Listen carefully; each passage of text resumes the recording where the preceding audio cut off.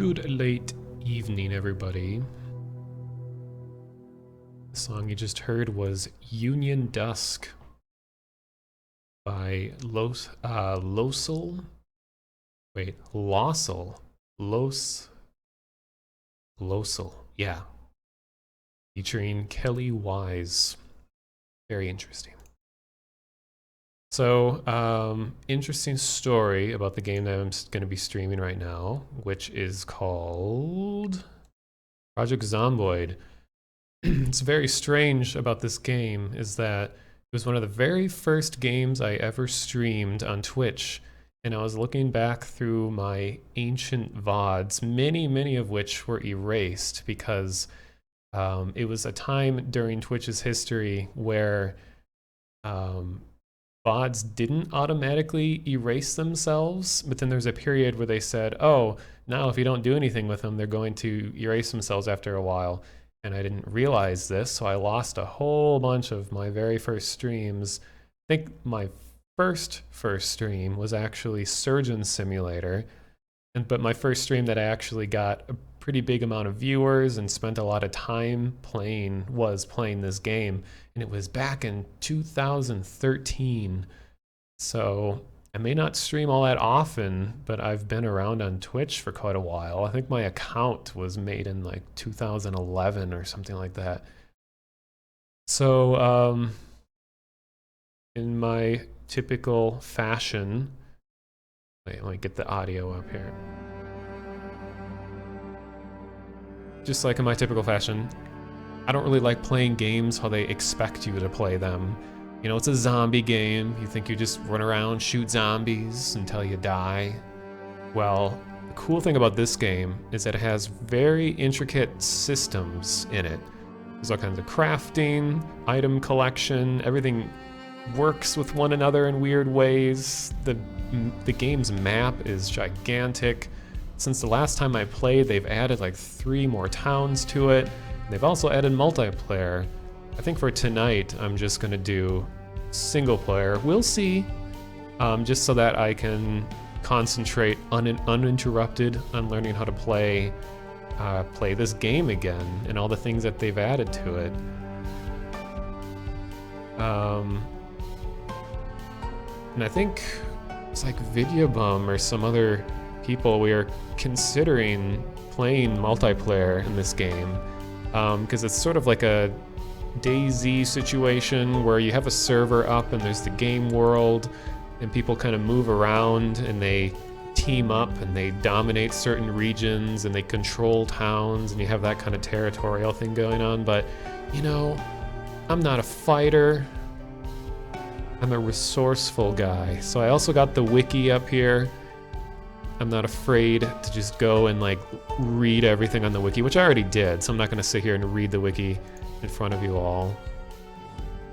And I'm gonna do everything as vanilla as possible. I know this game has a huge amount of mods in it.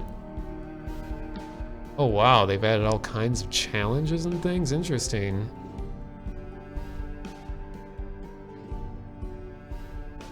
This is an interesting game in the sense that guns are pretty discouraged.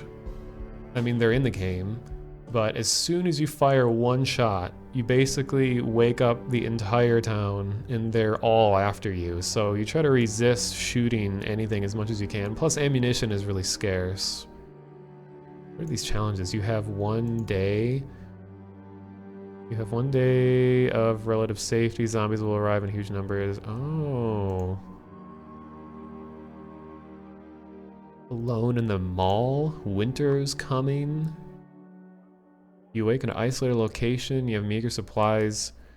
Undead hordes will be slowed by intense cold. Wow. House in the woods, last stand. You can hear them approaching, hordes of deadheads. Endless waves of zombies, ever increasing numbers. Last stand accumulator. Oh, but you get money every time you kill something, so you can buy stuff. Interesting. What is this? A really seedy DA? You get out of the shower and fall badly. You're blind, drunk, and have a nasty cold. On top of all this, the house is on fire. Today's definitely not your day. Well, that is hilarious. So you have to survive while you're drunk, cold, and your house is on fire. Wonder how many times in history that's happened to someone. So what are all these other scenarios? Initial infection.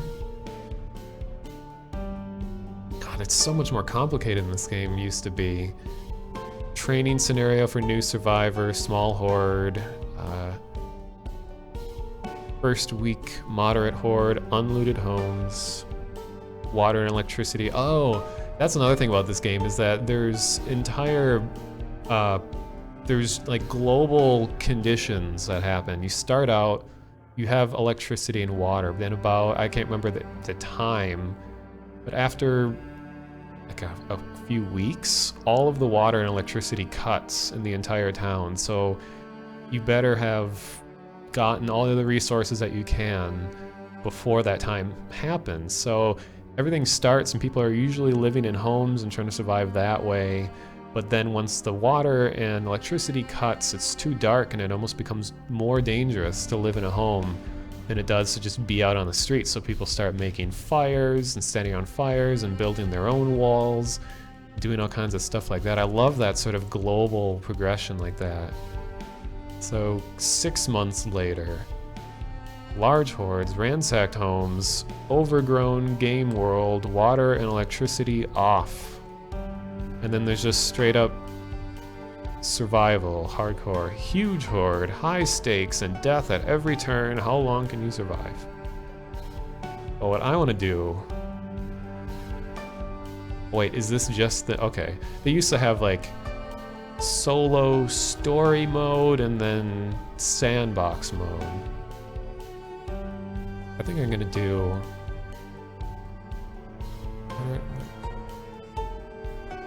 non-canon. I'll do first week, moderate horde, unlooted. And here's the different conditions. Oh, so many choices. Easy mode. Needs are low, and you start with a bunch of items, including a baseball bat, a saw, school bag, hammer, water, food. Normal mode. Your needs are low. You start with stuff. Hard mode, you only start with water and food. Hardcore, you start with nothing. You lose. XP multiplier too, that changes. Jeez, there's so much in here now. Custom sandbox, you say? Oh, I didn't even know I could click this. Customize everything. Die just the way you want.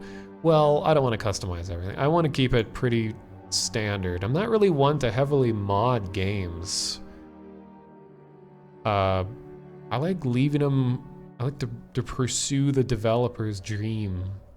I mean, I'll try mods at some point, but I just think I like to see what they had in mind before what the community has in mind. Okay, I'll put it on hard because I'm hard. Save name. Oh, I see. It starts with the day, and then month, and then year. Interesting. I was like, it's not April 10th. What are we, in Europe or something? And I believe they still have it so that this game has a finite amount of zombies. So population 3,566. So there's that many total, and you can actually kill them all. God, West Point. I haven't even... I'll start with a standard Muldra. This is based on real locations too. You can create random characters, but for now, I'll just be me.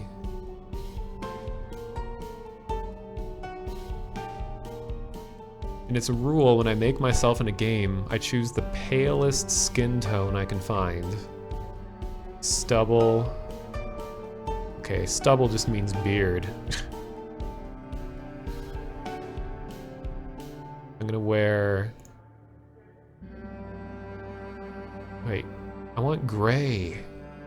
Oh, wait, here we go.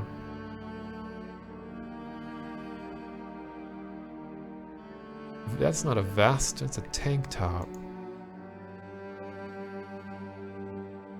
I'll go tank top. I can start with no pants. I'm more of a pants guy. Footwear, sure. Hair type. And I usually try to make my characters as bald as I can make them. Wait a minute, oh, bald spot. There we go, no hair. That's probably kind of hard for you guys to see. This tiny little thumbnail. It is funny that chest hair is like a whole option on its own.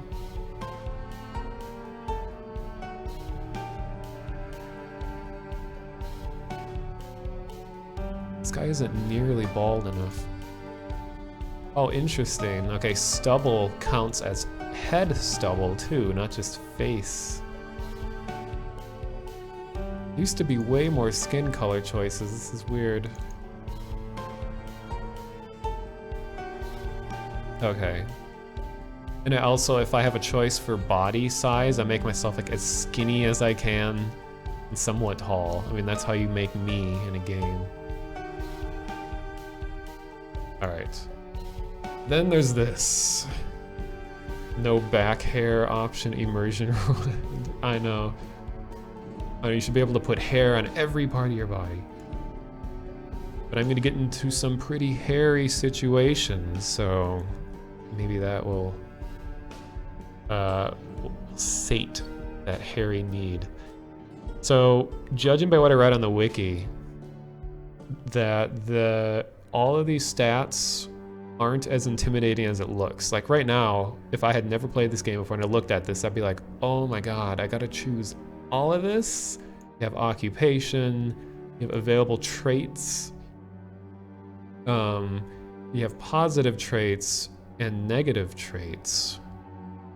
So if the kind of the math going on here is that a positive trait will subtract from your total points, but a negative trait will add to them. So as long as you're willing to have a bunch of flawed aspects to yourself, you can add more good things. And I've never seen a game do that before. Because at first I was like, why would I want to be... Wait, what was that word? That was a funny word. Where'd it go? Oh yeah, why would I want to be hemophobic? It's like I am a level 10 hemophobic, and I am also conspicuous, prone to illness, and I'm level 3 at being a thin-skinned, underweight, illiterate, unfit, weak, deaf, cowardly. It's just so many bad things, but anyway. Then occupation, I believe, are just presets. So if I say like, oh, I'm a fire officer, it chooses all these for me, I think. Let's see.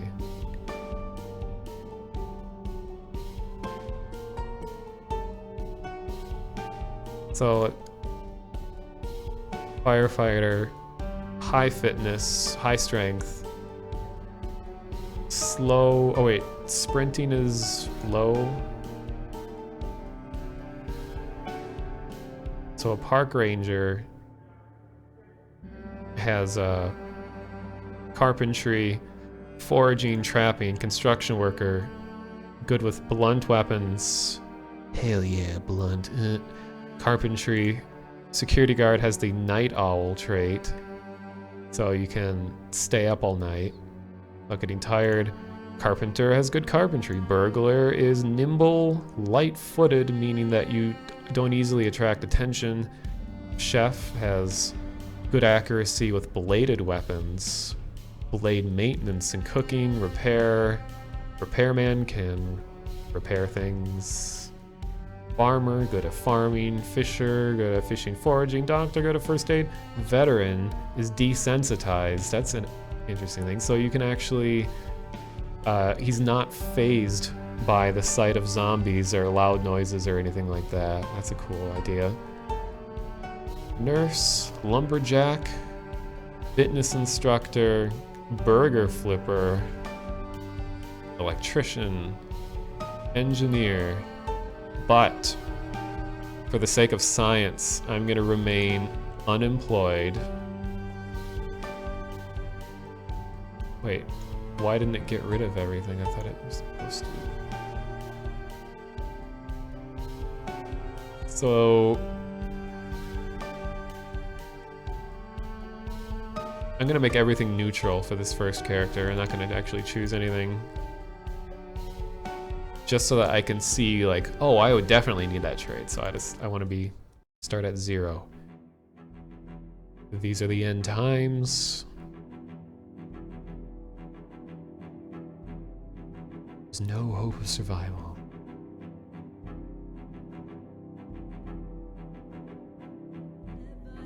This is how you died.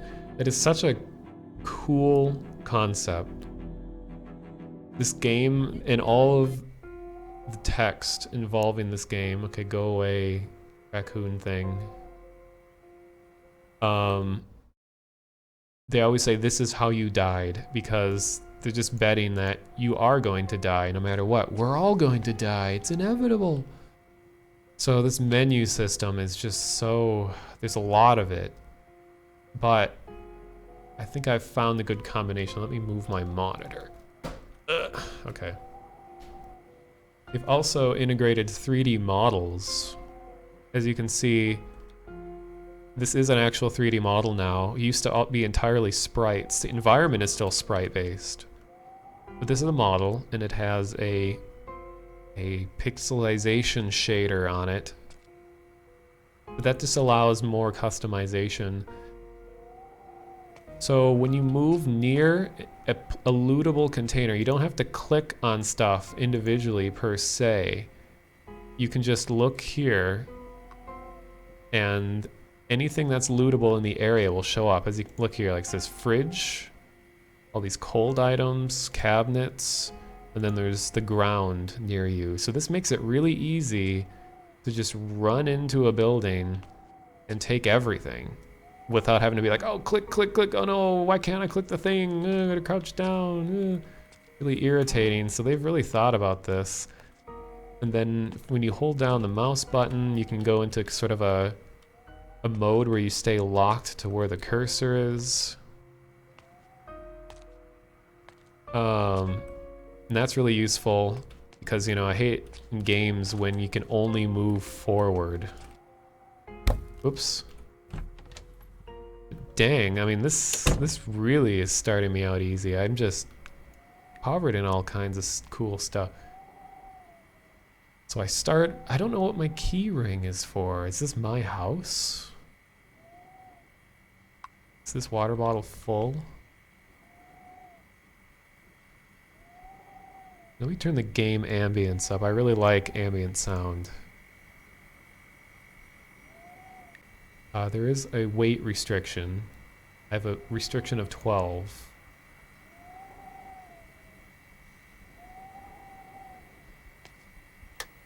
Oh, it needs a light switch. Now, I do know hammer is important. All of these items have a specific use, and I love that. I hate it when games just have filler items that get your hopes up, and then it turns out, oh, it's not actually used for anything. It's just decoration. Everything here can be used.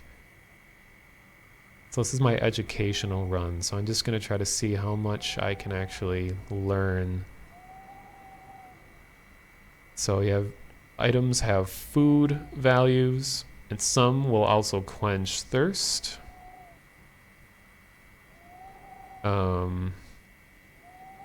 I can just drink mustard if I want. Holy moly. I don't think this is integrated yet, but there's actual individual nutrition on items. Calories, carbohydrates, proteins, fat. Good lord. I love that attention to detail though. So I want low weight, high quench. So I'm going to take an entire head of cabbage. Let's put it in the pocket.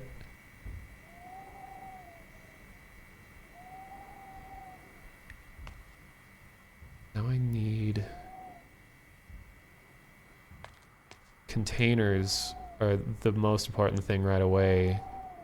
Because as soon as I get outside, everything's gonna get stirred up, start following me around. Canned items, I'll take a can opener.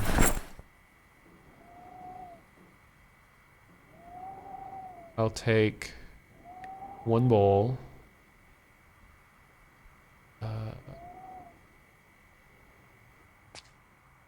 I don't want to use the hammer as a weapon because it's used for building. Farming magazine teaches recipe. Interesting. So I will read.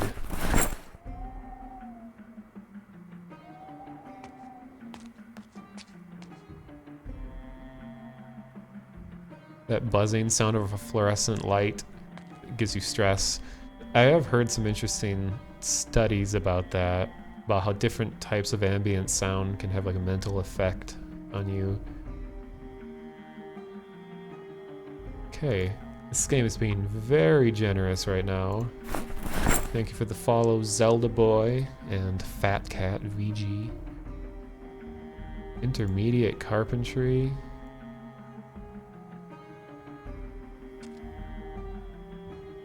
Books are very heavy though. Let's see if I... Wait, I think if I sit down, can I sit? I can sleep.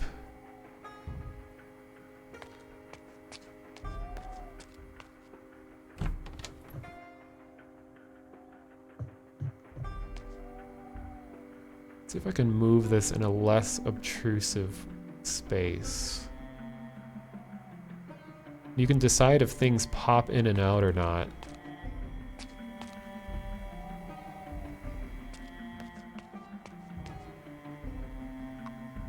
So you can just spend a long time fooling with this. Let's see. 27 years old. Hey, I'm 28. I don't really need to see this.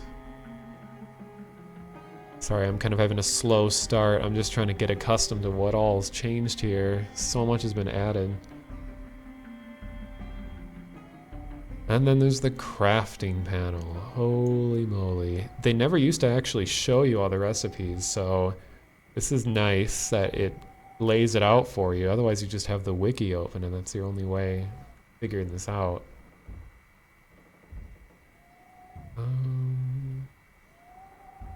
And also, because of the new age of Twitch that we currently live in, I got a bunch of auto hosts at the beginning.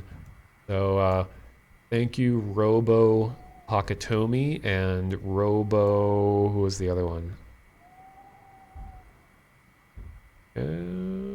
Who's the other robot? Oh, and Amazing Archer 23. Thank you for the Robo host. Character is already getting too hot. Unpleasantly hot? What? Must be a hot day. Other important things are bed sheets. Because you need to make bandages. You always want to hold on to nails and garbage bags. Canned foods, if you can carry it. There's screws, you can get paper clips. Batteries.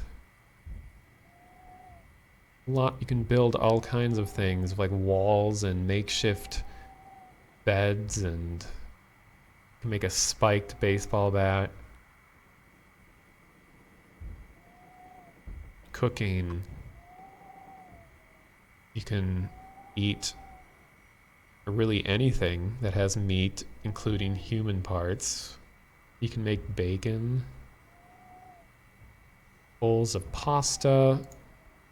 So to make pasta, take a bowl, and then you put pasta in the container.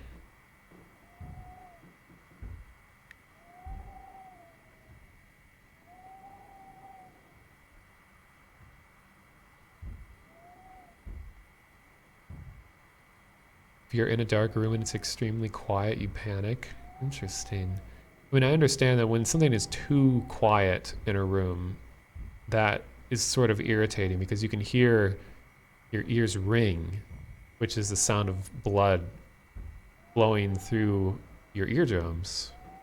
And that is very irritating. I need some kind of noise in a room, or it does kind of drive me crazy.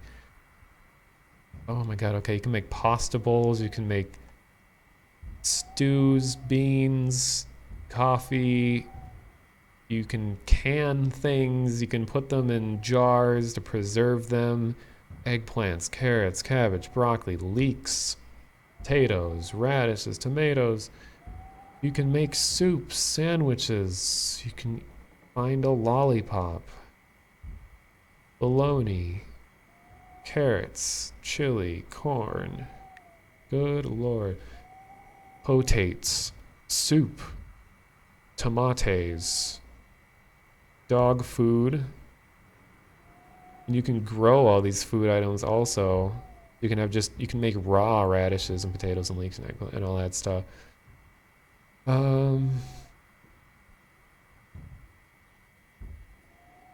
Rice, burgers, pasta, stir fry. Oh my god, okay. What else? So here's health-related items. Bandages, sterilized bandages, cotton balls and alcohol, Poltici, I don't know how you pronounce that, Poltice? Which is some sort of an herbal thing. Splint. You can use garlic as a healing thing. Is that to like heal against vampires? I like how my in-game character is bored because I'm not doing anything. Yeah, if you sit still too long, your character gets too bored, so you do have to actually move around. The campfires. These are survivalist skills. You can make a tent, a spear, hammer, axe, campfires, electrical skills. You can dismantle just about any electronic device and you can get parts from it. So if you have a screwdriver and you have electronic skills, you can take things out of devices. I'm sure you can get like screws. You can make something out of a speaker.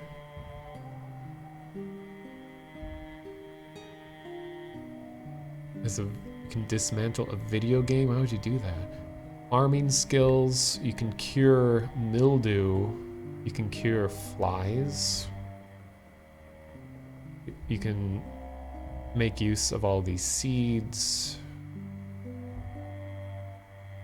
You can store seeds inside things.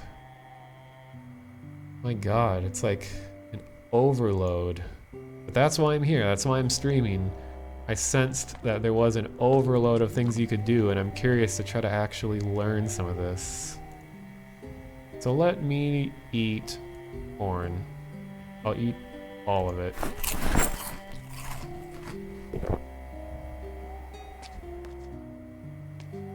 And I need to equip my, wait, maybe I should do this. This is less obtrusive, I think.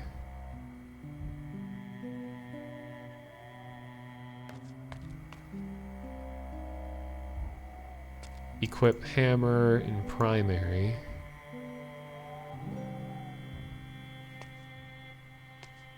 Porcelain dolls scare you? Well, how often do you actually come across porcelain dolls? That kind of seems like a thing that happens in video games.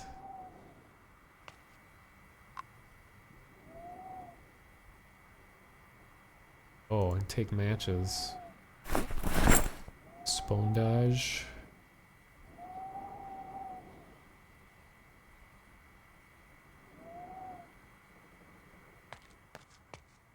Your carrying capacity decides, I mean, how much food you've eaten decides how much you can carry. A school bag, sweet. So with the bag, I'm gonna equip the bag. Oh, that's why I moved this up, because stuff gets clipped off the bottom. capacity. It reduces weight by 60%. So if I equip a bag on my back, which you can't see in the model, so anything put inside that bag will reduce weight. So I think I can sort by weight. Wait. Can't I? Your grandmother owned some porcelain dolls? I know, it's like it's such a generational thing. I thought you could sort by type. If I enlarge this, no.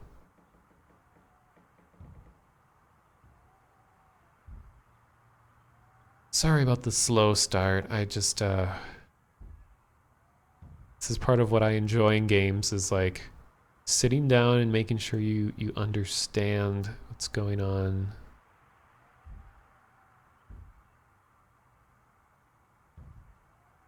Okay, well, I'll deal with that problem as it comes.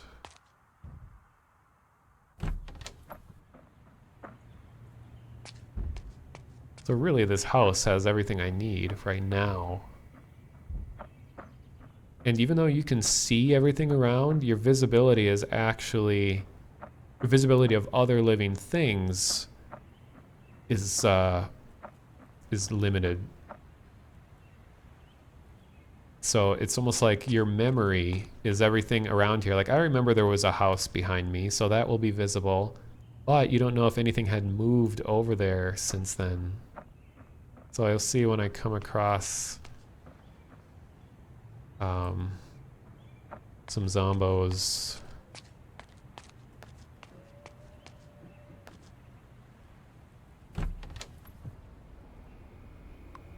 And again, oops. Loud noise, sorry.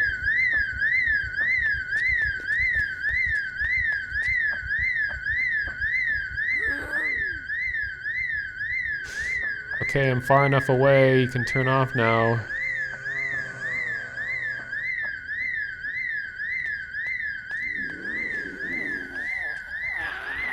Usually you have to actually break into something to make the alarm go off. Okay, you can turn off.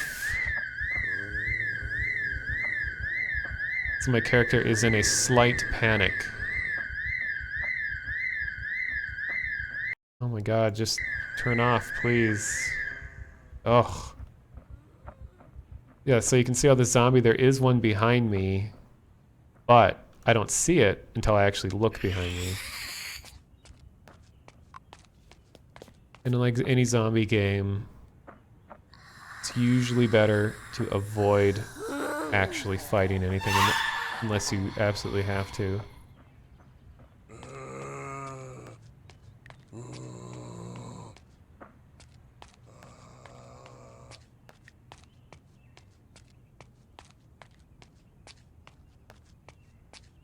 Hello, Archon Zach. That emote makes you uncomfortable, then why do you have it?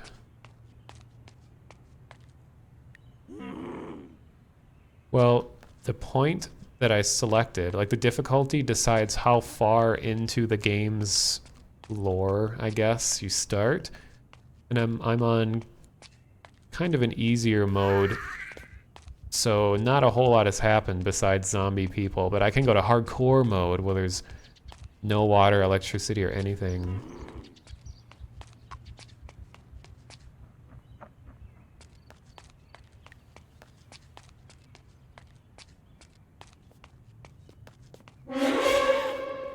That is kind of loud. Maybe I should turn that down a bit.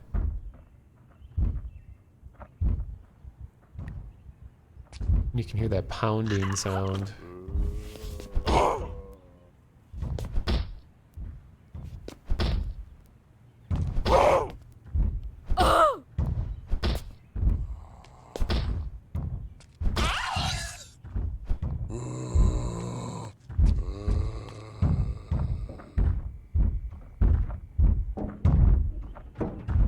So when you're in a house, and you hear this noise,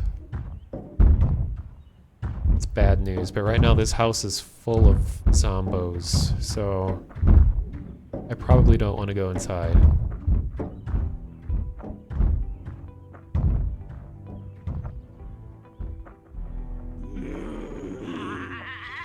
And your character will get panicked by everything in the beginning, so the more time you spend around zombies, the calmer your character will be.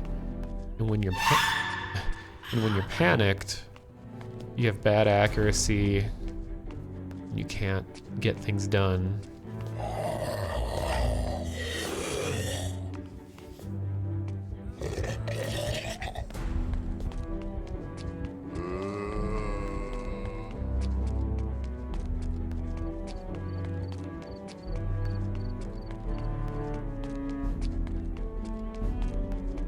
That was a burglar alarm that went off earlier.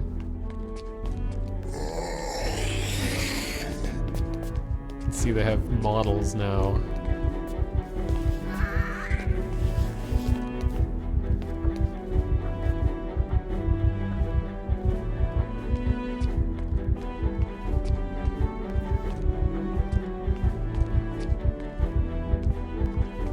You can hear my character's heartbeat.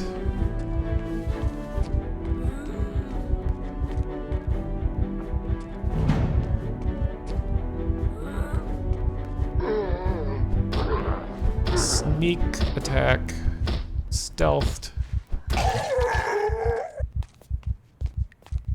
Okay, let's see if I can get into this home without an alarm.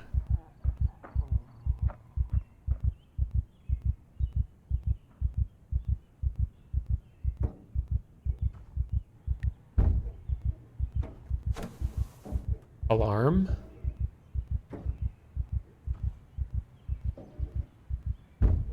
No alarm?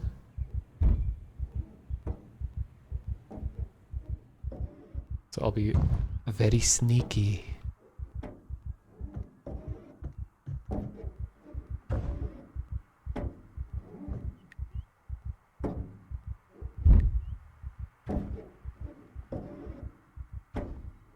Hey, Arnovitz. Oh. Man, you guys get anxiety from a lot of things. TV's making sounds. This bookshelf has a lot of stuff. Expert trapping. Magazine. Cooking for beginners. I'll take that.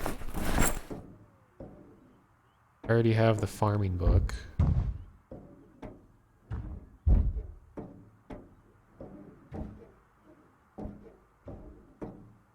Oh geez.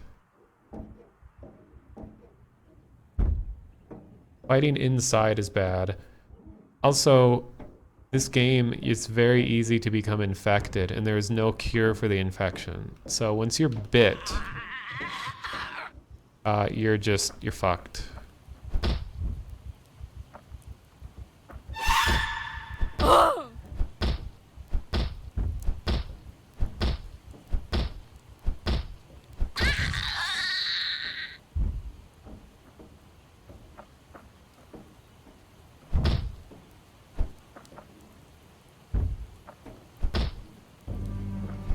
I need a better weapon. I mean, hammer is alright,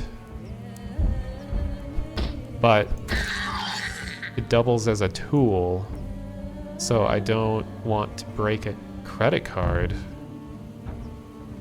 I don't know what use that would have, but sure. Oh, and a wedding ring? That's sad.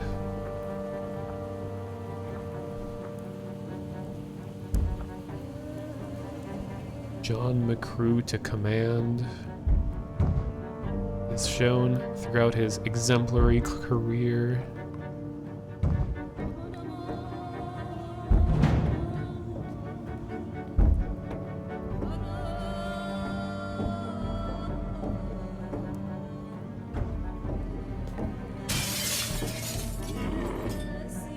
Oh, they broke out the window finally.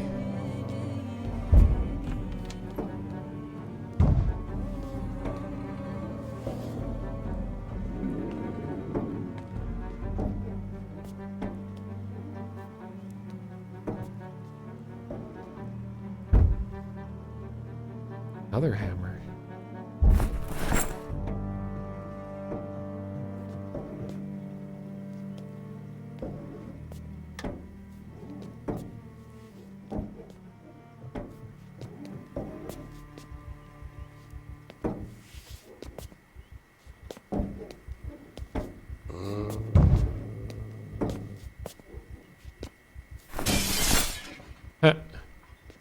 I guess they're just gonna leave me in here. All this food to myself. Let me just eat all this.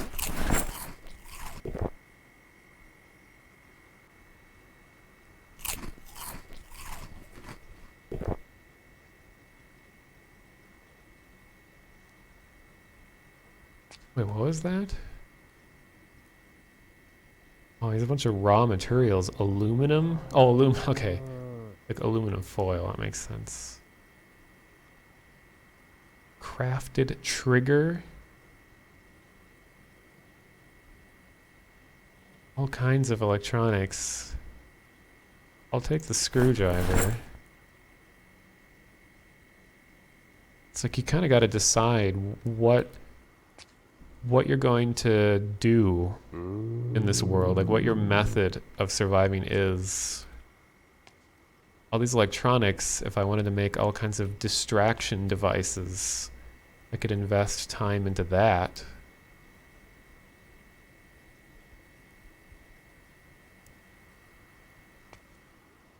Okay, this is, I think I've gotten underwear. Oh, sheets. That's right, you can also put sheets over windows so zombies can't see you. It's me underwears.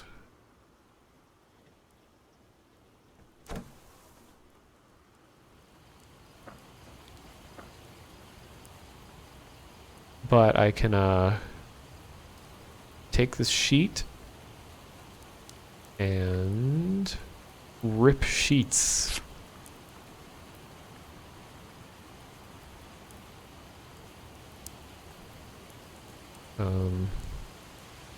Ripped sheets, I have 8 of them, can be used to bandage myself.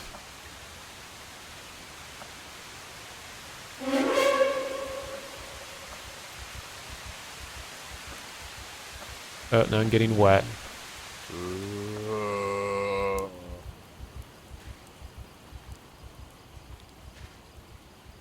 Yeah, eventually the power and water goes out. So if I was in this for the long haul, I would want to start storing water. I already have a garbage bag, and a garbage bag is used to make a rain barrel, which you can collect rainwater with. I don't know if you can make a cooler or for sure.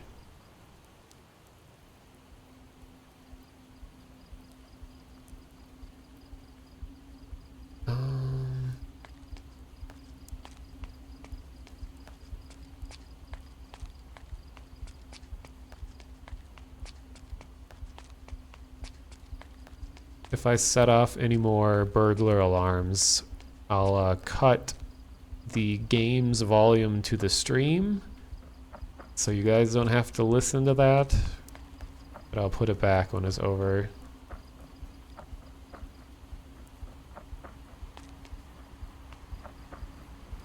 So I should always have something that I'm working towards.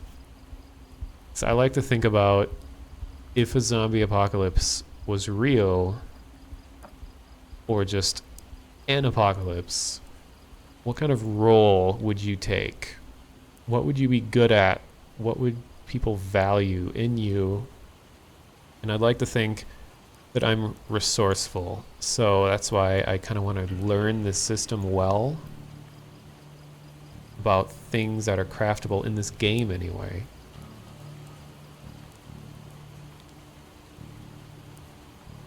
So I should work towards... Oh no, I'm getting really wet. I mean, I just need to find equipment that I can actually do stuff with.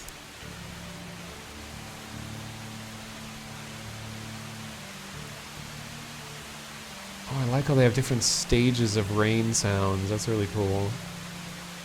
I can make a mattress? Your strong point would be screaming at people. Well, maybe there's a use for that. It could be used as bait. Be like, we don't know if these people are hostile or not. Let's send him in and just have him go and scream and see how they react.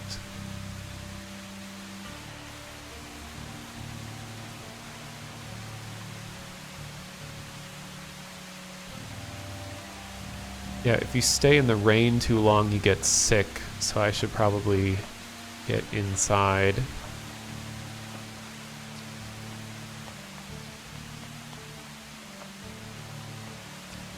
You'd be cannon fodder. You'd be a leader. You'd be head cannon fodder. Head cannon, huh? Funny.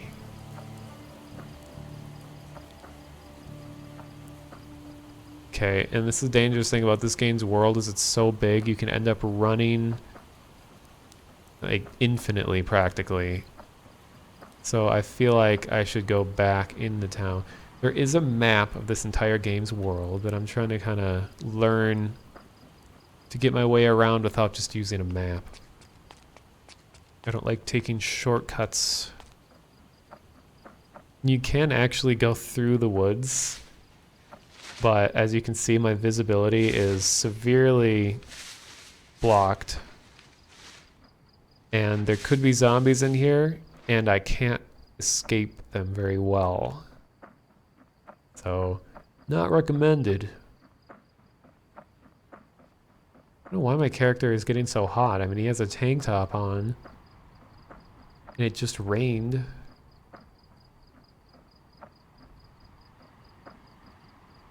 Yeah, if you run too much, you get fatigued. Then you can't carry as much. And you gotta sleep then and get tired quicker. And it's already 9:30 in game.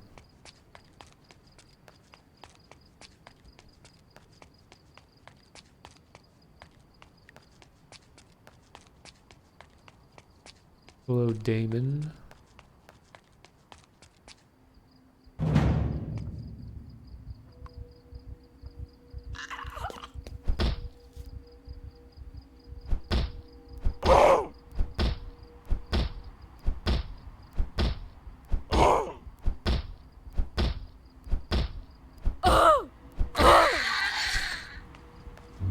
Those noises. Oh, interesting. You can rip clothing as well. So I really don't have any limit. I mean, sheets are going to be plentiful with all these people or zombos around.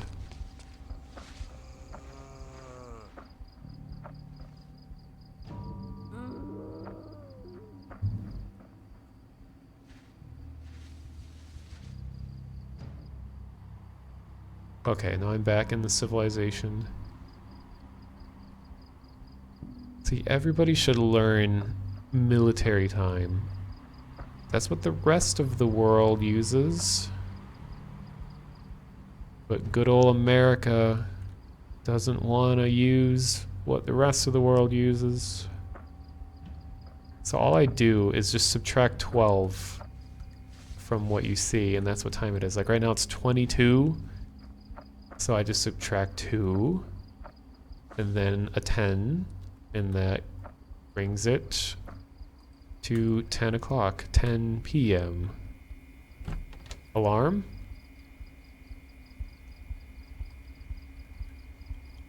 Okay, there's doors already open.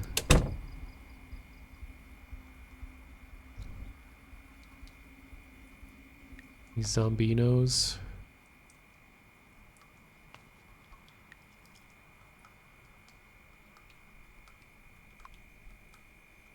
Well, when it's 21, I just think of 21 as 11. Do 11, 10, 9.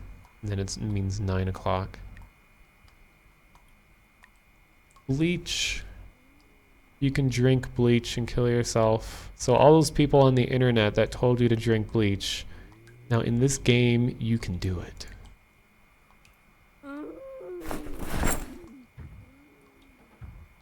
This makes you think of Zombies Ate My Neighbors.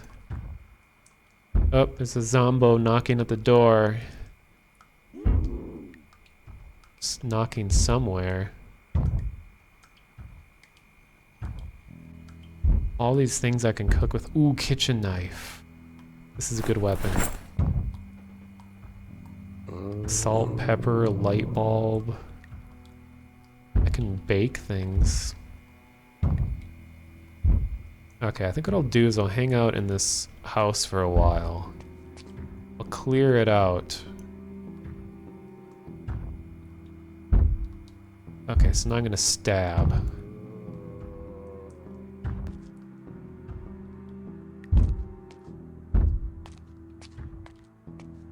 Hello? Oh, Jesus Christ. Where'd you go? Oh, he's stuck on the door. Alright, he had a wallet. I don't know what use the wallet will have. Oh, he was stuck in the closet. Well, he finally came out of the closet. Congratulations.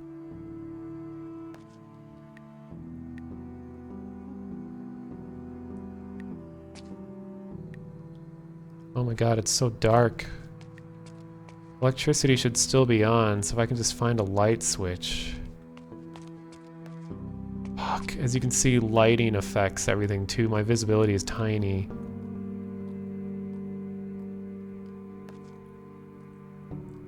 Oops.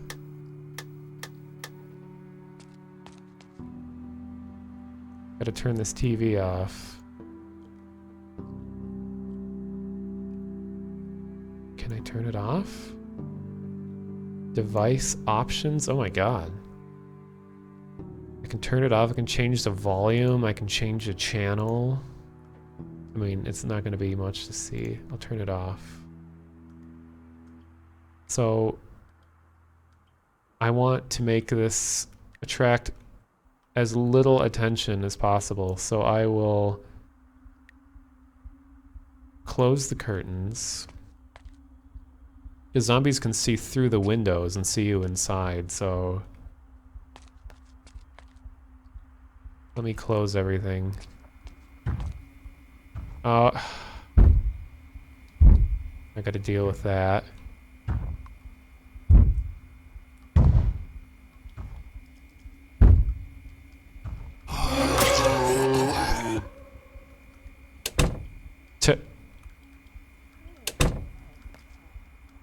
Okay.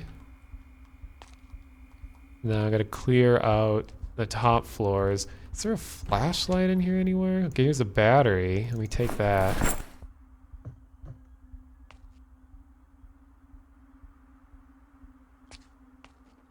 Flashlight. Ooh, big hiking bag. Sweet.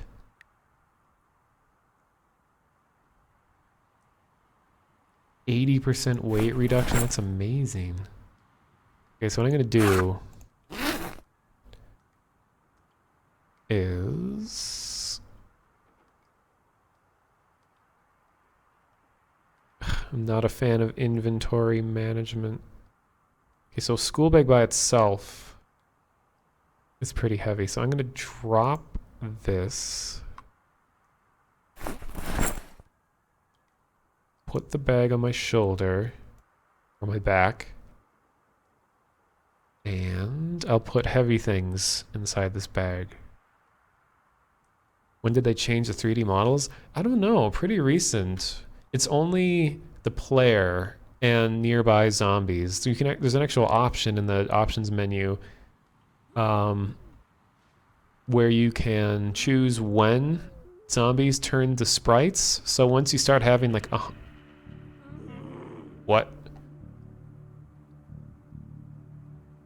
Okay, it's midnight. That's what that sound is, I guess. Once you have like 100 zombos on you, you can they'll start turning into sprites to not slow your computer down as much. But you used to be able to sort things by weight. Okay, hammer is one. Oh, I have 2 hammers? Okay. My mom lets me have 2 hammers. What else is heavy? Can opener's pretty heavy. Bowl's heavy.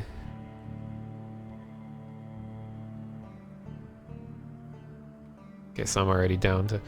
But... Hello, Jetostotle. I know, I haven't played this game in so long. It's just really cool to revisit it. I mean, these devs are very on top of things. Like, they update on a near weekly basis, or at least they tell everyone what they've done on a weekly basis, and then they release updates at least once a month. So you can see, you can zoom way in now, and you can like see all the details. Also zoom out. And there's a level editor now. There's multiplayer now. We can install mods. It's sort of a pixel shaded. Okay, that's the wrong term. A raster model. I don't know what you call it. It basically just, it's 3D, but it makes me look like pixels. I wish I could get rid of this dead body. Like, I could take all his stuff. Wait, what can I do? Grab corpse. Oh my god, I can carry the body. Okay. I'm just gonna put that... I'll keep this dead body in the closet.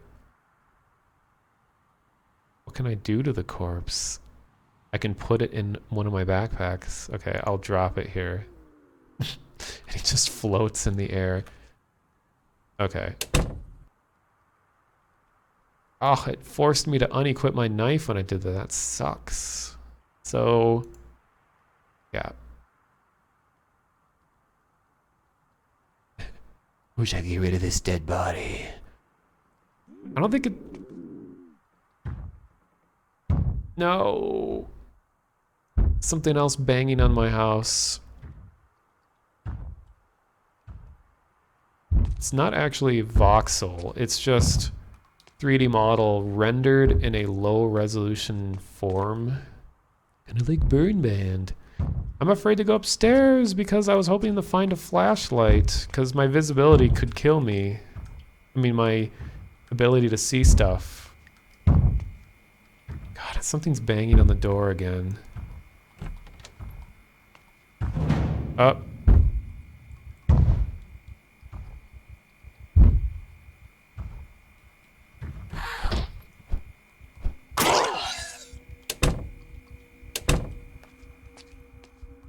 Okay, I'll just go very slowly upstairs. Wonder if I can go even slower. I think there's a button. Let's see. Nope, this is as slow as I can go.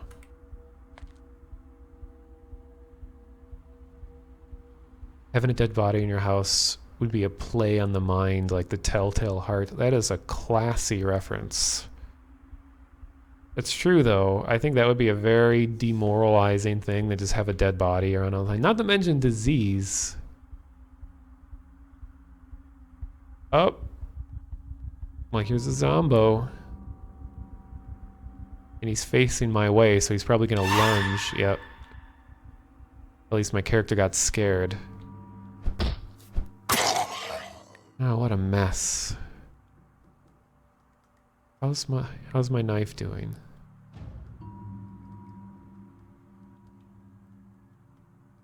Still pretty good shape. Let me do this. So I can see everything. Okay. Doors are open. That usually means something was in here.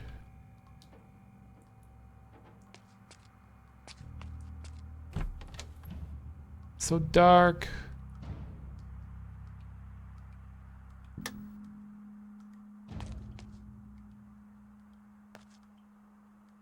A radio.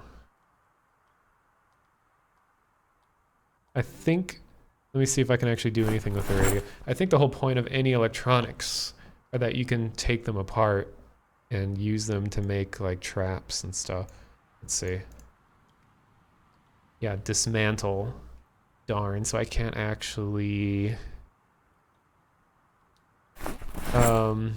just play the radio.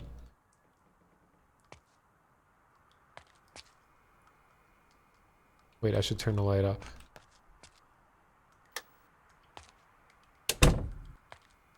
Is this a door? It is.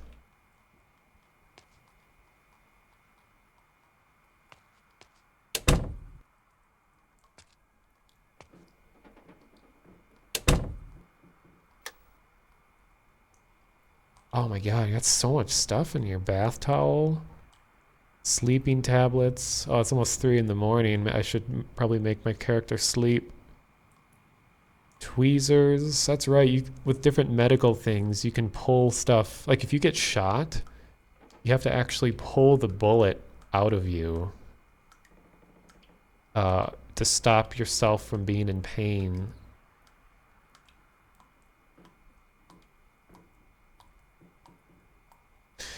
Consuming bleach will give you plus 99 unhappiness. This is the most like roundabout way to explain it will kill you. It'll reduce thirst. It's always a plus.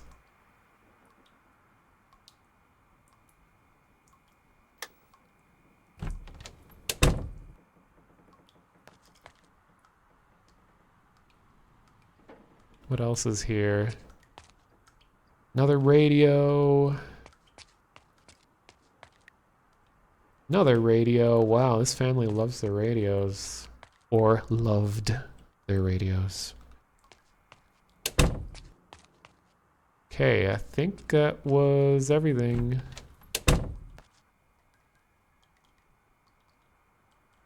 Oh, Desert P. Thank you for the host. Desert Pagoda. Could be a robo-host, who knows? You would voice a perfect calm murderer. He splits off the leg and bloody gore screams are muffled to only this basement in a quiet yet slightly annoyed voice. Monotonous says, "What a mess you've made." Oh, I appreciate it. Pulling the bullet out would actually make the wound worse unless you had immediate access to quality. That is true. If something penetrates your body, like an arrow or a knife or anything, it's better to keep it in unless you have serious access to like stitches, sutures. I've heard getting stabbed with a knife. Oh my god, my guy is so hungry. Getting stabbed with a knife is like one of the worst things to get damaged by because it's such an unclean thing to hit you. Not only could it give you diseases, but it just like rips everything. Whereas like a bullet just goes straight through. Okay, I'm going to just eat this corn. I'll try making a meal after I sleep because it's 4 in the morning on here in Muldra. Okay, so let me sleep. Just a dead body in the hallway. Okay, I'm gonna sleep in the little girl's room.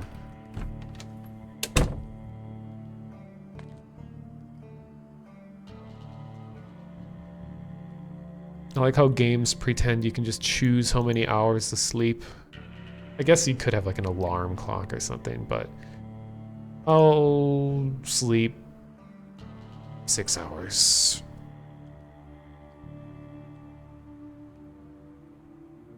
Bullet probably sterilized by the heat that it experiences being fired. It's true.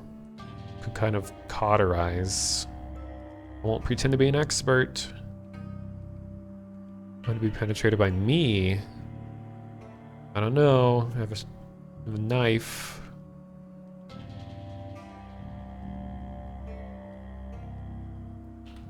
Now you gotta be careful in the mornings because something could have made its way into your kitchen while you were asleep, so I've had that happen.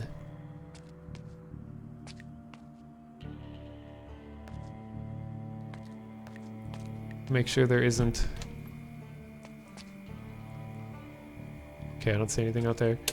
So, let's get fancy. This is the reason I'm streaming this, is to try to learn more complicated things here. So, with what I have right now, I could make a salad. All I need is a bowl. And I just gotta add, I think it's any 2 of these items. I could eat sardines, I could eat dog food, stir fry. I'll make some stir fry. Okay, so what I need a frying pan. I'd add butter. Let's do, I love bell peppers, so let's do butter.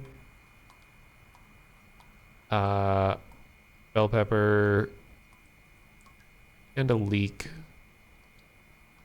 So where's the frying pan?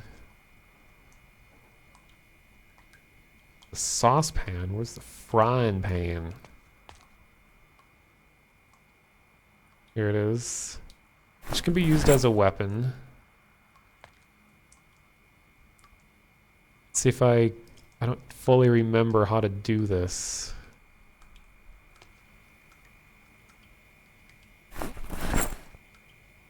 Butter, pepper,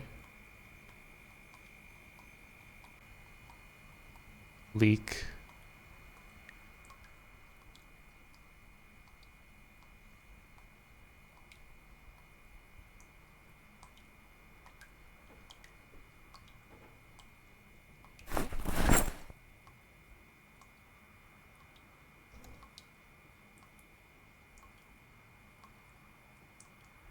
I could just eat the stick of butter.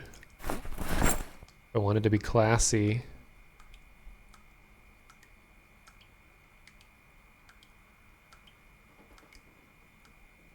What kind of microphone am I using? It is a XLR lavalier mic. Because I stream virtual reality stuff, and I need to have a tiny little microphone that I can attach to my headset while I stream. So when I'm not doing VR, I just wrap it around a bicycle handlebar mount onto my desk. So it's just a little XLR lavalier microphone going into my mixer. Anybody participate in Force Friday on September 30th? I don't even know what that is. Hopefully I don't burn the house down. I know, that's something you can do. I'll try burning a house down after I make this food. What was Force Friday? Thank you, the Zatron.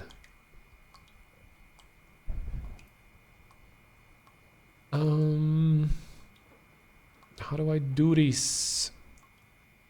Put the bell pepper over here. Don't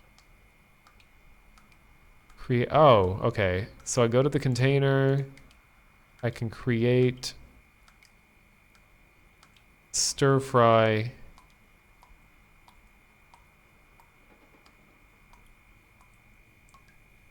Okay, so I can repair it with duct tape, glue, and adhesive. Wait, can I? What if I made something with this bowl? I could make salad. Oh, so can I only put one ingredient in at a time? I thought you could mix everything. Let's see.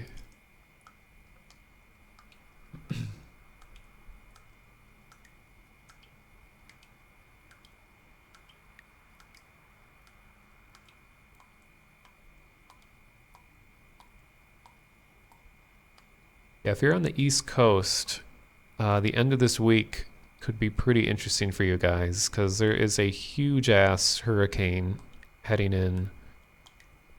It's over like Haiti right now, and they're just getting wrecked by it. So best of luck to all of the East Coasters and Southeast coasters watching. Hope we don't get flooded or damaged.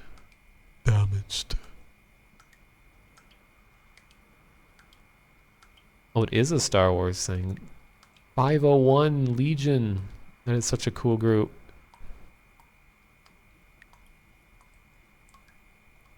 You know, Haiti just gets screwed by everything all the time. Okay, so let's see what happens if I do this cooking from this view. Frying pan, and then if I click bell pepper, add ingredient.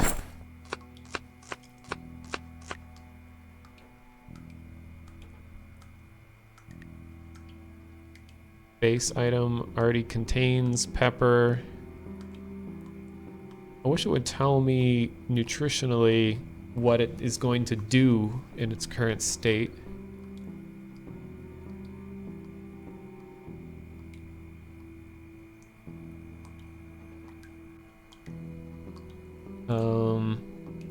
Okay, so I'll add a leek. Is this gonna use the whole stick of butter? Give me the butter. And put a little salt. Wonder if, is there a cap to how much I can throw into this?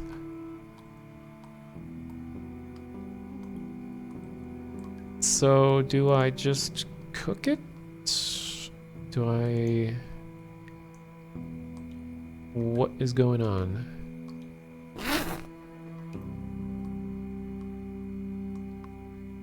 Where is... Oh, vegetables. Oh, okay. So eating the stir fry will reduce hunger by 24, reduce boredom from 17. That's it. When you put spices in food, it entertains you. So it reduces boredom and it makes you happier. So I think the more complex the meal is, it makes you happier and entertained. That's pretty cool. Yeah, you gotta treat yourself once in a while. I can rename this meal. That's weird.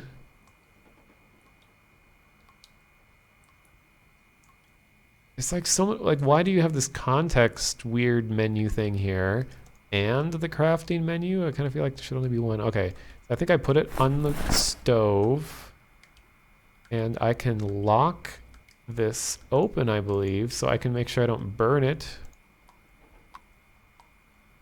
Turn on stove.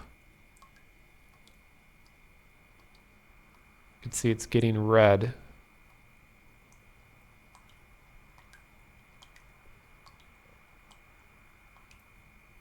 So I'm gonna keep an eye on this. Uncooked. I know stuff burns really fast, so I gotta keep watching.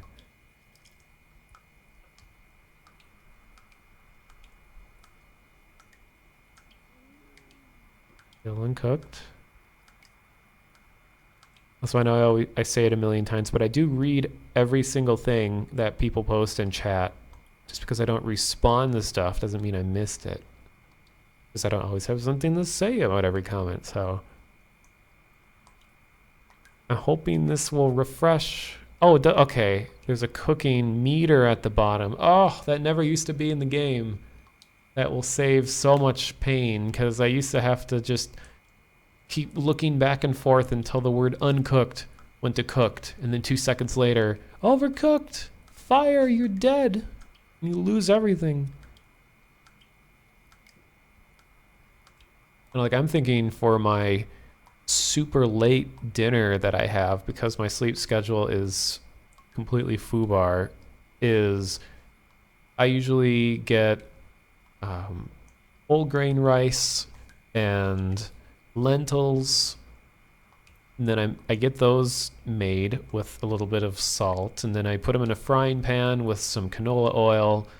Then I get that sizzling, then I crack an egg over it, and I put some black peppercorn, maybe a little bit more salt or something like that. That's how a lot of my dinners go. Yeah, insult me all you want. I'll never see it. Hello, fat birds. Thanks for streaming. Well, you're welcome.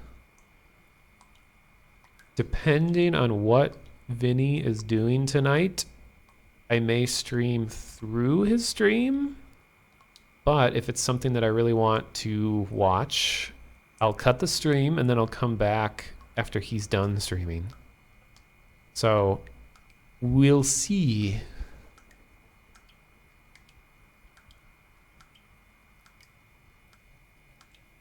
Oh, almost done. Dang, stuff takes a long time to cook. Oh, no, it has a burning meter, so I'll grab.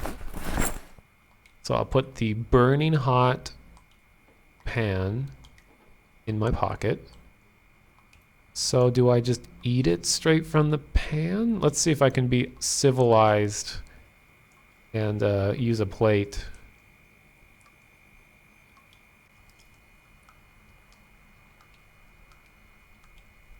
I hear something walking outside the building. Oh, the oven's still on. Oh my god, turn off. I don't think I have any plates.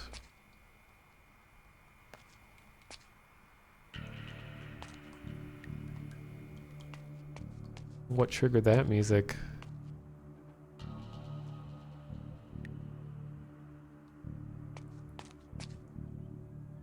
I don't have any plates. Is there anything out here?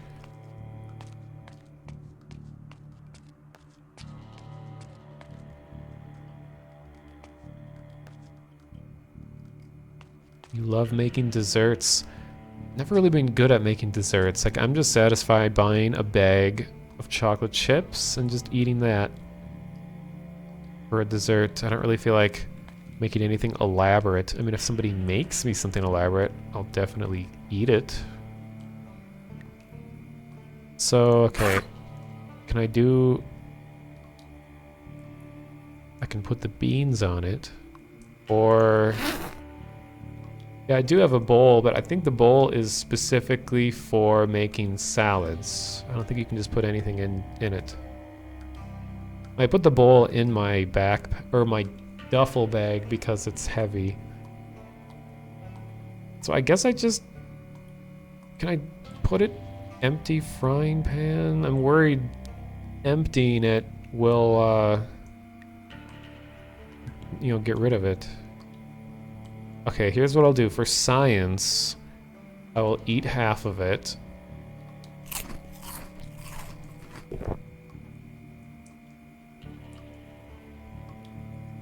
Okay, and I'll empty the rest and see what happens. Okay, what happened? Frying pan is empty. We got overlapping things.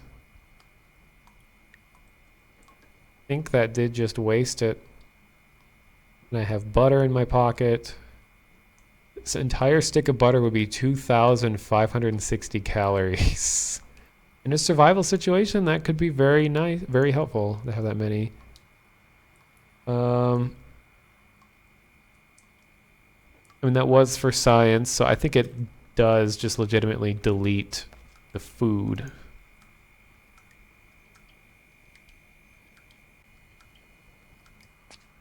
So I'm gonna put the stuff back in the fridge. The butter back. Put the butter back. Still have this battery. I put that in the duffel bag. No idea what I'm gonna do with this credit card. So I need to get an axe. So it's 4 p.m. Let me head outside. Oh wait, a key? What's this for? Interesting. I have a key ring. Alright, I don't know what to do with that.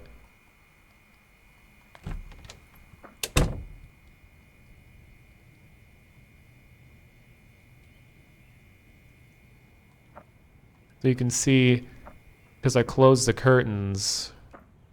Oops. You can't see inside now. So your line of sight is blocked. But I've left these open.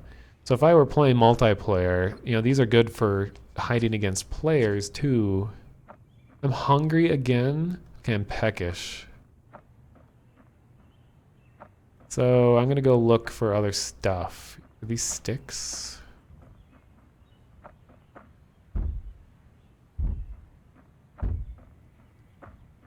I do have an entire head of cabbage in my pocket, yeah. Cold weather requires more calories, makes sense. Can I melt the credit card into a usable material? That's an interesting thought. Okay, this might make a loud, annoying sound, so I'll mute the stream if it does.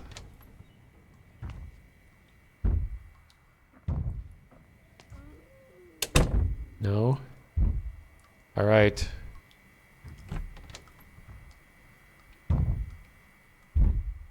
Time to play House Invader. Home Invader, whatever.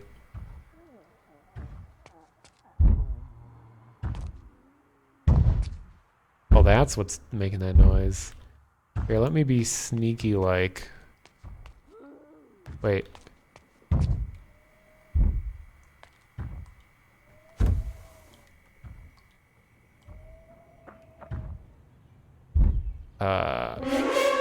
Dang it.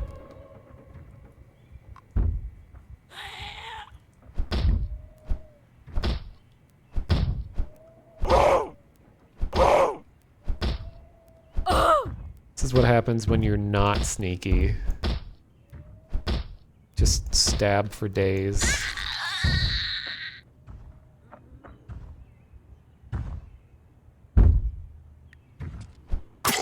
Ooh, and that's what happens when you're sneaky.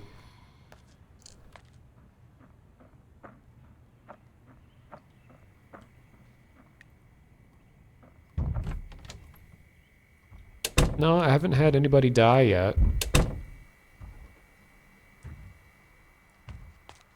But I would like to find... Oh, and then there's someone else at the door. I'm not planning on doing much in here, so I'm not going to worry too much. Advanced farming book, I'll take that. Fishing for beginners, I'll take that. Let me put all these books in my bag.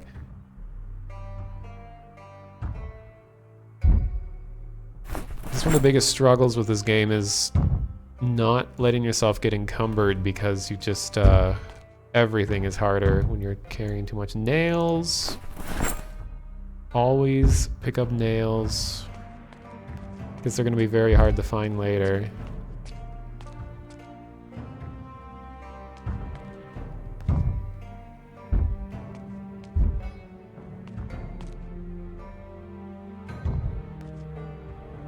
So there's a sweater and a vest. Oh. Oh, my knife broke. Fuck. Time to use the hammer. Wait, how can I can repair the knife. Let's see what it takes. Duct tape, glue, and adhesive, which I have none of. Okay, so I'm gonna switch back to the hammer. Because you should really never not have a weapon out.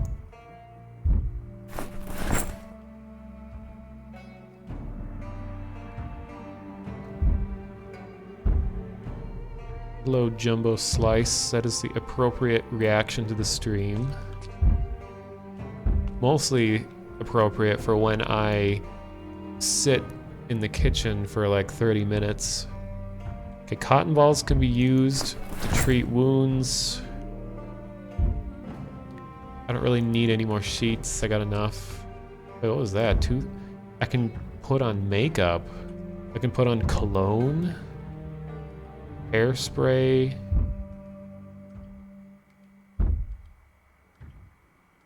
What are tweezers for?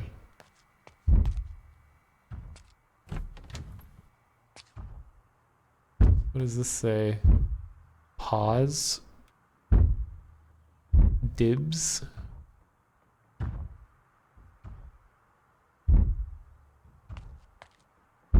How long will it take me to read these books? Like I'll do cooking for beginners. Wow, that guy is just very enthusiastic about his banging on the thing. Okay, that was fast. Thank you for the follow, the Zatron. You can barricade the doors. Okay. There were adhesive in the last house I was in, I believe it. Farming for beginners. I think this is a glitch. When it doesn't let me read twice in a row. I like how when you read the book, it's done. You have used the book. I consumed it. Fishing. And well, how long will it take me to read advanced farming? Let's see.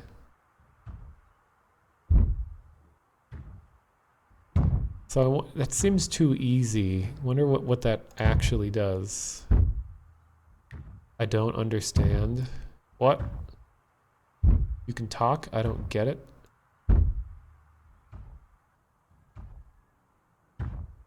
Weird. God, there's so many stats. Okay, apparently that book was too complicated for him.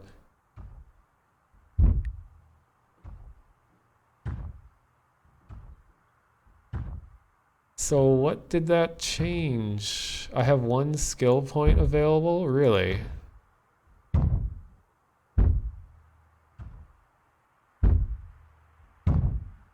What?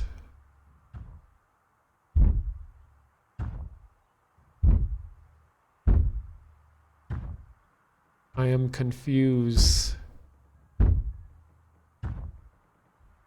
But I read the farming book. How come I have 0 out of 75? I have 0 everything except like movement stuff. Is anyone an expert on this? Know how this works? Check my main inventory. Oh, okay.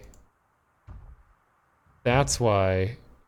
He's in progress reading, so it takes a lot longer to read. Okay, stop reading the thing you don't understand. Let's go back to cooking for beginners. Let's read that.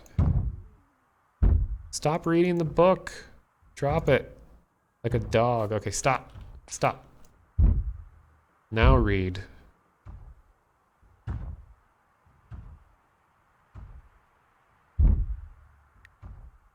Okay, now it says I'm reading.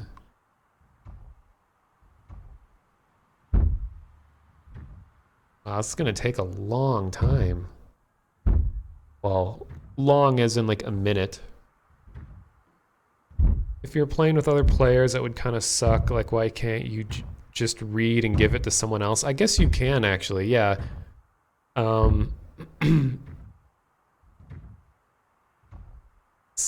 Sai-Chan said to check the inventory, and that's right, because it pulled it out of the bag, put it in my main inventory, and then you can see this little green meter here. That's how long it's taking to read.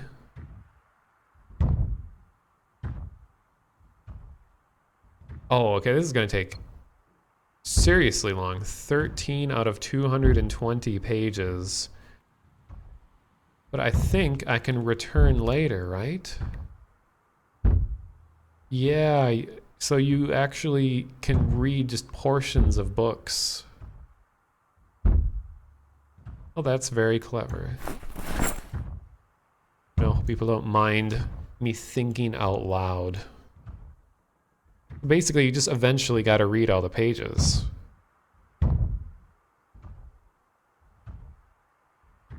There's a book about Farmville. That's right. He's reading a strategy guide to Farmville. First, you got to insert credit card into smartphone.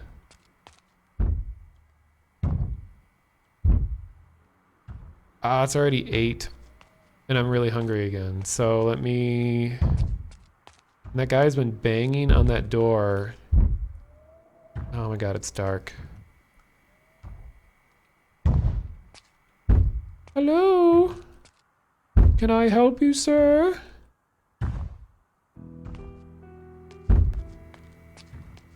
I'll just eat something quick, because there's so much food here, it's ridiculous. Which I'm guessing the challenge is going to be like, oh, you got a lot of food right now, your life's easy, eh? No, when the electricity goes out and all of this food goes bad, you're going to be sucked. Because you just X, X, X, Y, Y, Y, X, X. I'll just eat an entire head of broccoli, or of cabbage. So when you're well fed, it lets you do everything better. I can carry more, I have 2 more weight units. So I want to try to learn more about carpentry. I did a little bit of food, so now I want to try building something. But I'm gonna need to get an axe.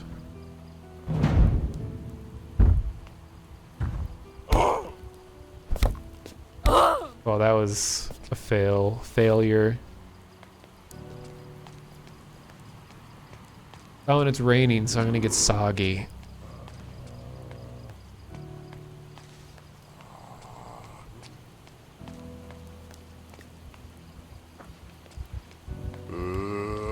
When you're well fed, you do everything worse. It's true, this isn't very realistic. That's like that stupid thing about real life. It's like, oh, I'm so drowsy and I can't concentrate, I gotta eat something. So you eat a whole bunch of food, and then because you're digesting so much food, you're drowsy and can't concentrate. So it's like you just are always in a state of drowsiness and inability to concentrate. It's like, thanks, life. Why couldn't I be like, oh, I'm eating food, I have all the energy in the world?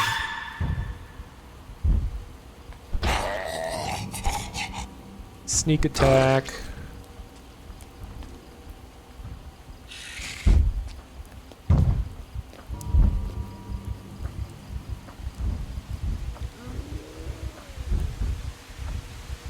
See if I can slip in unnoticed. Might be an alarm. Warning. Oops. Guess not.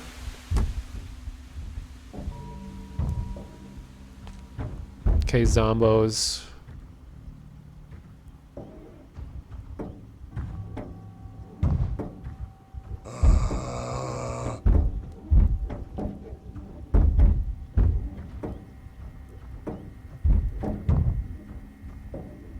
Garbage bag. Kitchen knife. Yes. Kitchen knife is probably my favorite weapon because it has very short range. It's good for indoor fighting. Let me just casually eat an entire thing of cheese.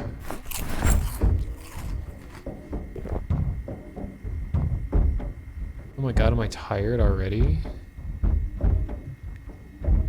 As long as you keep eating, you can keep carrying a lot of stuff. What? Also, that's the sound of my character getting scared, not necessarily that something is attacking me. And you can make yourself less fearful the more time you spend around zombies. So that's a cool mechanic. It's like, if you just casually spend time around stuff, you'll lose your fear for it. And you won't get shocked. Because when your character is surprised, your accuracy gets ruined. So you can't fight very well. But if they were smart zombies, can you actually, do buildings collapse or decay? I don't think they collapse or decay, but I think you can burn stuff down. Because I've seen burned out buildings, but I don't know if they were pre-placed. Okay, here's another hammer. Instant popcorn, water bottle. Yeah, so you become more accepting of the zombies. So you can just function normally around them. Yeah, see, my character keeps getting scared, so I wouldn't be able to fight as well because he's scared. Okay, so here...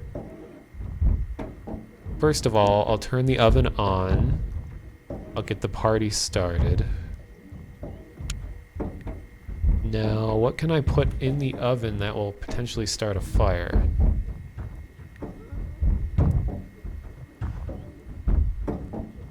Yeah, my character is getting pretty scared. Are there bed sheets I can throw in there? Is there a pillow? There's some paper.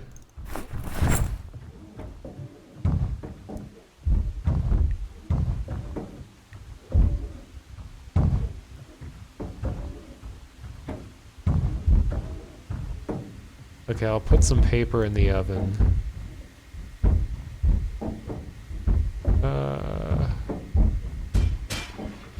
Oh god. Look at that reaction time. Oh, here, I'll put clothing in the oven. That should do the trick. If I stand between two containers, I can transfer. So I'll transfer clothing.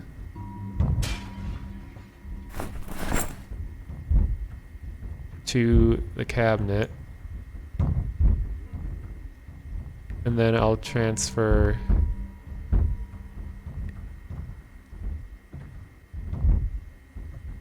what? Okay, that didn't work as slyly as I thought. Okay, I'll put a dead mouse in the oven. Oh fuck. No, no, no, no, no, no, no, no, no. Okay. Because if they bite you like once, you can get the disease and you're fucked. So you really want to limit your contact.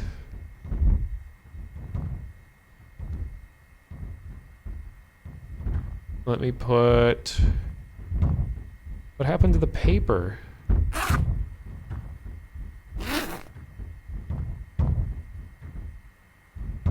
Take the wedding ring. Well, the dead rat is cooking. I really want to burn this house down. What happened here? I'll put the pants.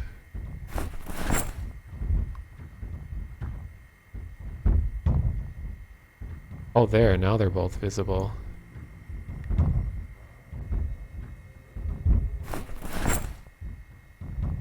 Transferring clothing to oven. Pants to oven.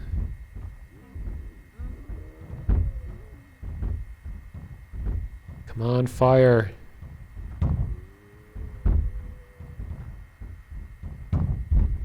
Oh no, it's on. Wait, can I put a dead body in the oven? Wait, let's see. Grab corpse. No, I'm encumbered because I have a dead body in my pocket. Transfer corpse to oven. Oh, I don't think I can.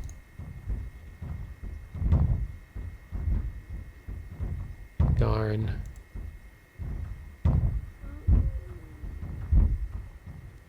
Well, we'll see. Oh, then it unequips my weapon when you pick up a body, so that could be death. I can have a rave.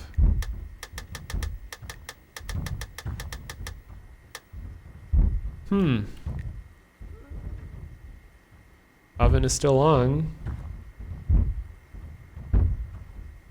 If something is cooking and you leave it past burnt, it'll start a fire. Oh. Okay, so the dead rat is in there.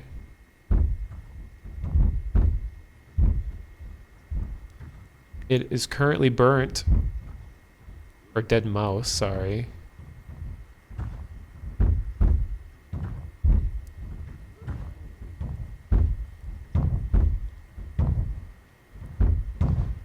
One of the corpses has a newspaper on it, put that in. It sounds like I have to put food items in for it to work. I mean, I don't know if this is actually how to make a fire though, so I'm just guessing. I'll put the newspaper in.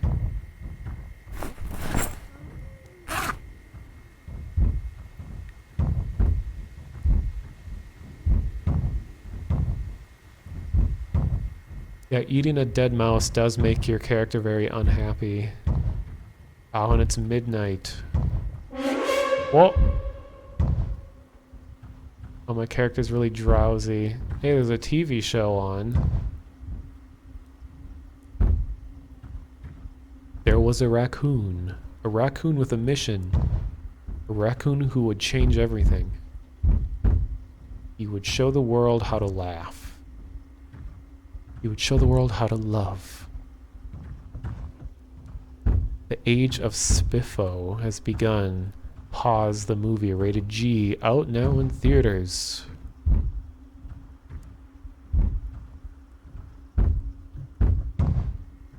Huh. Well, no fire.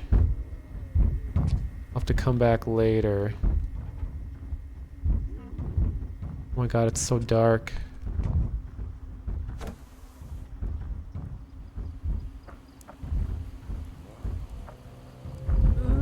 This is where the real party is. Look at this. Look at that rave going on inside. Gotta be something good in here.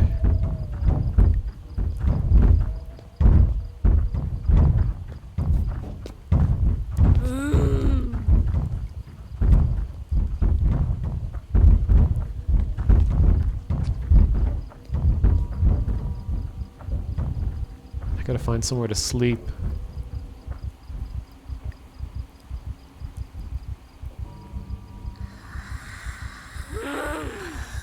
Sneaky. Great, my accuracy's gonna suck because I'm so tired. Or not.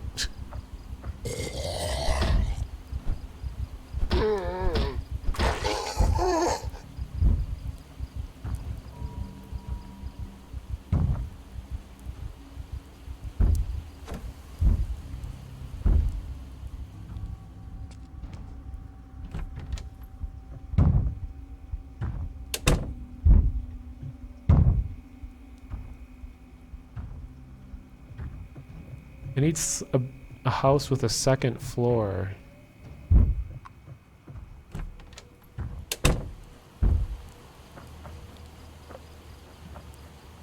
Of course, running attracts everyone. I don't know, people just dig track runners. I don't know. I think I'll stay on the main road. Uh-oh.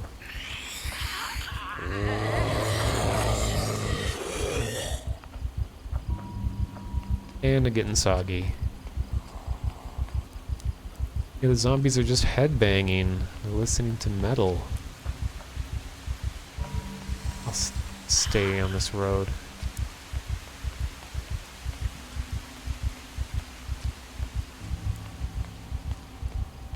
Oh, thank you for the follow. Just your regular... I can't see what the rest says. Let's see. Just your regular guy. Yeah, thank you for the follow.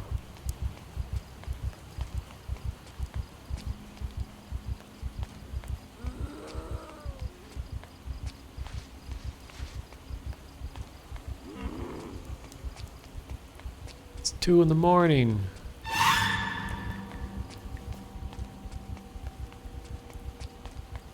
Actually, I shouldn't run.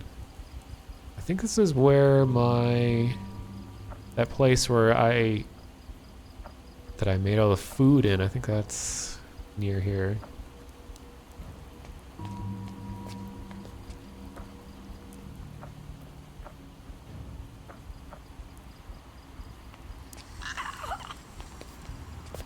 Ma'am, can I help you? Hello?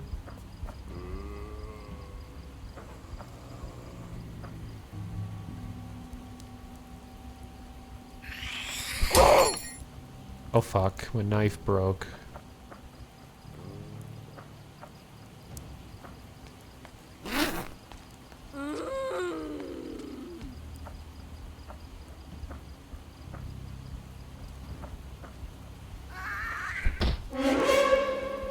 I mean, it's really not worth fighting anything unless it's like a life or death situation.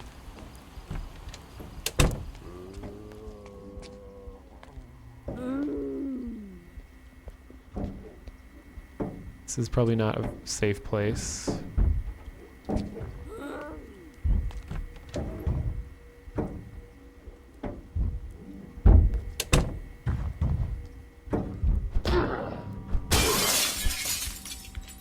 I didn't mean to break that.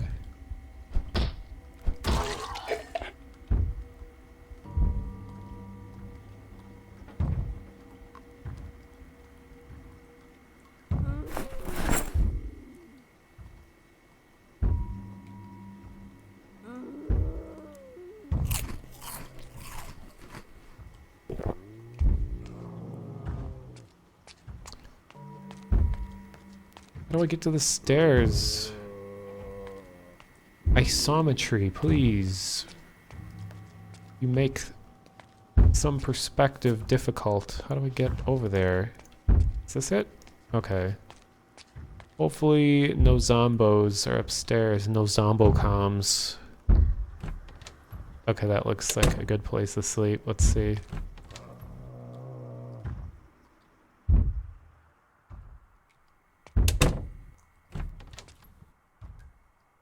Crowbar. Oh. Gimme. Oh, and I think the trowel is used for gardening, so I should take all of this if I can carry it. And I'm encumbered. Over encumbered, I should say. Oh, I'm still carrying the frying pan. That's why. I guess it only weighs 1, but I don't need it.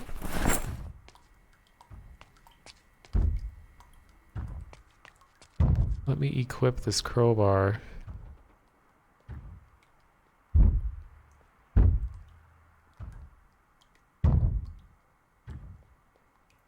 Aw, the crowbar still looks like a baseball bat. I'm surprised they haven't made a model yet.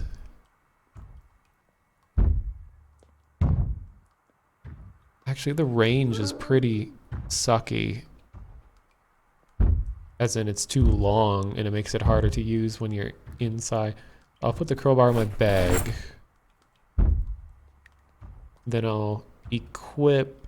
Oh, but I broke the knife.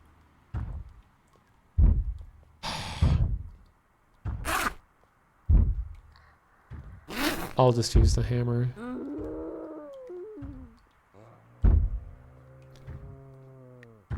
Cabbage actually surprisingly does not weigh that much. It's point 0.2.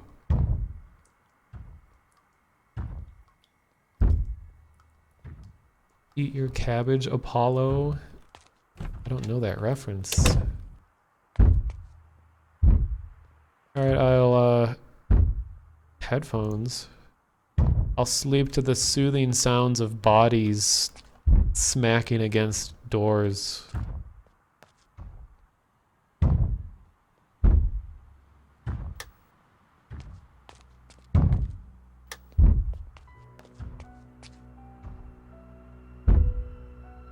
Ah, and some nice soothing piano music for me to sleep to also.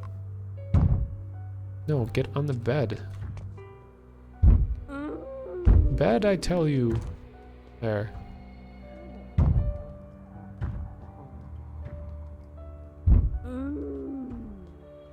Sleep for 6 hours.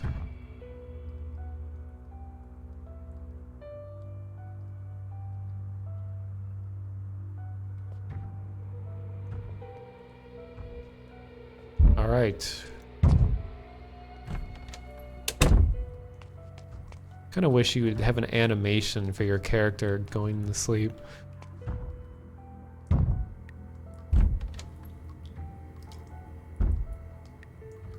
Oh yeah, I was looking for a hardware store. Ugh.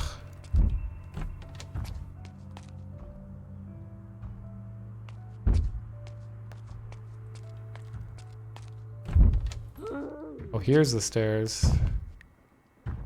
Let me just exit out this window. Can I do it? Nice.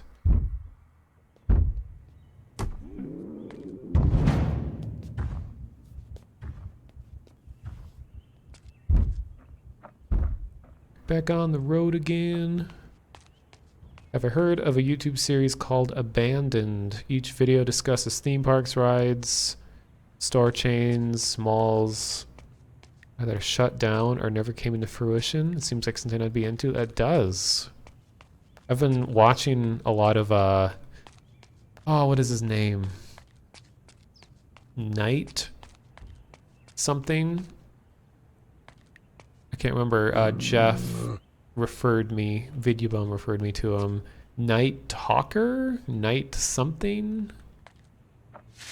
But he discusses just creepy themes in media, and a lot of them happen to be ARGs, so that's right along my lines of interest. Night Mind, I think that's it, yeah. And oh my god, the Adult Swim videos, like unedited footage of a bear. And what was the other one? There are people in this house, or whatever that's called. Oh my god, the analysis of that is absolutely insane. The ARG's alternate reality game is one of my I don't know what you call it, one of my heavy interests. They're usually games that... Oh my god, how did you sneak up on me? Games that that exceed their expected bounds. Like, they aren't just on a computer, they're also in real life. Or it's not just a movie, it's also a website, it's also a game. So it's like a game that bleeds into multiple medias.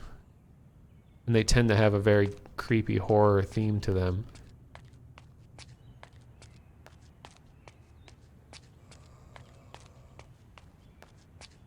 I think there is a moodlet for sleeping an especially high amount. It says like well rested or something like that.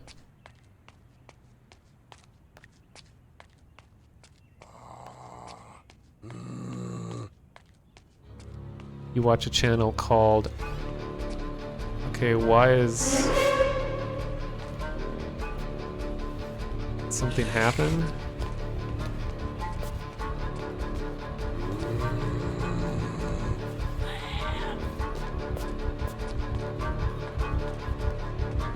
I remember old versions of this game, this would happen too, where like really dramatic music would start and then nothing happens.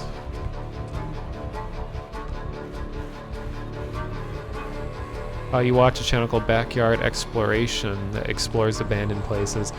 That's just the thing with the age that we live in. There's just way more content out there than you can ever fully experience. Like, I want to watch all of this. I want to watch Stranger Things. I want to watch Lost, Breaking Bad, all these shows, but I just feel like so many things that I should be doing. And that would just take up so much time.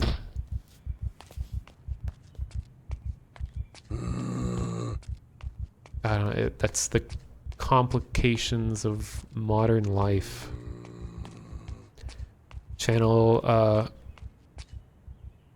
they also have a couple Explore videos as an offshoot series of Abandon. That's cool. Okay, when they're all moving in waves like this, that usually means that a helicopter flew over, or there was a loud noise. So there's a big migration going on.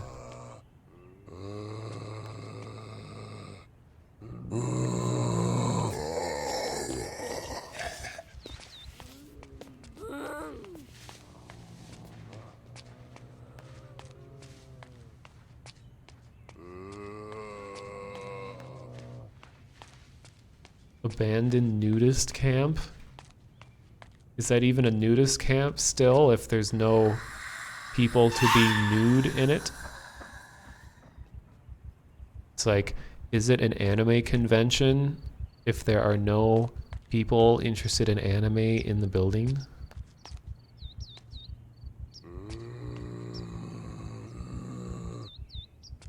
I sound like a YouTuber that you watch? There was a name of a YouTuber people kept referring me Or they kept saying I sounded like, but I never actually looked it up. Okay, this is a bad idea.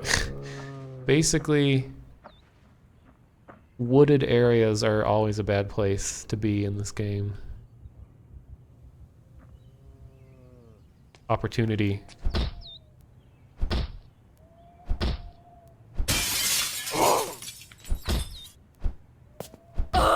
Okay, well this isn't going well. Oh, you almost bit me, you jerk. Saw that. Okay, let me check this place real quick. Book.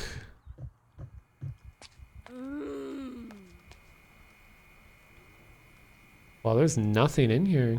This place has been looted. Been loot skied. Nothing. Nothing.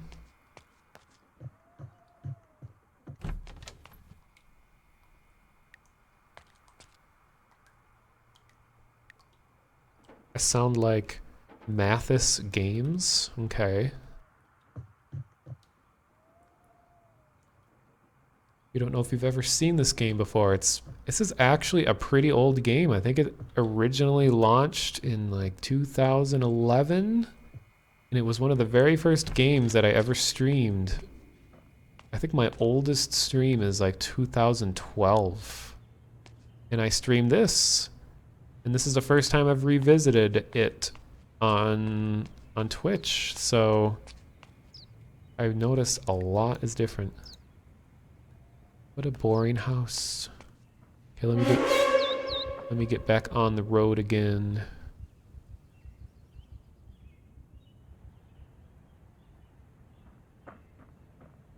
Shortcuts lead to death, so I'm going to take the long way back. Garbage bag. Oh, this is a good place to be. Okay. I'm near the market square or whatever. I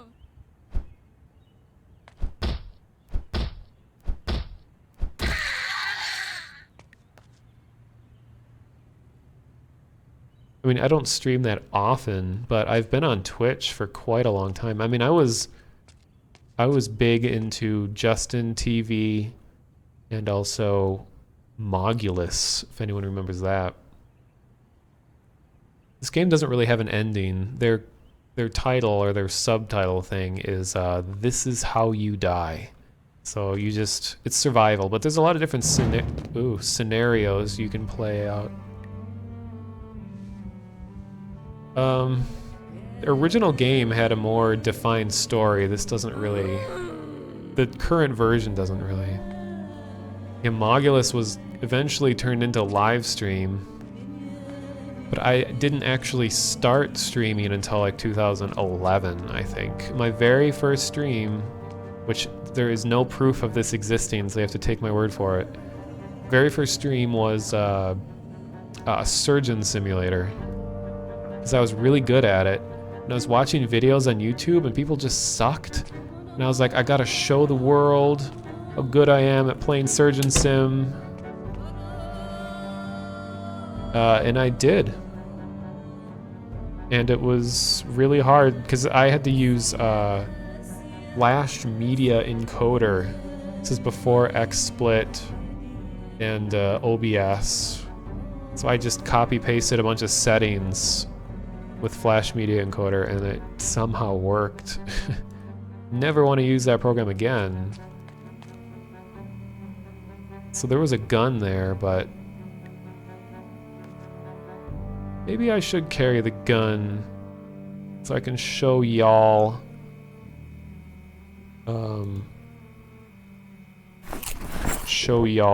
what happens when you shoot gun. Shoot.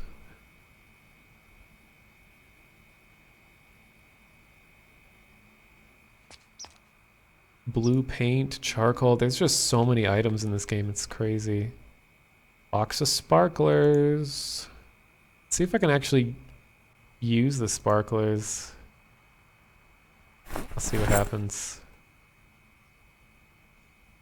I mean, what I'm waiting... Oh, there's yeast? That's cool. What I'm waiting for is an axe, because that will change everything. And a saw. I need to cut stuff down, and I need to build stuff. And right now I need to build... I don't need to, but I want to build rain barrels.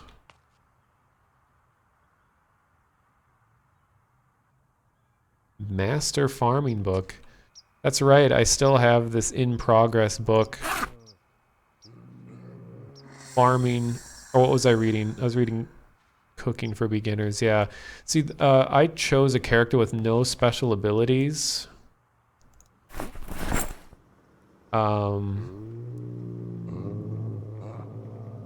So other characters will read books much faster than mine will. So that's just one of the traits. Like I said, that when you play this game, you got to think about what particular method of survival are you going to use? Are you going to be someone who stays away from society and you chop things down and you build stuff, make campfires? Are you going to be one that steals everything, loots, can carry lots of stuff? Are you going to be the well-educated one that just strategically looks for items and makes really advanced things like traps? It's gonna eat all this. That's why I'm not gonna do it tonight, but I'd really want to play a multiplayer game with this. Because if you can get people together and you cooperate, like, you can get so much done. Oh yeah, I can eat uncooked chicken, it'll make me sick. Thank you, Commander Salamander, for hosting me. Why I no shoot? I will shoot shortly. I wasn't planning on this character living a long time or anything. I just kind of wanted to see what was different in the game. So maybe I'll go out with a glorious death. You can use a gun as a distraction. Shoot and run so they move in the opposite direction. Yeah, that's true.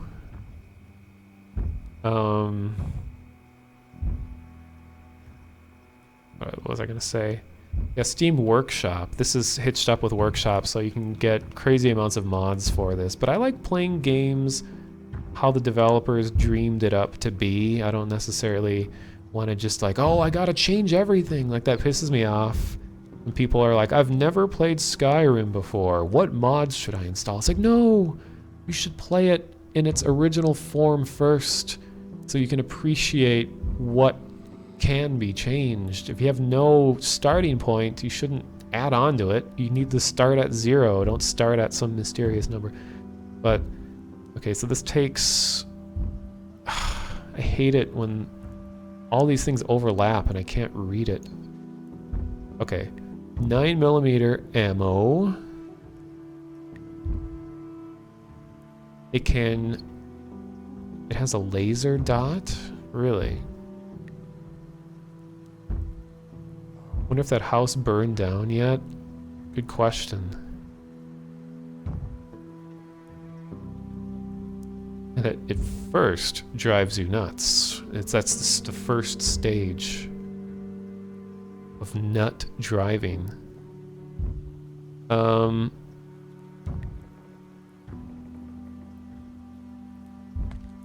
yeah, so I need to loot 9mm bullet. Also a rifle here with .223 ammo. Okay. But what I want to see... Oh, it's raining, so it might not work. Also, this building that I'm near, this is kind of what player-built houses look like, because they're all like unpainted wood. So if I built a house, it would look kind of like this. That's cool. Let me equip the sparklers. This is important. I want to see if these work. Can we sparkle? No? I think they must be an ingredient of something else.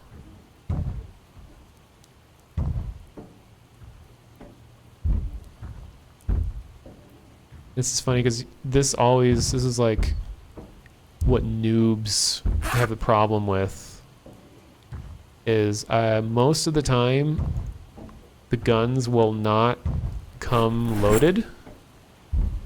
So you'll be like, die zombie, and then it just clicks.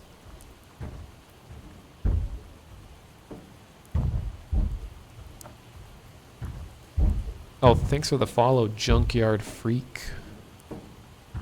Look at that animation as I spin.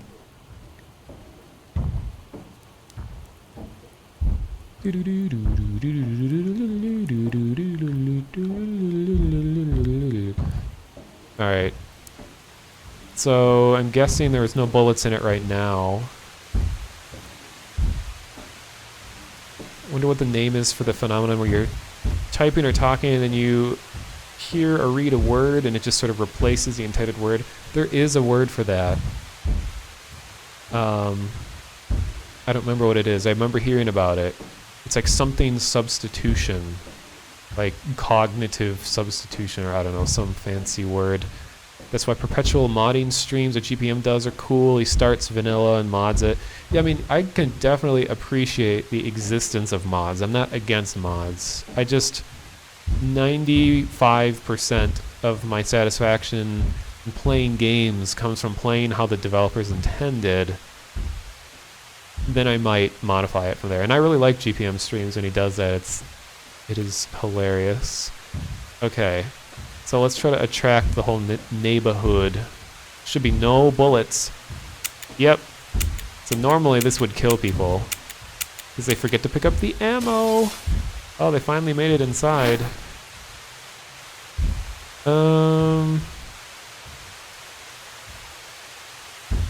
Where did I put the ammo? Here it is.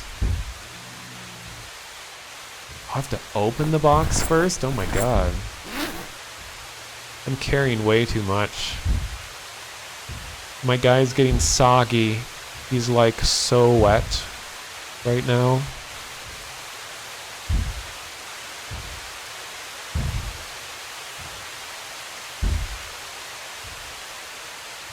Oh, I can take the gunpowder out of the bullets. That's interesting.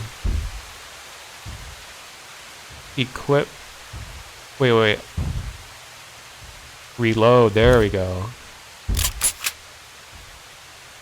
Now it can make a bunch of noise. Die, monster. You don't belong in this world. Stop. Camera, stop moving.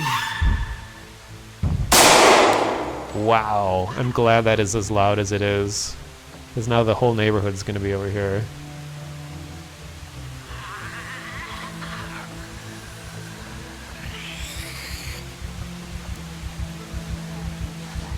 I like how the music changed too. It's like, you done fucked up now.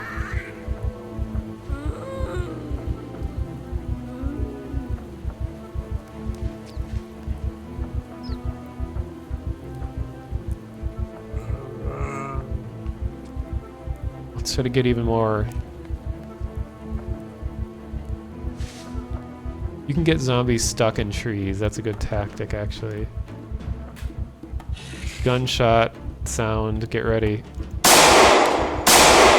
My accuracy is total balls, so I can't like...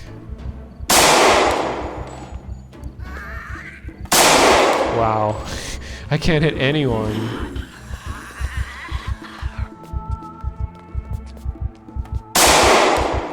Jesus, that's loud.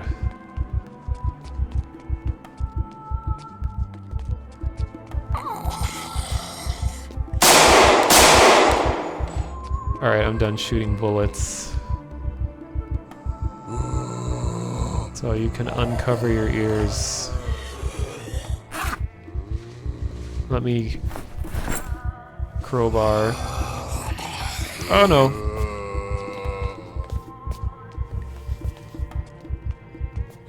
My crowbar looks like a baseball bat, don't mind.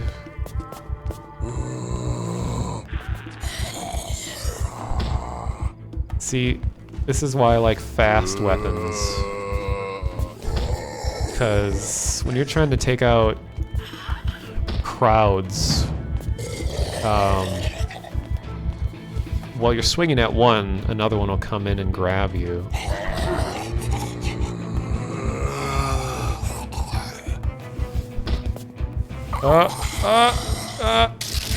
And I'm bit. See, this is how easy it is to lose.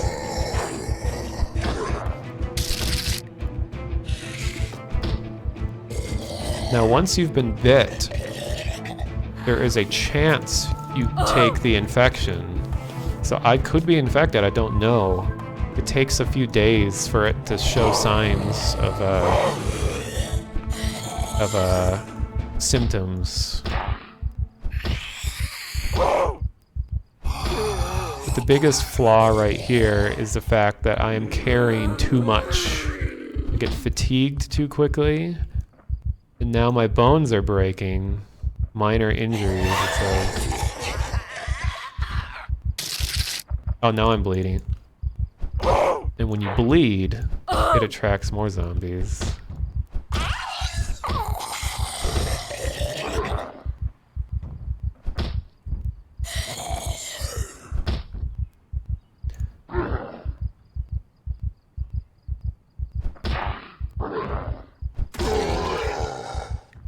Oh, that zombie had a duffel bag. That's amazing. Okay, let's... Oh, you're not even dead. I don't think my character's strong enough to do much damage. There we go. So I'm in a panic, accuracy reduced, minor bleeding. So if I don't treat the bleeding now, it'll just get worse and worse. And blood will attract zombies. I'm damp. Severe injuries. The more you walk with a severe injury or do anything physical, it wears you out more and worsens your injuries. Like, I'm doing exactly what I shouldn't be doing right now. But, like, I don't have a choice.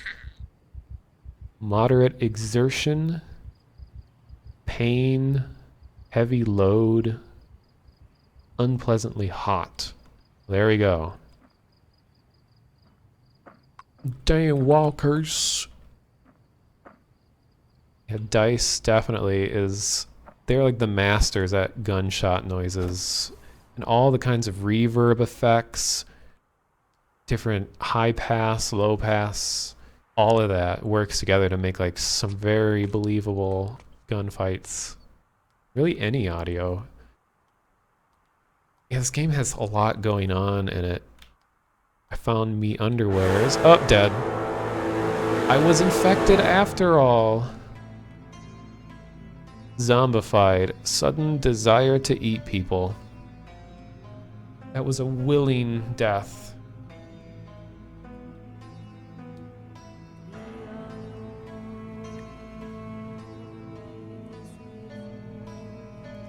So, now I'm gonna pick a character that has abilities. Now that I have a good sense, yeah, I let myself die. I never normally would just shoot the gun off.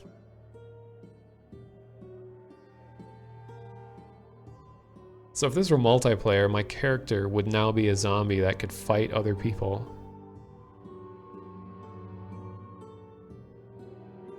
So here's these challenges. I read them earlier when I started the stream, but there's the 1 day challenge. 1 day of safety, and then zombies will arrive in huge numbers.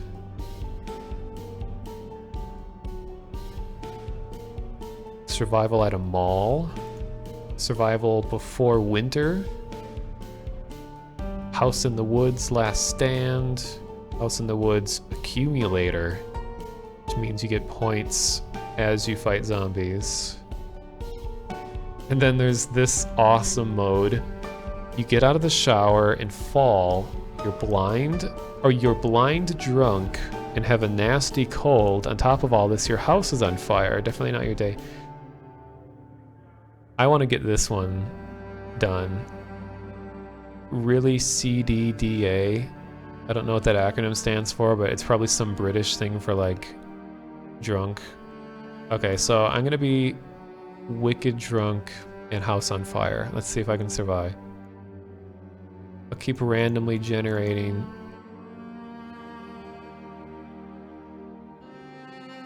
Okay, let's be Bobby Nelson. Damn it, Bobby.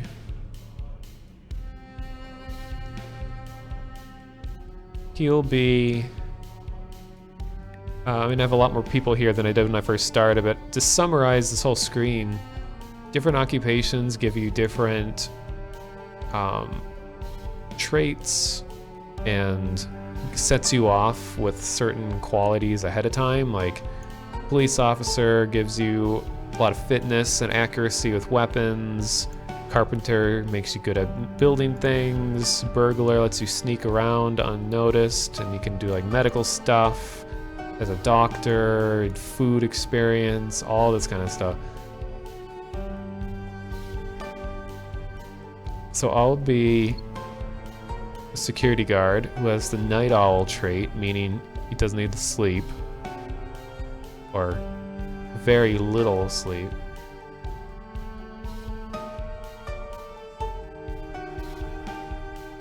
Then you have negative traits. If you're willing to give yourself a negative trait, it adds to your points. So it's like if you add flaws to yourself, you can get more benefits. So you can have some pretty... Like, look at this. You can straight up make yourself deaf. I'm guessing it just turns the audio off. So if you're deaf, you have 12 extra points. So you can be amazing at all these things, but you'll have no sound. Like, I don't think I've ever seen a game do that before. Like, I'll make myself obese. So now I have 8 more points.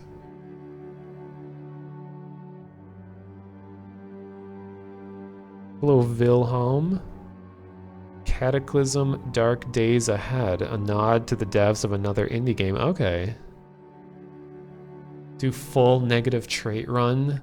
I don't know if there'll be a limit to how many negative traits you can have. Can I be blind? I don't even know how you'd play.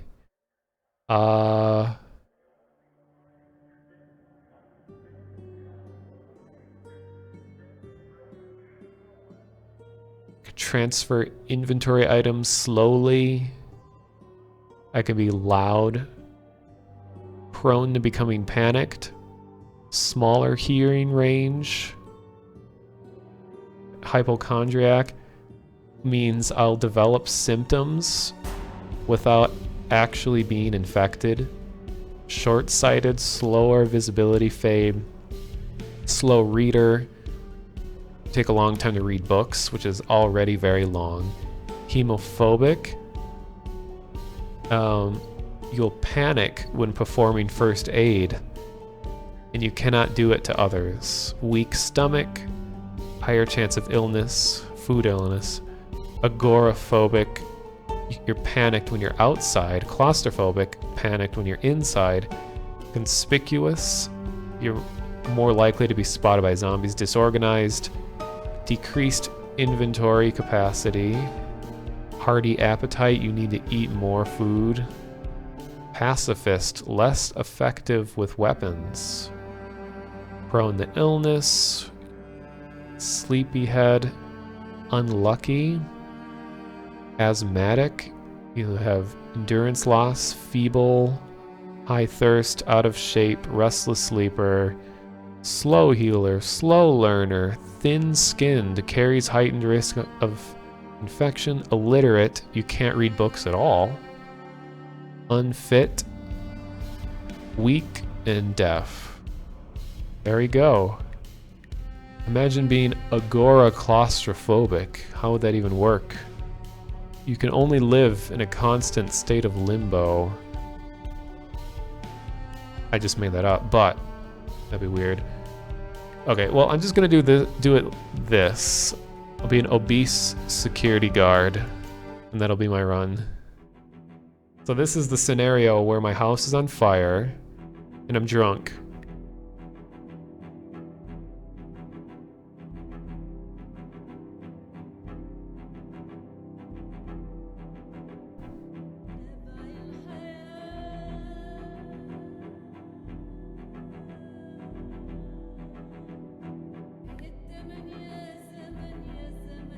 Yeah, I just made myself obese, but I forgot to put anything to use the points it gave me, but whatever. Oh boy.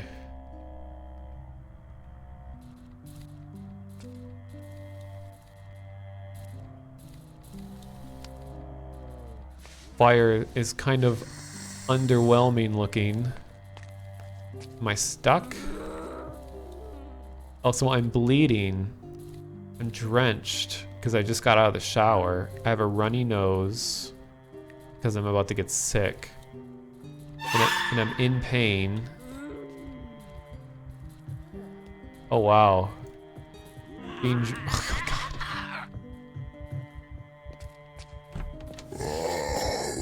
Now I'm on fire. I'm drenched and on fire at the same time.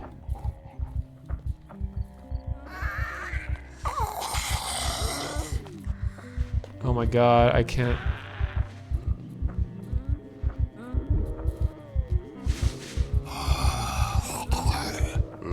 Can't run straight. Go back to. It's like I'm Yang from Final Fantasy IV. I keep saying achoo. Rip.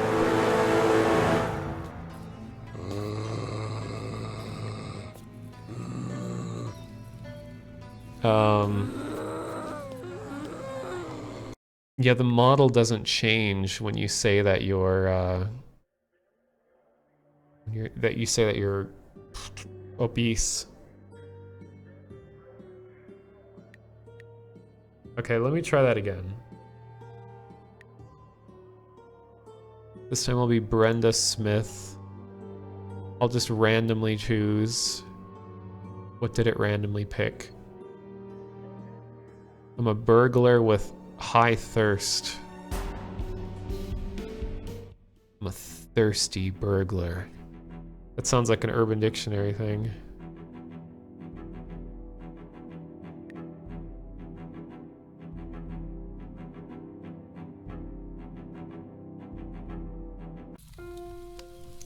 Oh my. Okay, I'll actually try this time. I won't just run outside. I have a butter knife. I probably don't want to stay in here long. How do I...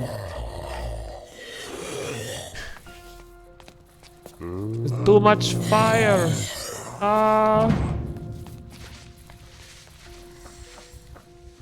Achoo! I like how she manages to sneeze even though she's on fire.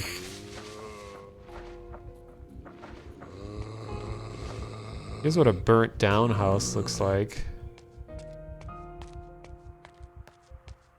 Wow.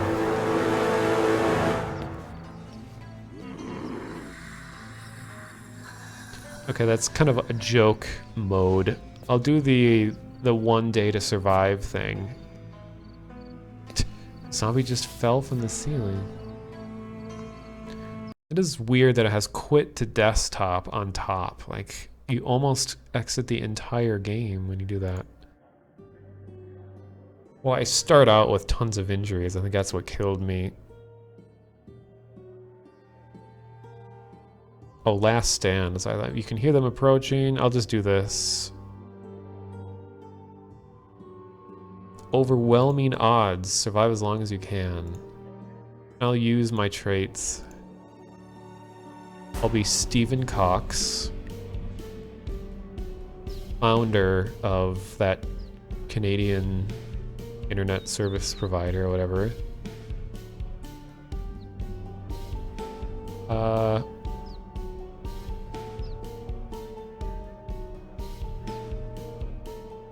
do I hear birds chirping?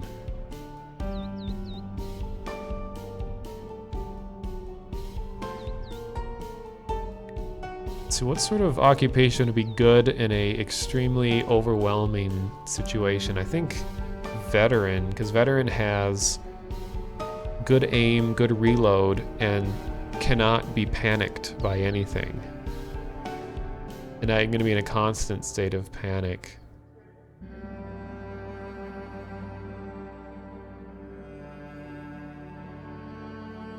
But he's kind of, well, he's strong, fitness. What are the flaws? I mean, he's pretty much just good at everything.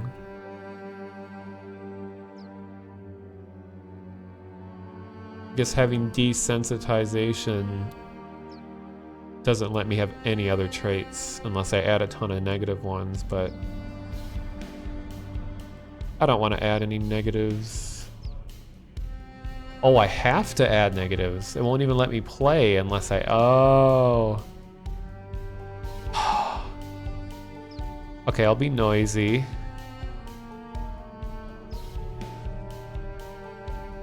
I'm not gonna have time to read books. So actually, I'll just do illiterate. Oh, so I don't need clumsy. If I'm illiterate, that is a negative of enough of a trait to make it good. So I'm an illiterate veteran.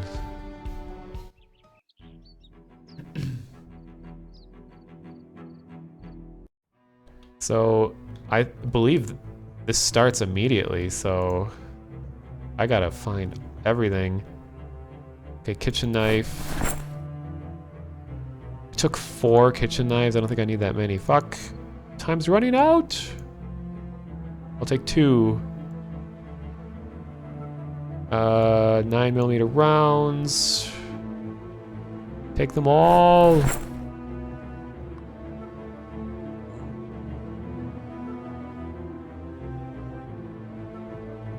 Is there a backpack in this house? Pillow? Uh-oh, they're already breaking in. Flashlight. Radio.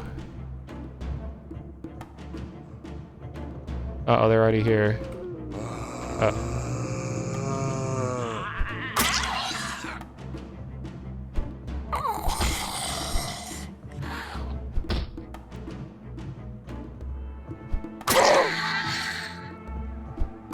Damn, this guy is strong though, holy fuck.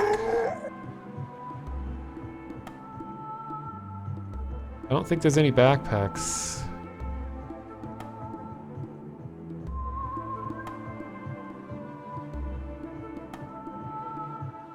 Rubber bands.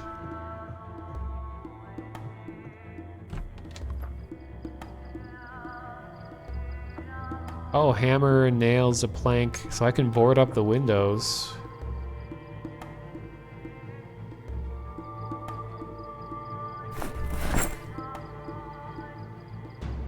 Okay, let me bring these boards inside. Okay, I'm over encumbered, but I can fix some windows.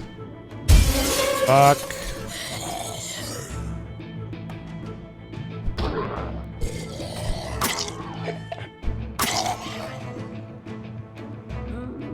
I can figure out how to do it quick enough.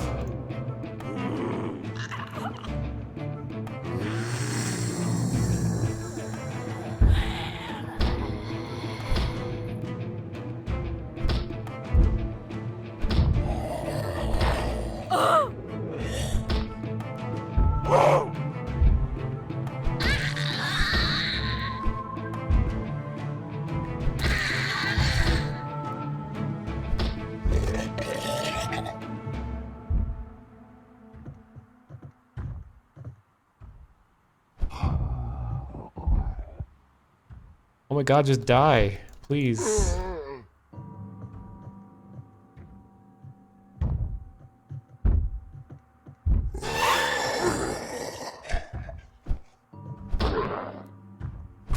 Okay, now how do I board this up? Barricade. Yeah, he's speed walking.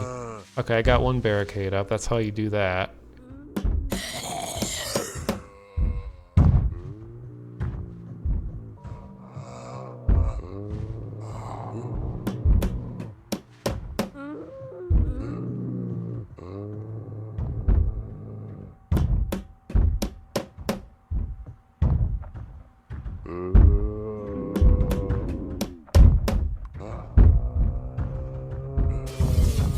Where did they break in?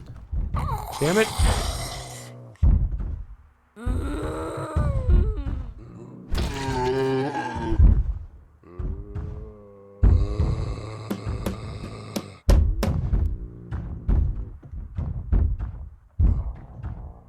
I'm out of boards.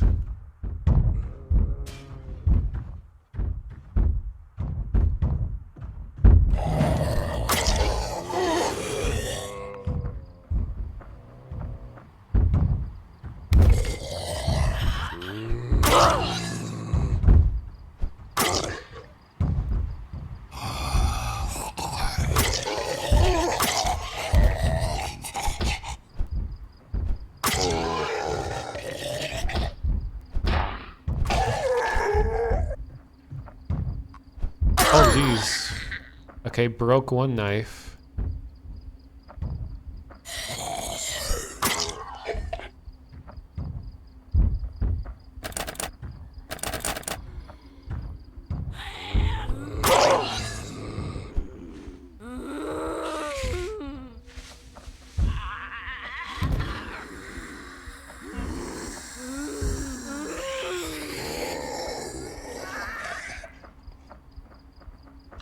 Just don't want to get stuck indoors.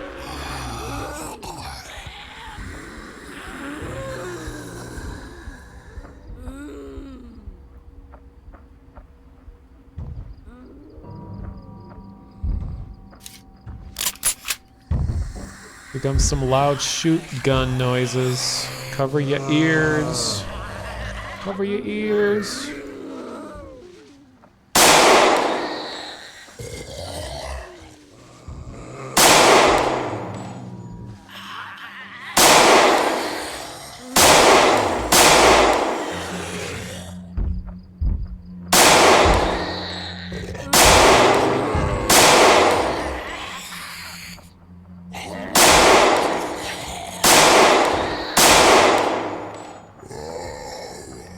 I warned y'all. How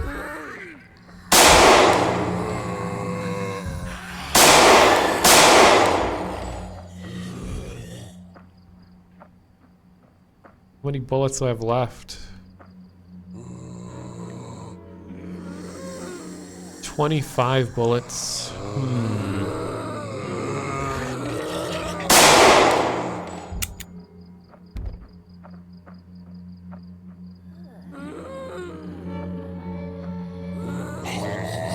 No, don't get stuck on the tree.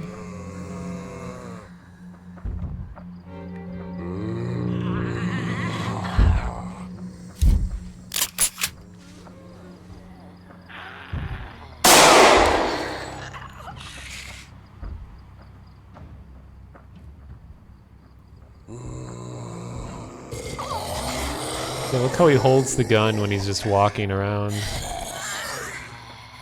Like upside down.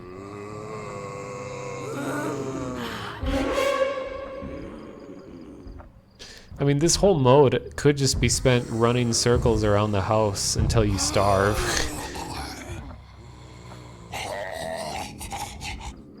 Let's see how many I can take out with the knife.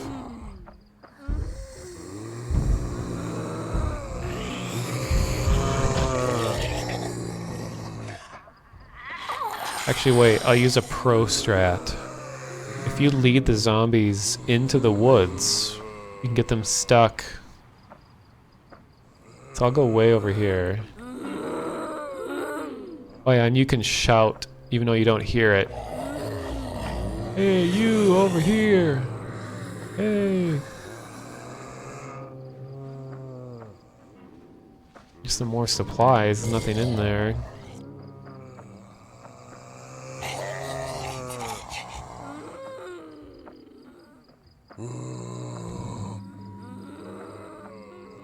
A butter knife takes so long to kill with. And in the video game too. What game engine is this? Looks a lot like SketchUp. No, it's its own proprietary engine. Like it was made for this.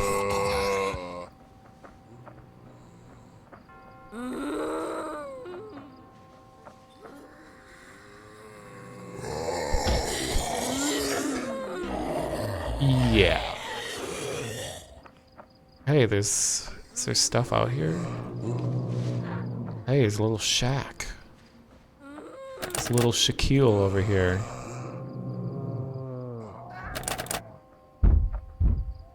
Yo, Zombos!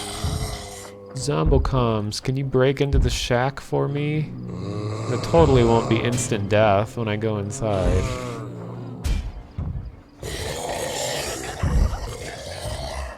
So let me keep going.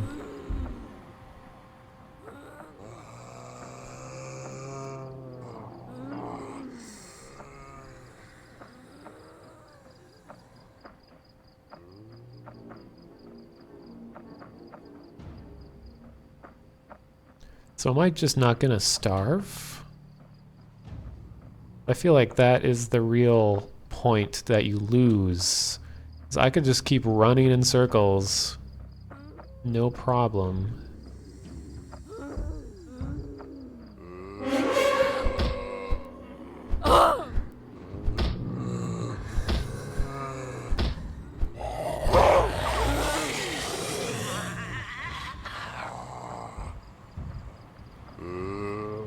You can see it's starting to replace the zombies with sprites as there get to be more on the screen.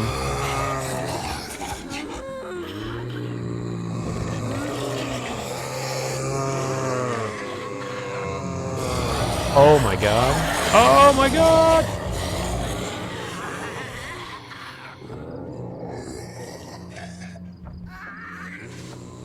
Okay, I'm about to shoot again. Get ready for a loud noise.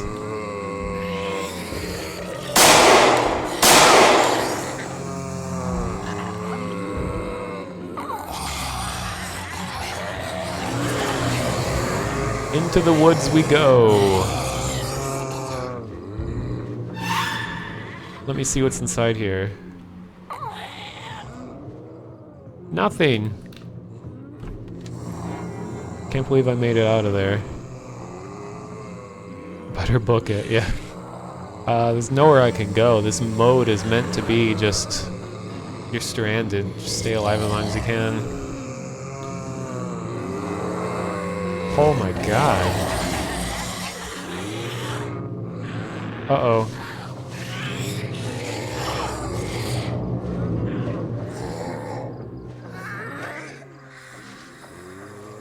What? I'm bleeding. Did something hit me finally? Okay, I'm gonna be a boss, and I'm gonna rip up my shirt. Uh-oh, I have to hold still to do that? Ripping off my shirt, and I'm going to bandage my wounds with my shirt. Let me go way over here.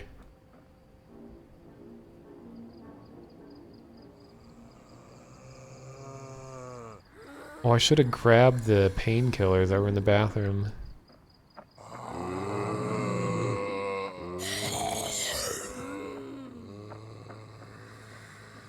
Very minor damage. Okay.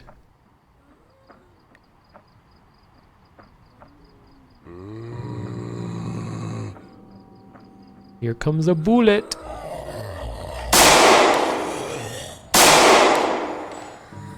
And another bullet. Oh, I didn't even kill that zombie.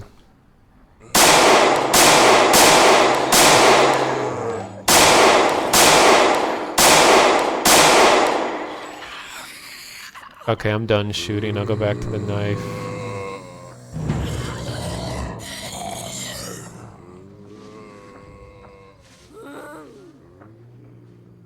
The thorn bush must have got me? Really?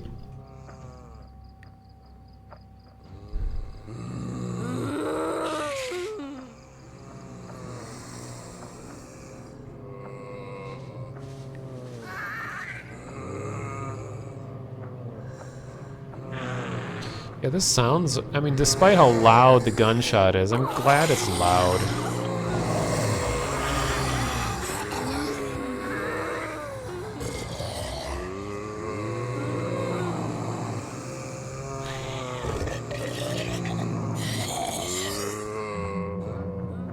Let's check out what the inside of my house looks like. Oh, I'm bleeding again. Oh my god. Okay, okay.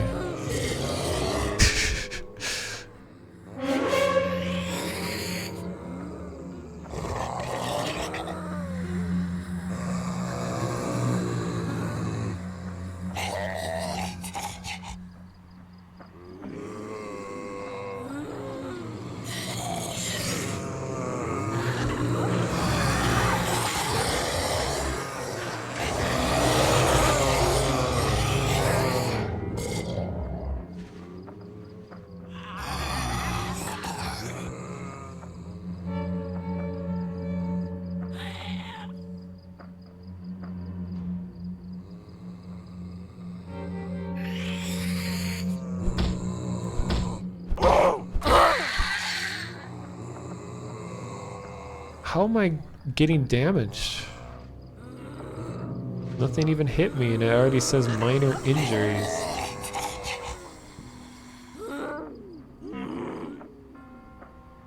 Oh, maybe being shirtless while running through trees scratches you?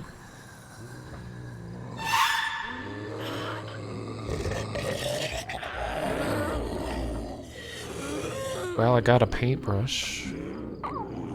We can survive the apocalypse with art and creativity.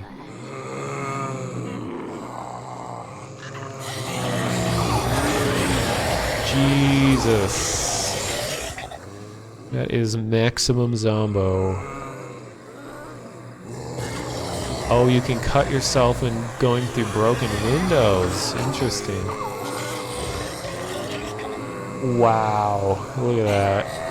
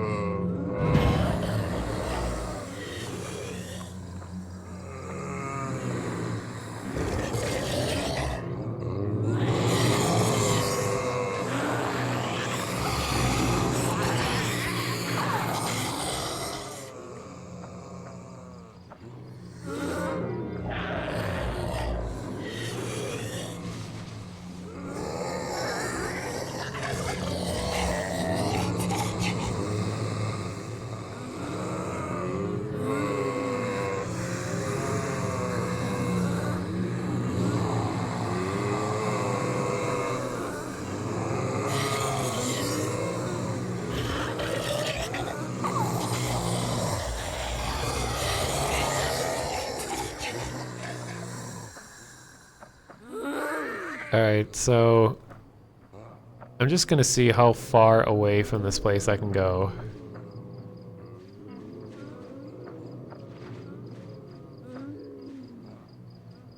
I'm in the woods. The silence. Well, not silence, but muffled moaning heard in the distance.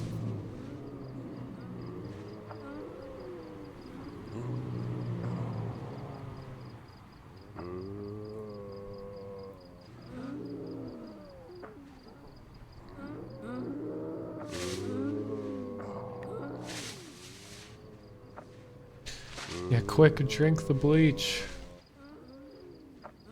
Oh, he's an opening. Oh, no, I didn't see an axe anywhere or a saw. Otherwise, I could theoretically figure out a way of, like, surviving out here in the woods.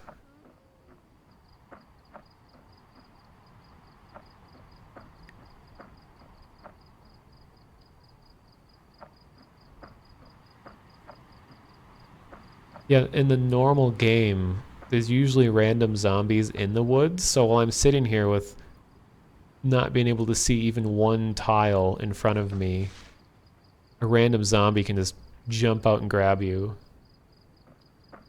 And there's no amount of armor or anything you can wear in this game that'll protect you from an unexpected zombie attack, because they can just bite your face.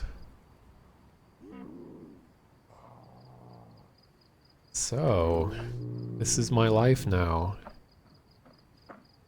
What do I even have on me? Okay, I have nails, sheets, a hammer, pistol with 10 bullets. Uh-oh. Invisible wall. That's gonna be the end of me. I can't go beyond this point. And I hear them getting closer.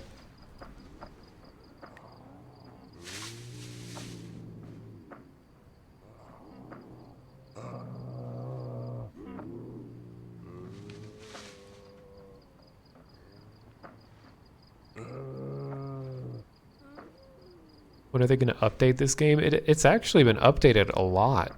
Like, they are right on top of it when it comes to updates.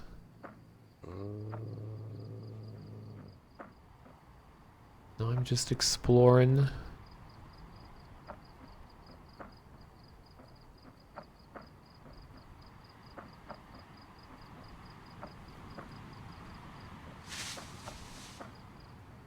It's like uncomfortably serene out here. Thank you for the follow, Dalen. Hello, LP Leonator. Leonator. Oh, when are they going to update with the NPCs? I don't know. The wiki, or the what do they call it? The PZ wiki said that they're still trying to figure that out. If they should add friendly NPCs or not.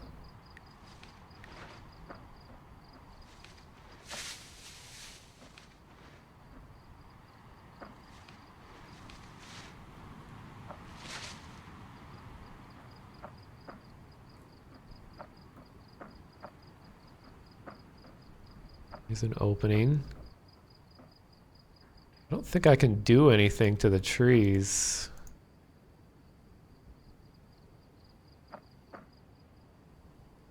None of my tools let me do stuff.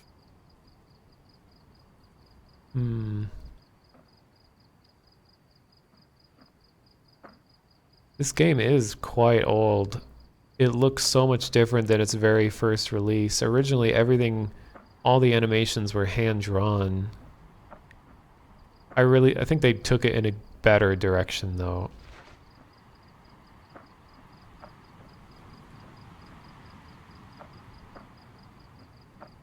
Well, what do I do?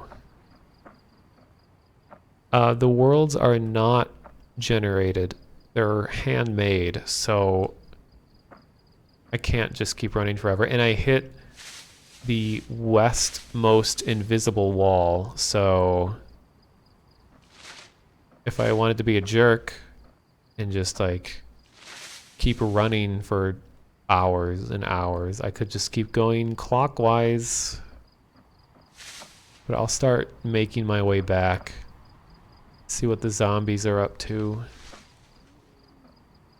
Maybe they're gonna host ZombCom 2016 at my house.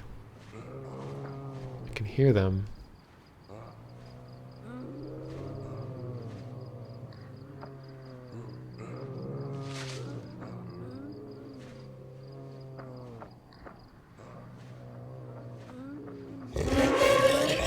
Oh geez.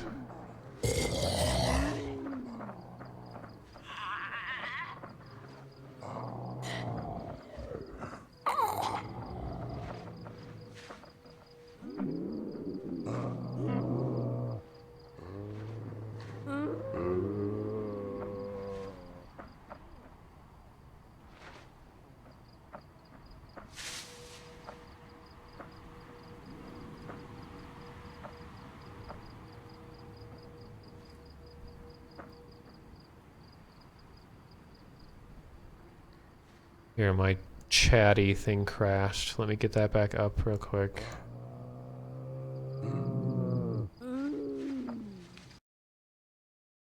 I can't read anything people are saying.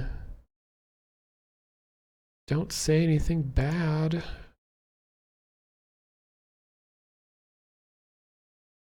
I I don't know, I can't tell if maybe Twitch is having some errors.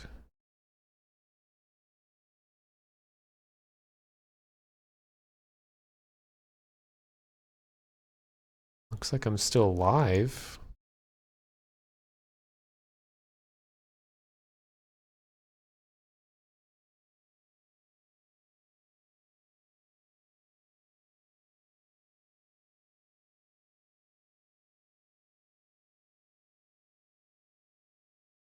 Hmm.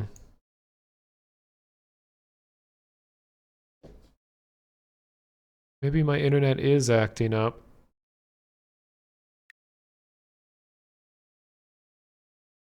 Oh, I think I'm back. Hmm. Am I back?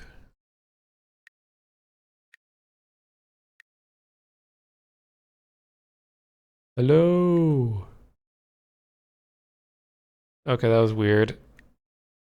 I never left. Well, my internet just, from my perspective, completely crapped out.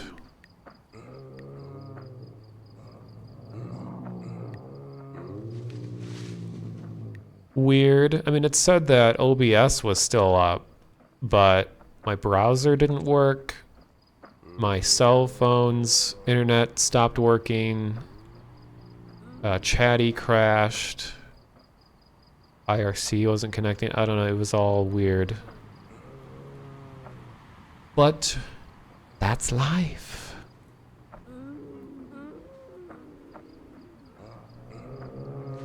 Oh my god. I think I'm back in town. By town, I mean my decrepit shack.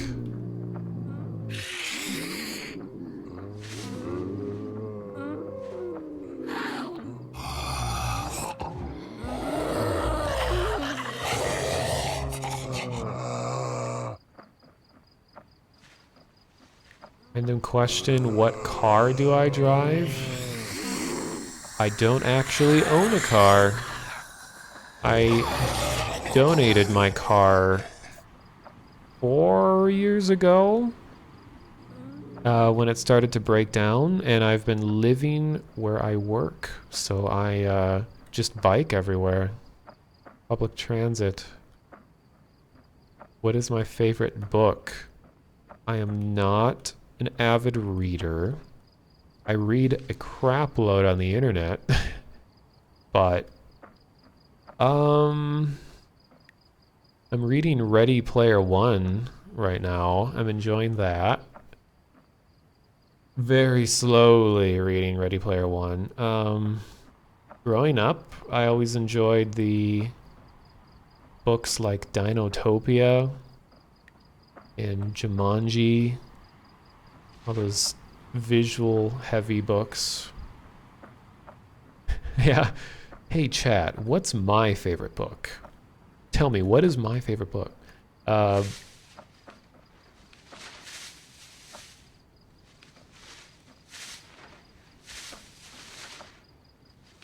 know I have unleashed all kinds of horrors with Vine Tommy. It was fun making that. Yeah, I don't have to worry about skipping leg day. 'Cause I'm biking all the time. Biking actually does use a lot of arm strength too, believe it or not, because trying to stay balanced is a full body activity. I mean, it's not as intensive as just lifting weights or anything, but it's a good aerobic exercise. And also, I was going to say, this isn't exactly secretive, but you know how Twitch is adding different tiers of badges for partnered streams? So I'm currently working on the Vinesauce tiers for the badges. It's not going to be anything too complicated. It's just going to be like maybe like copper, silver, or no, bronze, silver, gold, and then I don't know, like diamond or something. And so I'm doing some different variations on the Vine Shroom. For how long you've been a subscriber to Vinny, it'll change your badge slightly. That doesn't even go live for all of Twitch until like got another week and a half. So no channels right now have that, but they're kind of, all the partnered streams are getting ready for it. Why Zoe was at the theater a couple minutes away from you a few weeks ago, the screening of The Room. Yeah, Tommy actually comes here to Minneapolis, well, the University of Minnesota, which is right nearby. Oh, okay, I somehow missed the house. I'm at the other side. They do a room screening here also, and I've never gone to it. Maybe I should try going. You have to pay like $30 to get in, but maybe I should go. Yesterday was Tommy's birthday.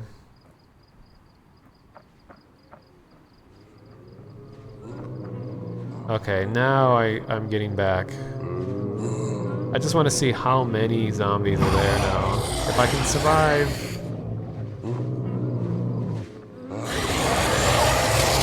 Rip. Rip.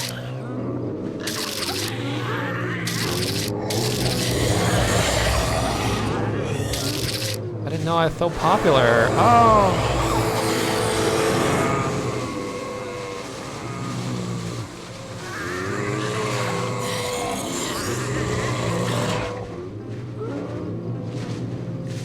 That mode, look at it, on my body is like crowd surfing right now.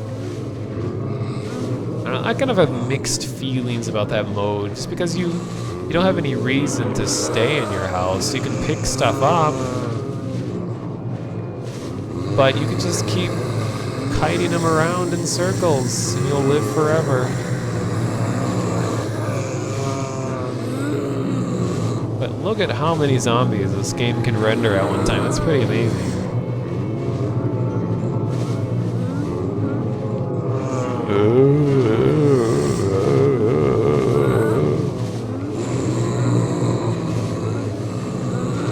Okay, let's see what the other mode is. There was a couple others. Winter's coming. It's chill. So I have in a mere 3 days' time, a winter will set in like no other.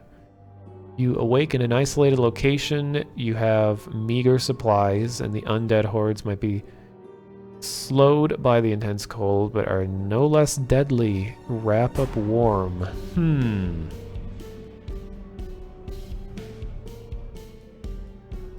You like the little icon of the screaming head? Yeah.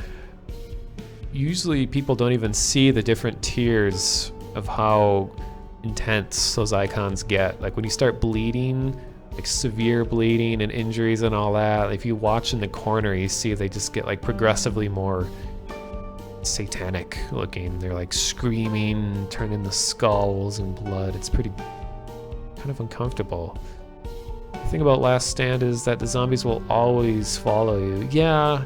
That's kind of the gameplay of a zombie in any game, is that they don't have much pathfinding besides if they see you, they'll go in a straight line towards you, and if you can lead them into walls or whatever, that's easy to do. So that's why game designers are going to have to work with interiors and giving you motivation to take risks, because in that case I wasn't starving. There's no reason for me to not run in circles.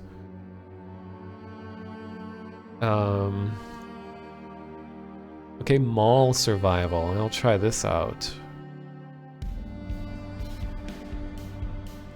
The mall is surrounded. Once upon a time, it was an important place in their lives. Instinct has led them to its doors. So we're gonna do full-on Dead Rising. You're alone, but not for long. At 9 a.m. the mall will be ready for business. Doors will open, hordes will enter. So I have until 9 a.m. Who am I gonna be? I know. Let me be Frank, not West. I'll be Frank Wood, and I'll be feeling good. In Google search that. Actually, I will be Frank West because I'm extremely creative. think he had a bald spot. I don't remember. He had pretty stylish hair.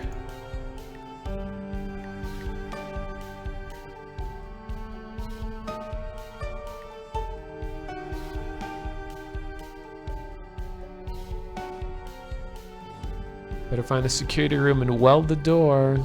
It's true. I don't know what he wears. He had like a leather jacket, so I guess I'll make... I think he had blue jeans or something.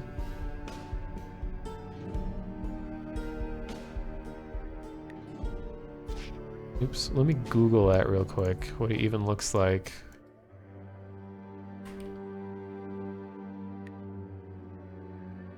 Oh, he has green khakis.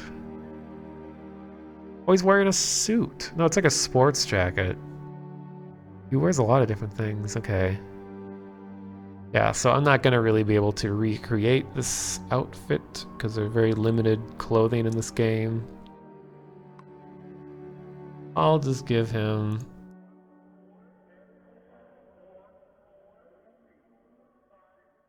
good enough.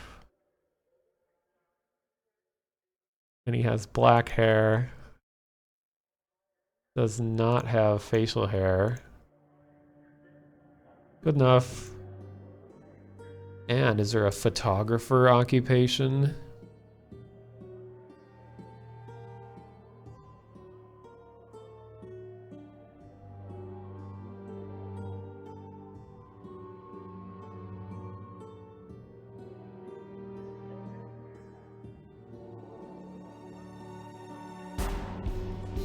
I'll just say he's athletic. Oh wait, no, that will put me in the negative. So I gotta stay in the 8. Adrenaline junkie, move faster when panicked.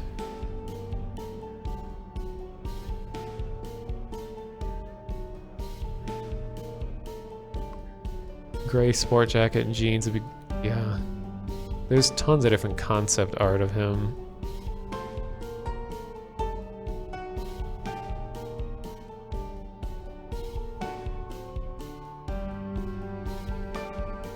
Let's say thick-skinned.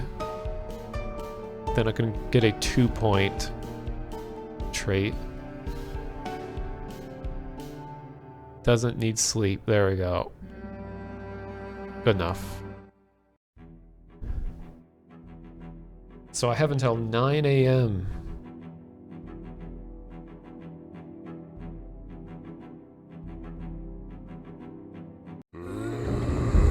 What time is it now? Oh wow, I got not much time at all. I've never even been to this mall before in the game, so agitated.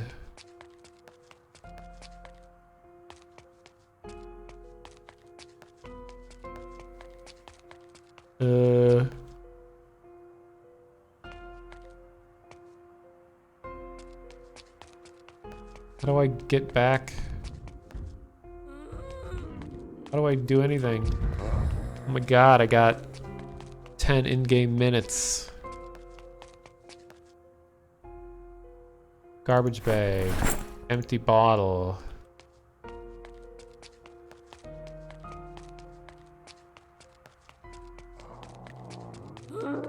Uh-oh. It's a back room.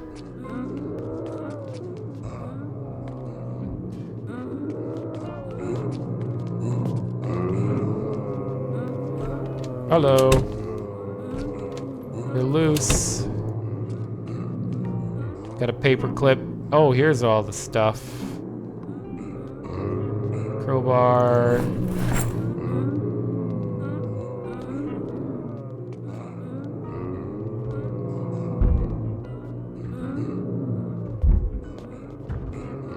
I watched a run of, like a full run through of the original Dead Rising.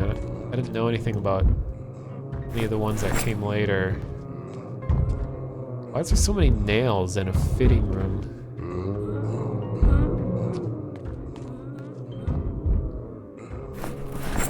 Bag of concrete powder? What the hell?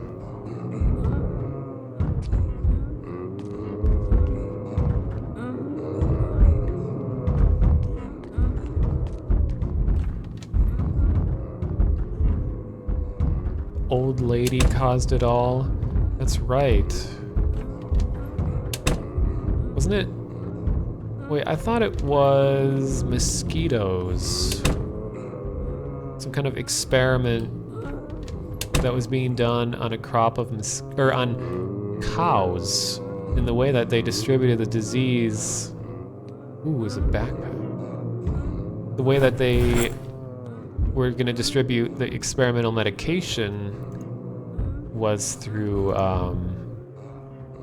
putting it in mosquitoes and then releasing mosquitoes into a crop of cows. Then of course the mosquitoes got out of control and then they infected all the people, which had weird effects. And of course turns them into zombies, because you know that's how it goes. Alright, boys. Wow, this is getting laggy.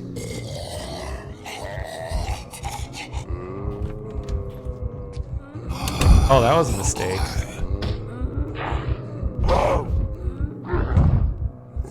Let me out, let me out, let me out!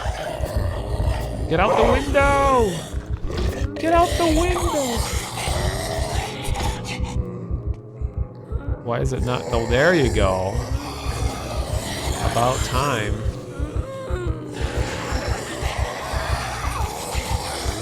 Well, this did not go well. I don't know where you find anything in this mall. I mean, there's some stuff in that one room.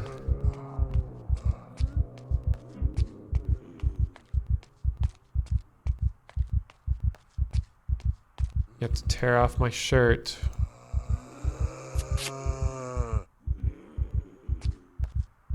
Look at that chest hair. Oh fuck.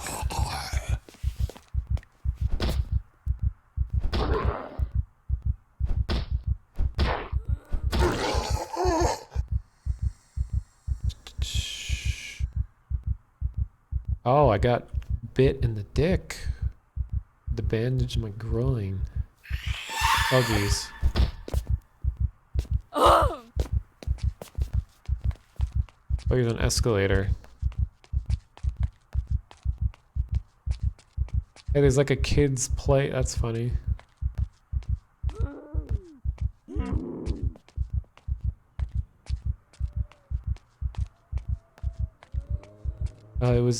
That was in the original Costa Rica outbreak. It was later released by Carlito and Isabella Keys and Williamette as revenge for Costa Rica. I went through the game recently, so I have the lore in your brain. I was gonna say, how do you remember all those names? I knew that Carlito guy, that total jerk, he had something to do with it. Because it like destroyed his family's land or something like that. Then it was his revenge on everyone else. Suture needle, just your everyday thing that you find in a town. Walkie-talkie.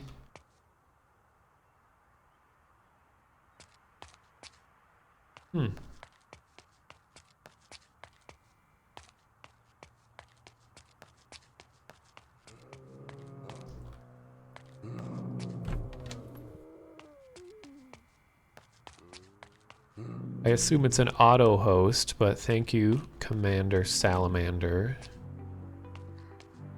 for the host. On a lollipop, you know I'm gonna eat that.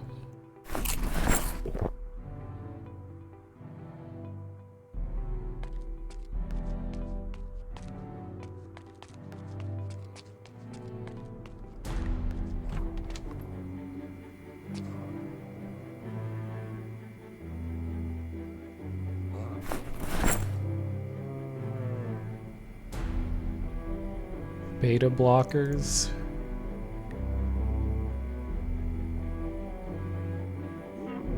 Just to reduce panic.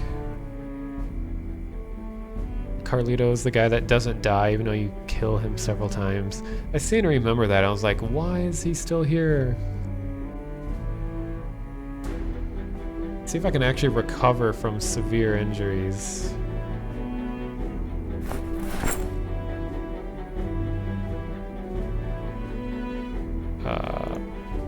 Okay, first of all, painkillers.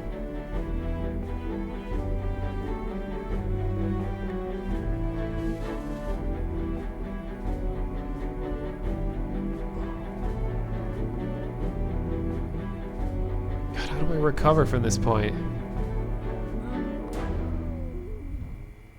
Oh, I gotta make a splint because I have severe injuries. How do I do that? Splint. Oh, I need wood and stick and a tree. Are you kidding me?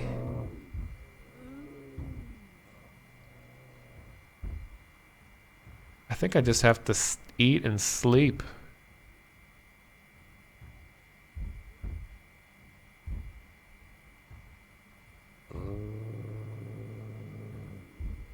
Why is he not taking painkillers? It's like not letting me eat it. Yeah, the music in this game is pretty nice.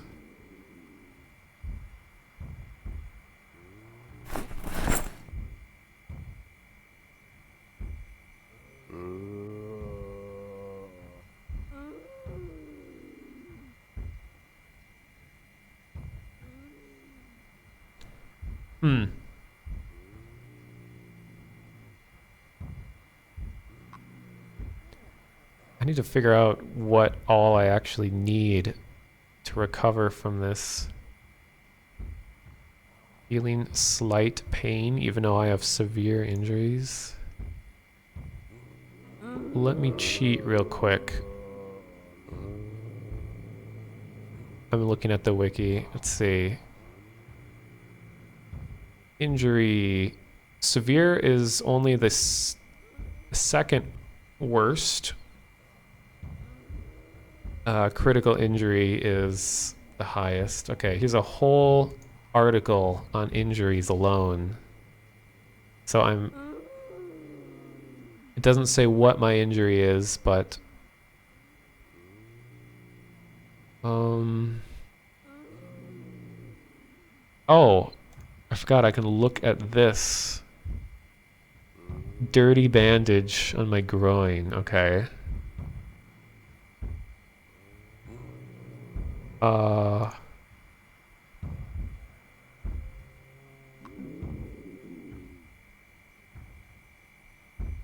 Maybe I should remove that bandage. Can I do that? Actually, maybe I should do disinfect sterilized rag. I can't replace it? I want to take off the dirty rag. Wait. Oh, remove. Okay, that's great. Oh, geez. Now I'm back to bleeding again. Sterilized rag. Okay, so that's good.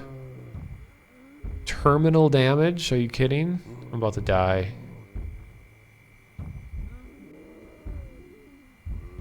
Oh, I didn't get any water. Oh, I'm gonna die. Rip. Okay. Well, I'm learning more about injuries. That's kind of a whole interesting art in itself. Like, this is a huge page. Here's all the different types of injuries you can get. Bite injuries, bleeding, burns, deep wounds, fractures, lodged bullets, lodged glass shard, scratches, infections, back injuries, fall damage injuries, and sickness. And they all have different causes, and they all have different treatments. So for example, if you're bitten, moderate health loss, bleeding, and pain are symptoms. Cause has a chance of occurring when attacked by a zombie, and the treatment, immediate health loss, is stopped with bandages. However, there's a 96% chance the player will become infected.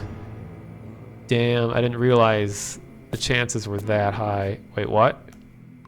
Oh, I'm a zombie now. That's funny. Okay, well, let's enjoy watching Zombie Frank.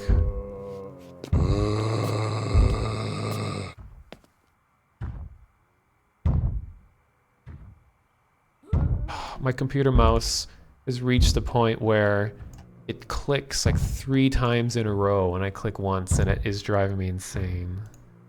Okay, where was that article on injuries again? I gotta read that. Okay. I died because my name wasn't Frank Reynolds. That's what I did wrong. You think you need to use disinfectant directly on the wound before applying the bandage. Okay. You need to be an actual nurse for this. So bleeding. You can bleed because of scratches, bites, deep wounds, lodged bullets, lodged glass shards. Treatment to bleeding. Apply bandages. If left untreated, you'll continue to bleed, and it will get worse and worse until you bleed out. Burns can be treated through clean bandage, and then bandage again. So you just continually bandage, remove dirty bandage, put clean bandage, and just keep doing that until it heals. I know you can't see what I'm reading right now. I have a thing open. Deep wounds. Causes of deep wounds has a chance of occurring when smashing windows with your bare hands, climbing through a broken window, falling down, and getting hit with an axe. Treatment of deep wounds. Stitch with a suture needle or needle with thread. Suture causes less pain. You're gonna make food. Anyone want? I am actually really hungry, and I need to go grocery shopping tomorrow because I have like nothing in my house. If you could like fax me a pizza roll or something, that'd be great.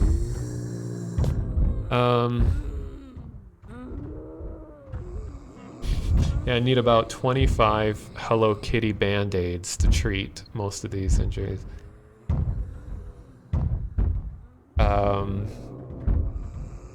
Fractures can happen from falling or carrying too much. And treatments for a fracture, you have to make a splint with a ripped sheet and a wooden stick. Okay.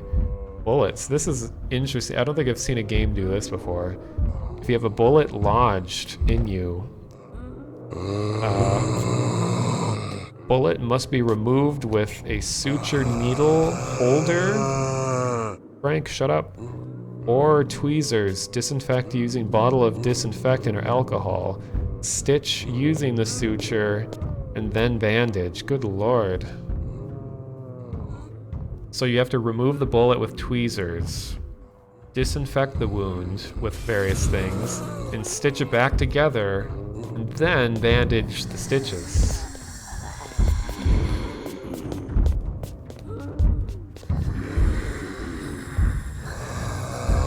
Oh, the party's here now.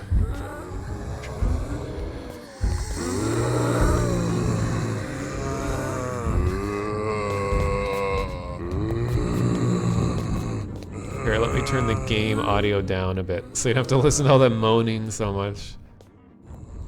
I'm almost done reading the injuries. That was the point of the stream, was for me to kind of deeply read into all the complicated matters of this game.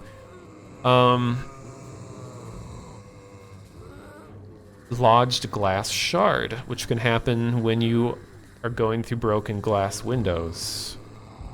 Remove the shard with tweezers. Bandage the wound. If you don't remove the glass when bandaging, it will continually give you pain until you remove it.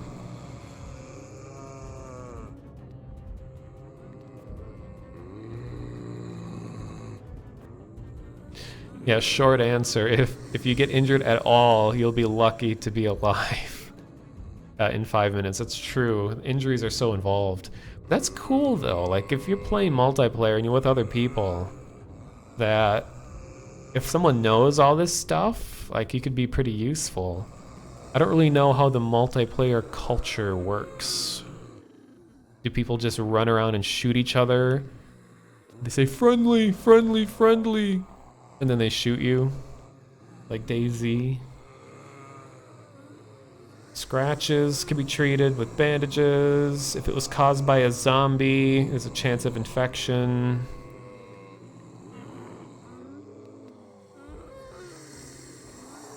Infected wounds should be treated with disinfectant, alcohol, and then treated with sterilized bandages. Okay. Anyway, I should go back to a different mode.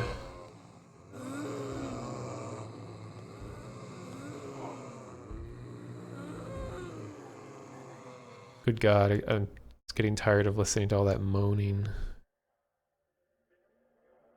You love this game's multiplayer. Some people play PvP, some are co-op, some are kind of tribal, depends on the server. It's a PvP with background zombies. I doubt there's nice randoms. That's kind of the shame, is that I really love the survival genre, but I really don't like most people who play survival games. And I think it's just because as soon as you introduce zombies and guns, that breeds assholery. You put a gun in someone's hand, they turn into a dick.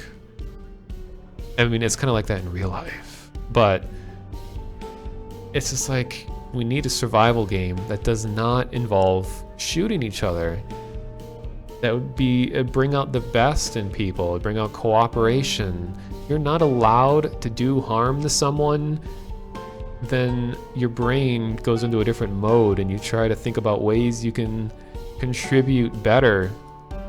It's just so frustrating how the default action in a video game is to be as much of a dick as you possibly can. And I mean, that's how most people treat it. And then it just kind of throws a lot of gameplay straight out the window because it's just like, there's so much potential, but people will be dicks and ruin everything. I mean, I'm so curious now about the multiplayer. I didn't really get a chance to do much with it.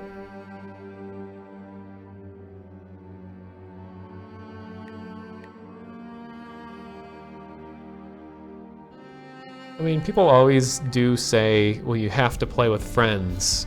And I think developers shouldn't rely on that entirely, because every game in existence, every multiplayer game in existence is better with friends. But I like the idea of cooperating with total strangers and like figuring out new challenges and how you handle people that you're unfamiliar with and like making friends from people that you didn't know. That is such a great feeling. Say, dude, I honestly can't play GTA Online. You get tired of dying all the time. Yeah, it's fun, but then when you come to expect it, it's no longer fun. I agree. GTA Online is another example of like, there's a lot of potential there. This beautifully rendered game world. There's so many different things you can do with the vehicles and exploring, and there's a lot of possibilities, but people just turned it into a deathmatch. Like, a deathmatch is the lowest form of multiplayer. You know, a game has reached its lowest point when all people do is spawn, kill, spawn, kill, spawn, kill, and that's it. Everything else is thrown out the window. In all seriousness, no, I wish there was some sort of way to keep weapons and PvP in, but encourage cooperation. I mean, I don't just straight up hate guns altogether. I mean, I generally like games that don't include guns, but in a game like Rust and like this, Project Zomboid and stuff, guns can add an interesting dynamic to it. It's just that most people will just try to relentlessly kill as much as they can. Like when I've played on servers where I know a lot of the people, then it's fun having like this tribal warfare kind of thing going on, but I always end up just being the peacemaker anyway, and then I always am like punished for being peaceful. People are like, oh, you shouldn't trust anyone. So as soon as I trust someone, I try to be helpful, I get backstabbed, and everything's stolen. It's just kind of how it goes. And the people pride themselves on how much of an asshole they can be in games, too. I hate that. You wanted to play Star Citizen, but there's just so many people that play it just to ruin your day. Oh, is that game ruined by it too? Good God, don't even get me started on Rust. That community gives you PTSD whenever you play. I know, when I first played Rust, like way back, when it was extremely popular, but in its infancy, it was like genuinely stressful to play because you would have you come encounter with somebody and they'd be talking to you and they're expecting you to talk back in the microphone, and they're always like, give me all your stuff or I'll shoot. And then I give them all my stuff and then they shoot me. It's like, oh, you're so creative. Thank you for your contribution to gameplay. So looks like, oh my God, it's a 100-person server that's full? Jesus. I had no idea there were this many people playing.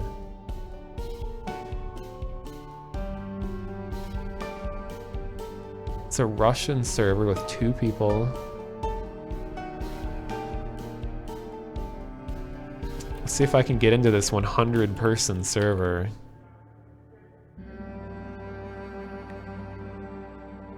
What? How does this work?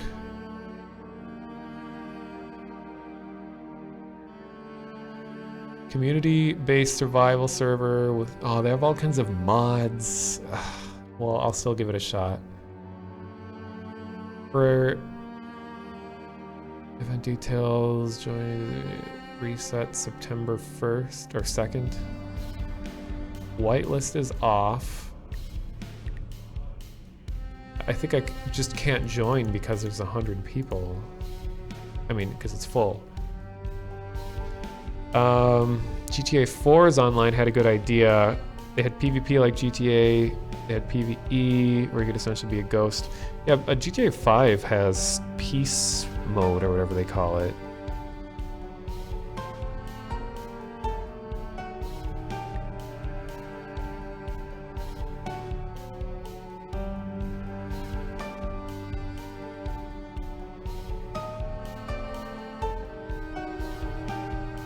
I bet this whole community, just spend all your time trying to get into this 100-person server. Oh no, where'd it go? Oh, there it is. Am I like clicking the right thing? Can I get in? Oh, passive mode, that's what it's called, yeah. Hey Mono, I have owned this game since it first came out on their website. It has changed so much, holy cow. Yeah, I didn't play the very first release, but I played a version that came out a few months after that, and that was like 2013. So I can definitely appreciate how far it's come. I mean, there's a lot going on here. It is always kind of a shame, in my opinion, when a game has a lot of depth, but the depth is just text, like floating HUD items, and that's where the depth is. Like, I want to see everything that's going on. I don't want it just to be like, oh, it's detailed because there's meters that move around and there's numbers that you watch. Like, I want like a more tactile form of depth. And then people will say, well, like what? Give an example. Like, there really hasn't been a game that has a lot of detail to the gameplay, but it isn't just a big barrage of menus and icons. I'll just join a server that has a couple people in it and I'll just see what it's like. Okay, don't show empty servers. Don't show whitelist or password protected. Wow, and there's a server full of racial slurs as the title. Amazing. Let me in, 100-person server. Okay, I'll go to PvE, the good old days. Oh.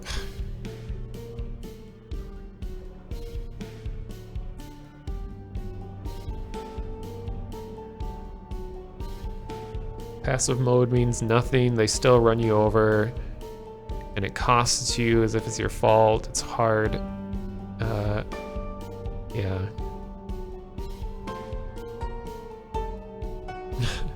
Okay, you can choose where you spawn. I'll try going the west point.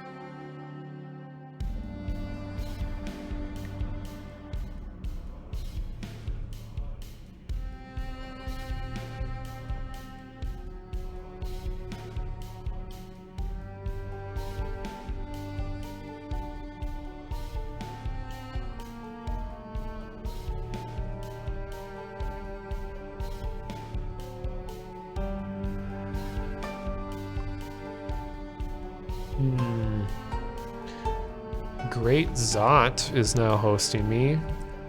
I assume it is a auto host, but thank you, Mr. Zot.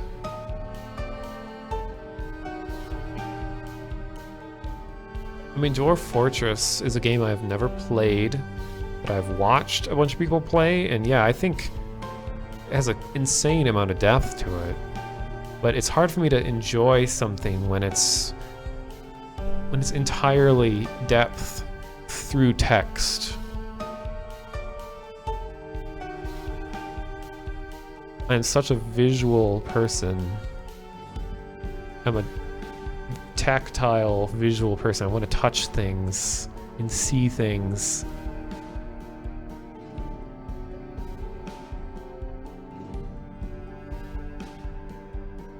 Oh, I never tried fishing or anything.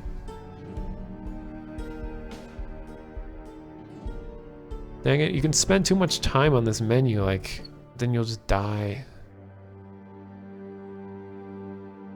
I'll just be...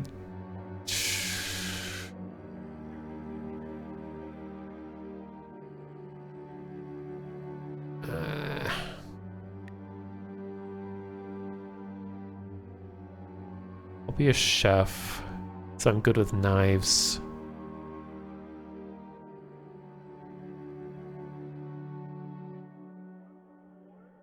And I have to choose 2 negative qualities.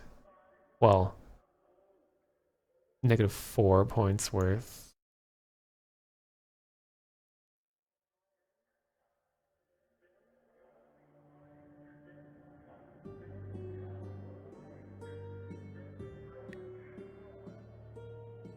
I think I'll just, when I decide on this character, I'll just make the same character every time, so I don't sit here forever like I am right now.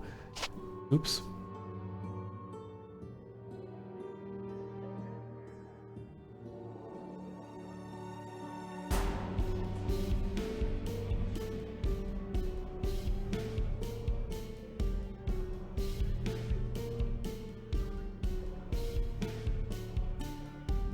Thing is, when a lot of these servers have been up for a while, they've all reached the point where there's no power or water, so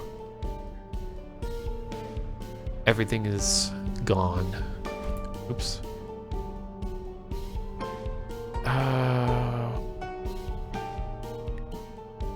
I'll just be cowardly, I guess.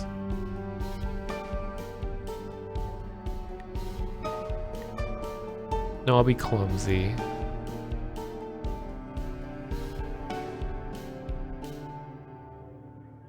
I'll be thumbsy and clumsy. There. I'll just make that. I should have saved the preset, dang it. You're back with a loaf of bread. I'm jealous. I don't even have bread. You had to print out your bread. Oh, I know that feeling. Yeah, I should have saved the preset. I'll just remember. Oh my god. It just throws you in. Where am I?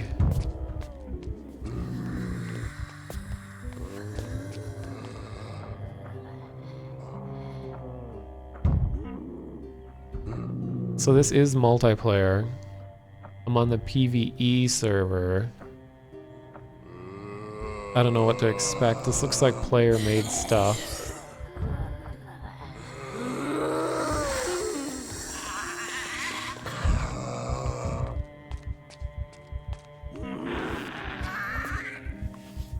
Oh my god.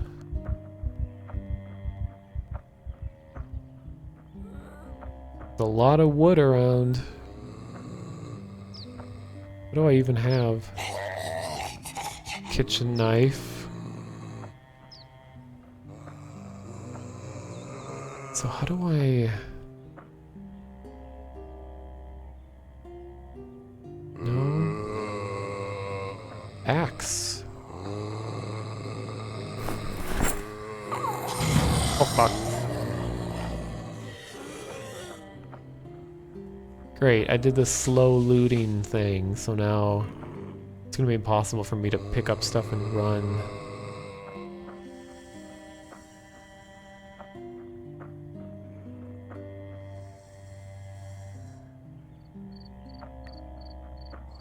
Here's another axe.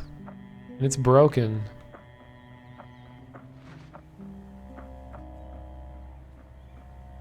Alright, see you later, just your regular guy. Thank you for the follow. So, like, what are my controls? My multiplayer controls. Toggle safety? Oh fuck. I knew that was gonna happen.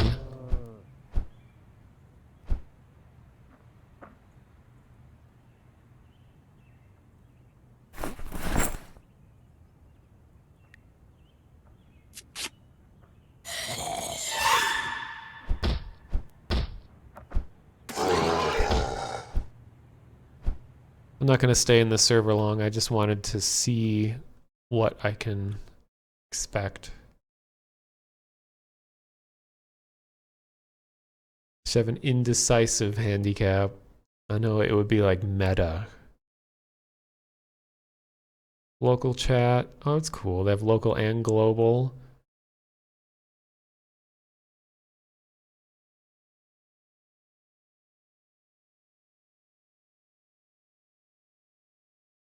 So Y and T, okay.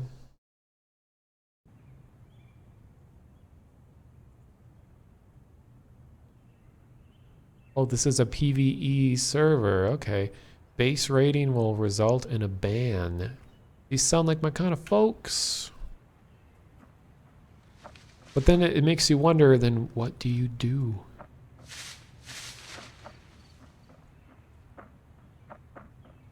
It's like I played on some PvE servers on Rust, and it was fun for a while, but then it just kind of turns into just building houses, and it got boring pretty fast, even though I don't even kill anyone on PvP. So I guess that idea that you could be killed by someone is a motivation, but then I start to realize that I don't like that to be the only one. I don't know, it's complicated. Wow, they weren't kidding about slow loot. How long do I usually stream? Well, I started streaming at 9 my time, and it's almost 2. On average, I'm like 4 or 5 hours. I was just gonna stream until Vinny went live, but I guess he's not streaming tonight. So I guess I'm probably just gonna be around for like 30 more minutes or something. Why is it an invisible wall?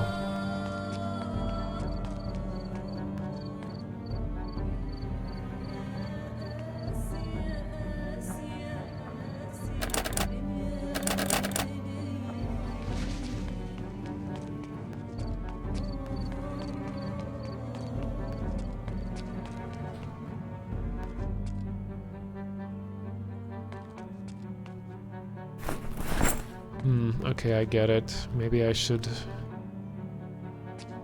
try joining that other server.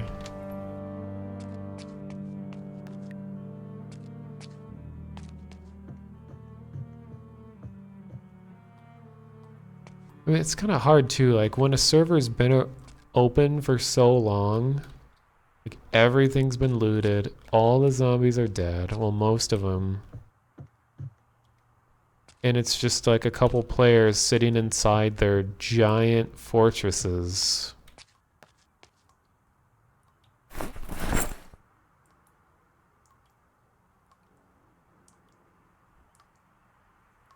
Yeah, I agree. PvP is okay if it's groups against groups, not just everyone for themselves. I'm not a fan of soloing. It's a rubber duck. Terribly, terribly charismatic.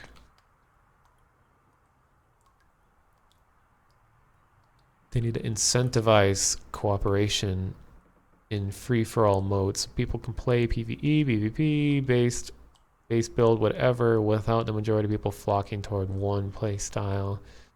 I've even found in games where there's a heavy emphasis on cooperation that players will still just resort to shooting each other. I think it's more of like when guns are put into a game, it brings out the worst in people. Because you give someone a gun, they're going to want to kill with it.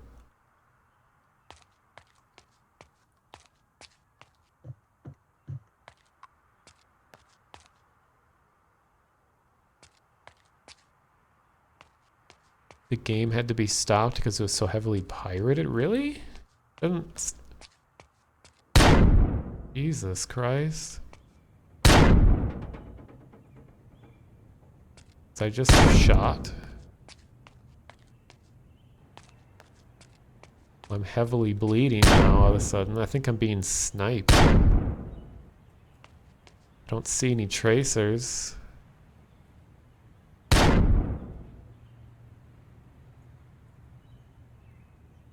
Wait, what happened to the rags that I made?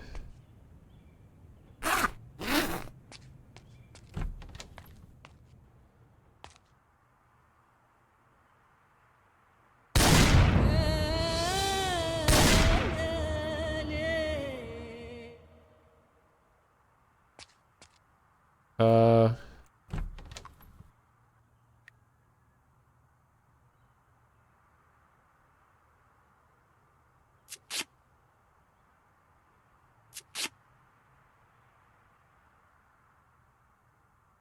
Actually, it should say if there's a bullet. Oh, there's the rags. I didn't even see it.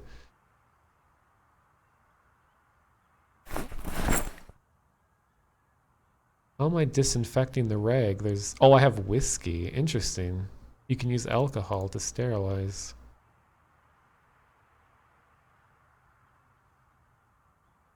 I don't know if there's an actual mod enforcing PvE or if they just hope people will do it.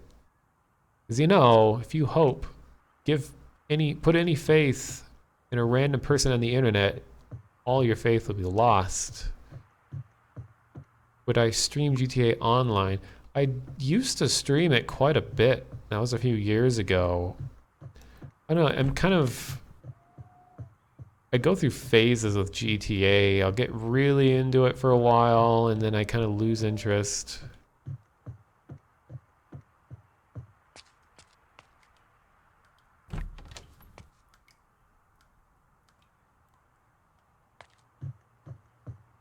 Oh, you joined my social club crew. That's cool. I forgot I even had that up.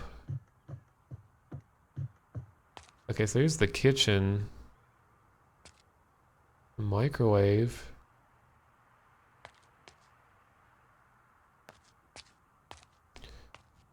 Maybe I should just go investigate the gunshots, because you know what? I'm doing multiplayer. Might as well find another player.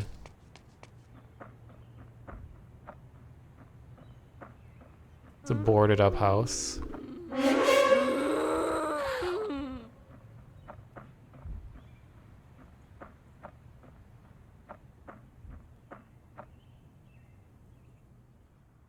Is this someone's house?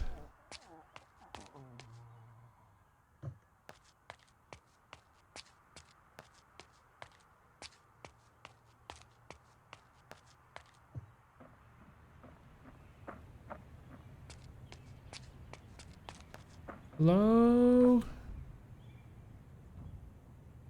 Oops. How do I talk in local again? I forgot. What happened to all the ambient sound? It disappeared.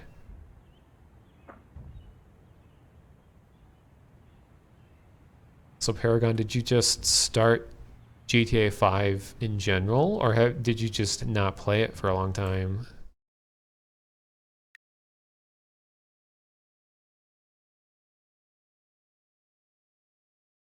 Yeah, the game now has 3D models for some of the zombies, if there's not many on the screen, and for the players, but they're rendered in sort of a pixelized way. Oh, that's right. Yeah, you were watching the GTA Online streams, or I was with Vinny and some other people. Yeah. Oh, T is local, Y is global. Okay. Hello?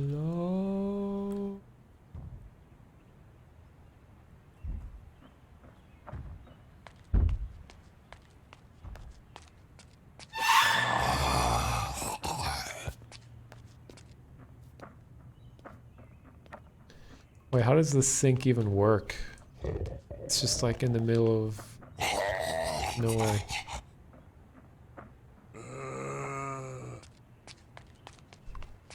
I mean, with how enormous these maps are, it's gonna be hard to find the other people. Oh wow, the place is burned.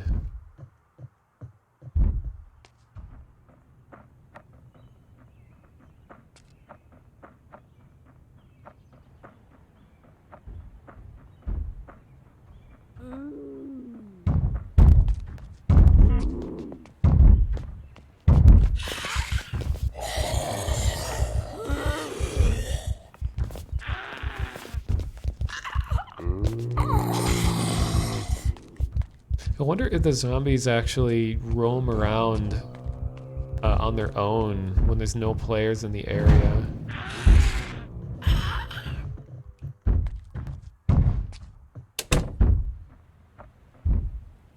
Well, I'll just leave this character here. Let me try joining that big server again. Yeah, I was gonna say, is with how gigantic these maps are, it's gonna be impossible to find other players.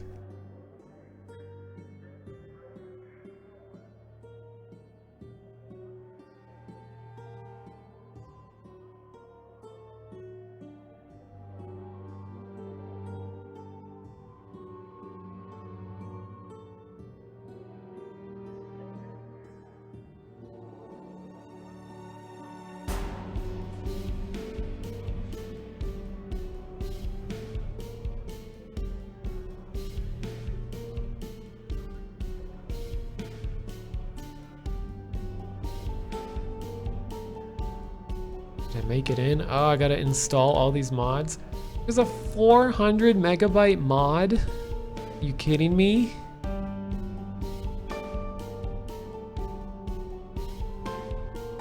See, this is part of why I hate mods. It's just like, oh, I gotta download all this shit. Oh, and I can only download one at a time.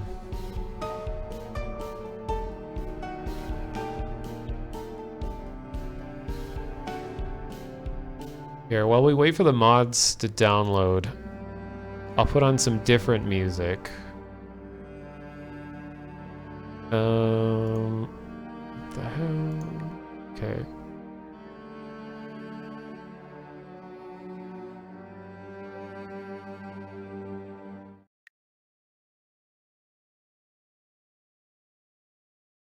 Yeah, that better be a full-scale model of Denver. It's true. I'm gonna be disappointed if it's not. Oh, it's actually downloading quite fast. I'll see if I can fit in a song. Oh, is it done? Okay. Well, that went way faster than I thought it would. The thing is my hard drive is so full that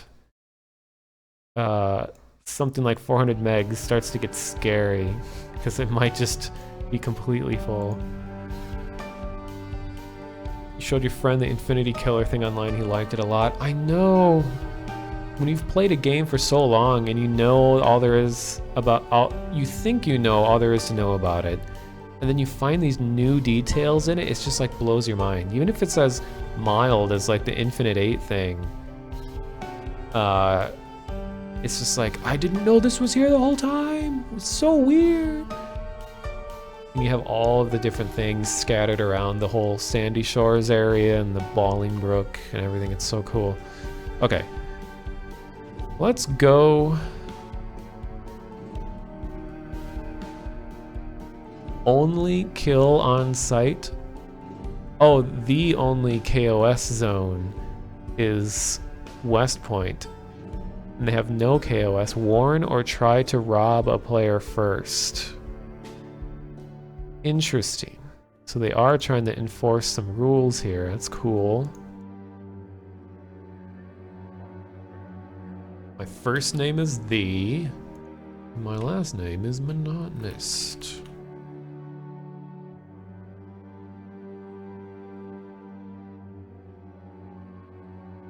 Man, the female characters don't get nearly as many customization options.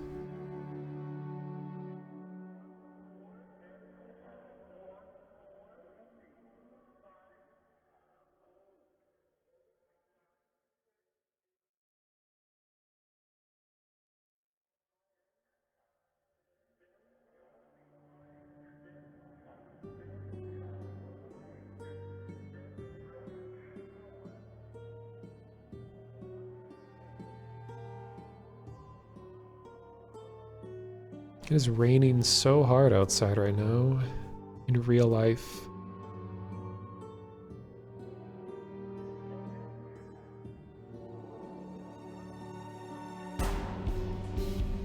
What did I choose last time? Needs more water to survive. That's right, but the water is going to be turned off, so that would be very bad. So I'll just do clumsy.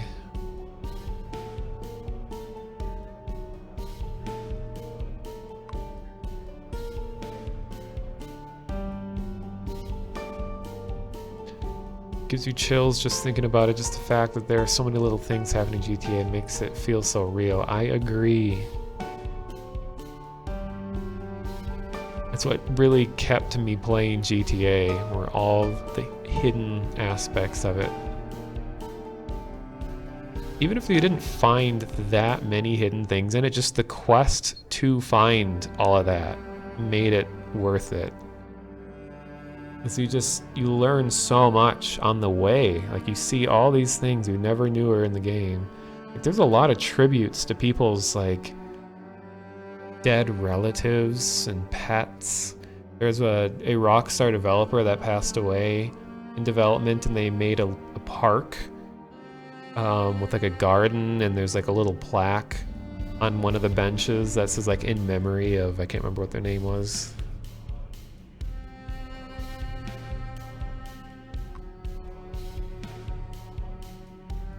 Okay, what was I doing? I needed one more -2, which I'll just do.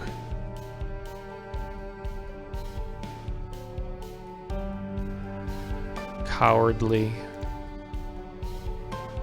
And I'll save this setup. I'll call it Cowardly Chef.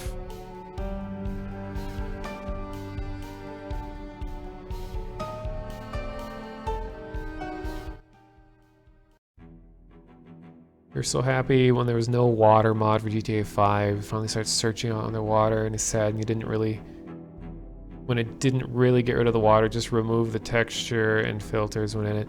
Yeah, but still the ocean is so amazing to discover. I mean, to explore. You don't find much, but it's another feeling of like the quest to find things was fulfilling enough.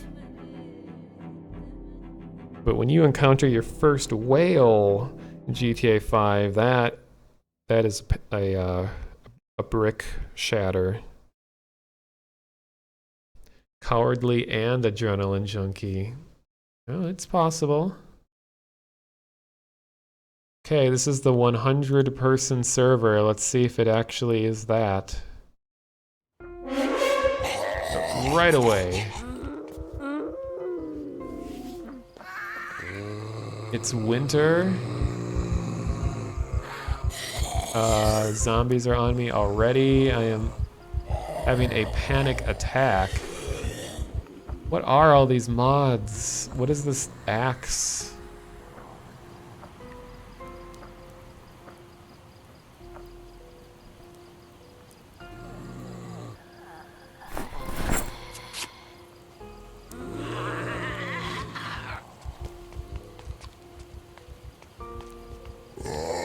This is cool. The music changes when it's winter.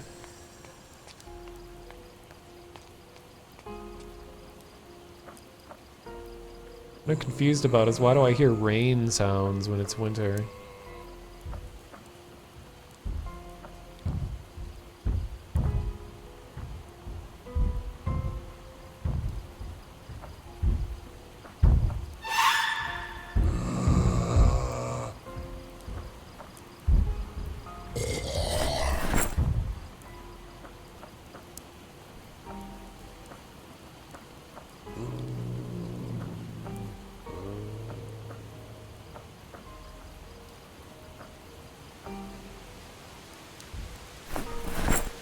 Should take some branches for splints.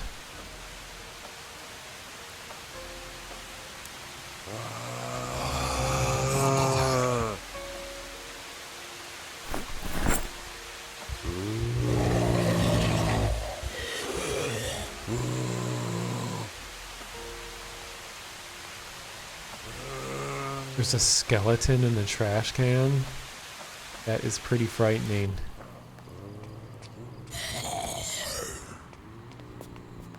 Snow looks almost hand-drawn. It does. Wow, they were not kidding about that panic thing. Like, my guy sees one zombie and he's in full panic mode. Lots of empty chip bags. There's 100 people here. I am surprised I haven't even heard anyone yet.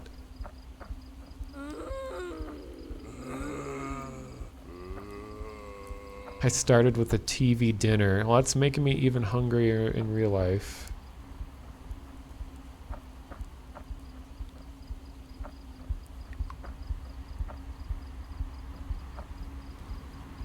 Expecting to see a zombie ski-free Yeti. That would be incredible.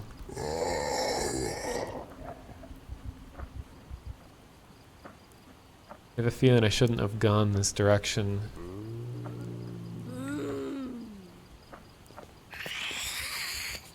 I did make a hat for TF2. I made the Waxy Wayfinder candle hat for the pyro. I'm actually still getting money for it. Royalty money. And it's been out for like 4 years. Probably more. It was one of my dreams to have contributed something to the development of a Valve game, and I actually did it. I was so happy when it got accepted.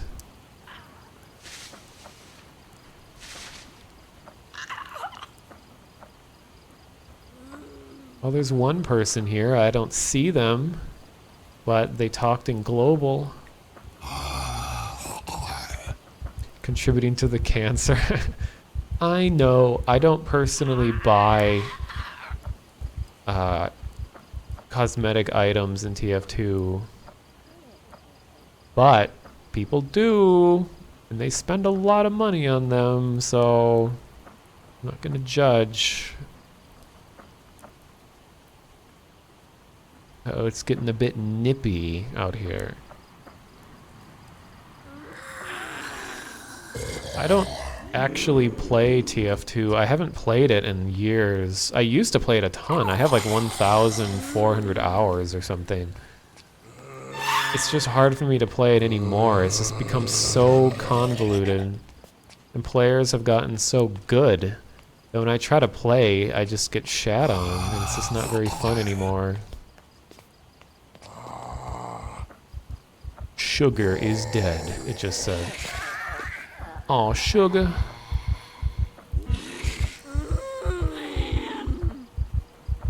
Great, are we gonna hear that heartbeat every time a zombie shows up?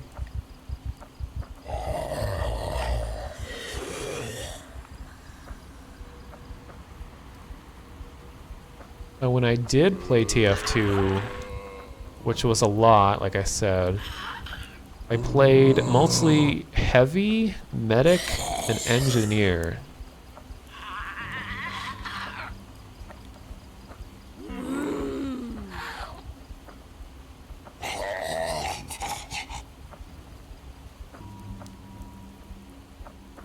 You got almost 2,000 hours in it. I see.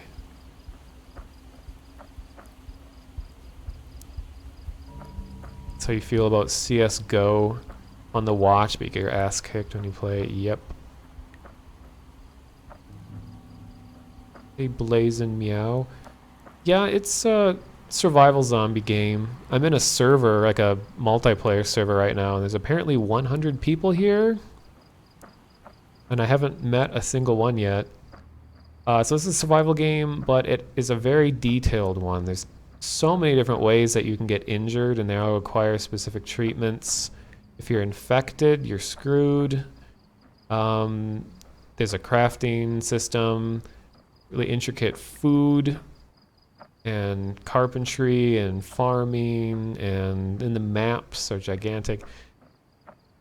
Multiplayer is relatively new. This is actually the first time I've ever been in a server that has people in it, so I'm curious. Working full-time is the death of being good at games. Yep. Yeah, I have the Primeval Warrior badge for TF2, meaning that I've had the game since before it launched.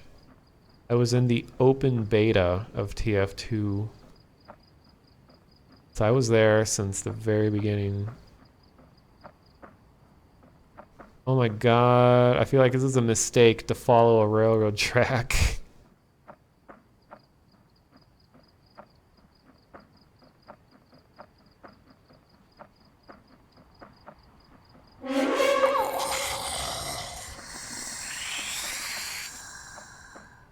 Well, I'm finding more zombos.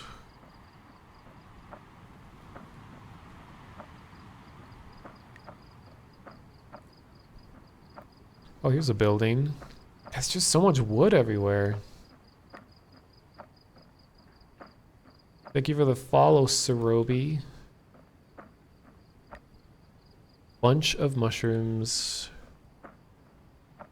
Oh god, I remember I gave my earbuds away. Well, first of all, I used my mom's MacBook. No, she actually had an iMac. I logged in on her computer onto Steam so I could get the earbuds. But this is before people knew how valuable they were going to be. Oop. So I traded them for a much less valuable hat, and I can't believe it. What? I don't even have a weapon equipped. Well, I don't have a weapon, period. Okay.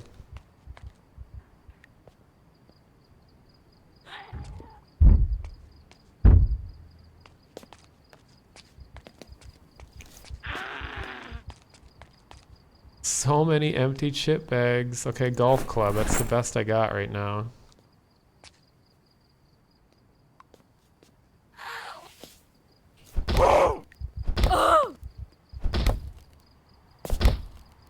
Wow, this is gonna be a while.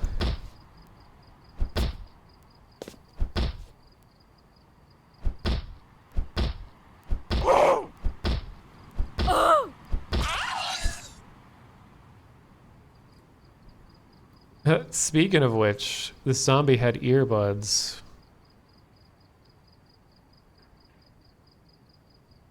Yeah, the panicky nature does kind of give a heightened sense. Okay, I'm gonna use aluminum bat. That sounds a little more effective than a golf club.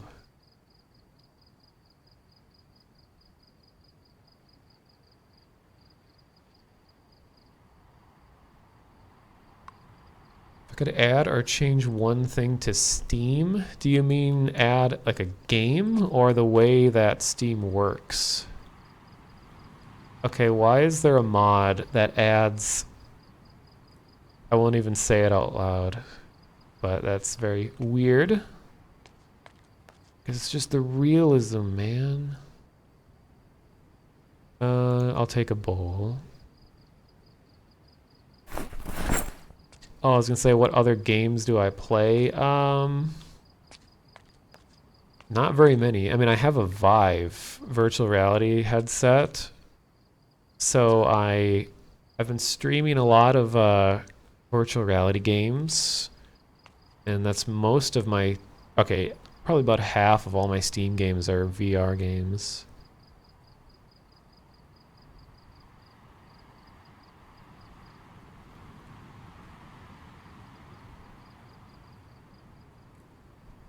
This is the thing with all these mods. It's like I suddenly know nothing about the game because there's just so many mods that add all these other features that just complicate things more. Is this an ant? I can pick up an ant? Why? Oh, here's a kitchen knife and a hammer.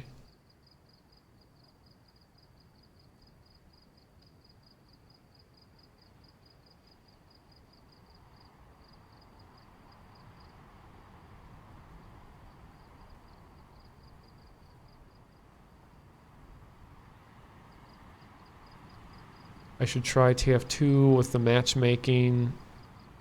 You're getting bored and matchmaking got you playing again. I'll consider it. You watched my ARG roundup a few weeks ago and really liked it. Do you know any updates for anything? I know that people are totally sick of the Sombra ARG. I've kind of given up on it, it feels like. The eye sigil, I don't think... Last time I checked, there wasn't much new. There definitely hadn't been any new findings, but people are getting excited with new games coming out to search them. There's I think a Destiny ARG happening right now. I can't remember what it's called. Wow, when am I gonna find some people?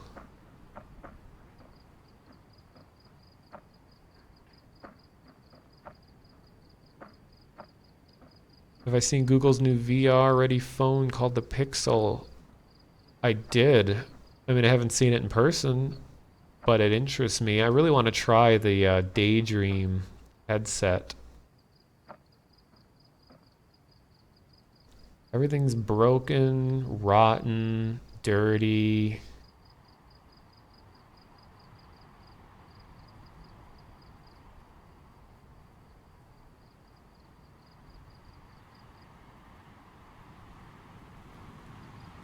What is this? I have a Russian sandwich. Let's see, it says sandwich. Not even joking, it actually says sandwich. Spaklajan I riboy. Now there's someone in the chat saying Ruski, asking if anyone speaks Russian. Oh fuck.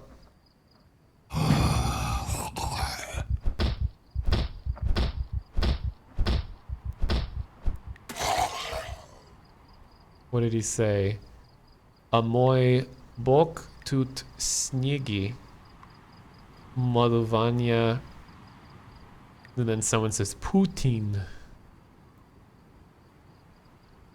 Adam Sandler can go back to whatever rock he keeps scrolling up on her right. Well, he's got to stay. What do you call it? Oh, health endangered because I'm so cold? Are you kidding? Wait, there was a shirt here. I should wear it. I'll wear this ugly sweater.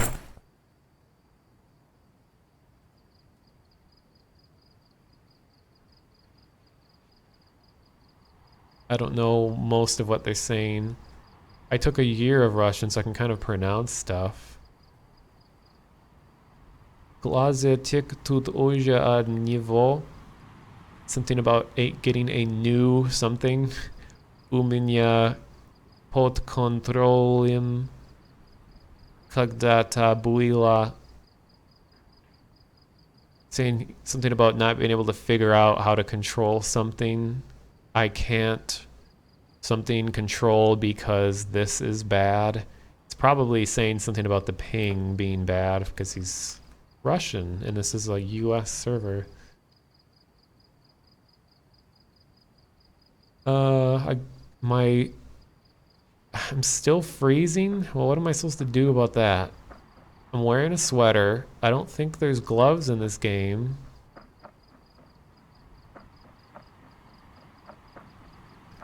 Oh, I can probably make a fire. Let's see.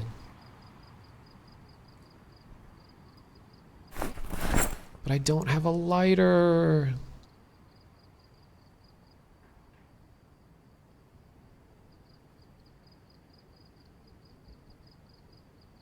And now there's exclusively Russian going on in the chat. It always happens. It's like US server, English only. And then it's just flooded with Portuguese and Russian. Like, thanks.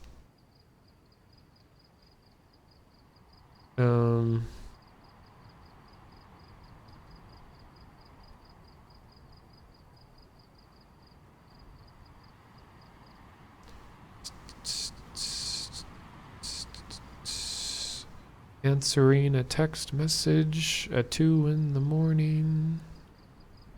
Am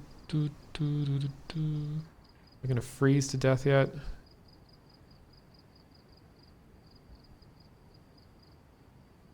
Okay.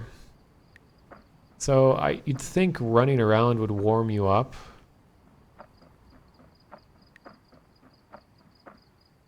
As someone who bikes in the winter, I can attest to the fact that physical activity really warms you up. I'm usually dressing down because I overheat trying to bike through the snow. You're from Brazil and you can confirm that no one here knows English.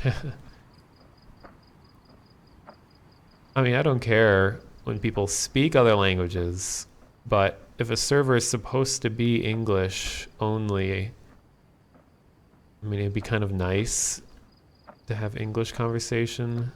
Like, I wouldn't join a Brazilian server and be like talking in English.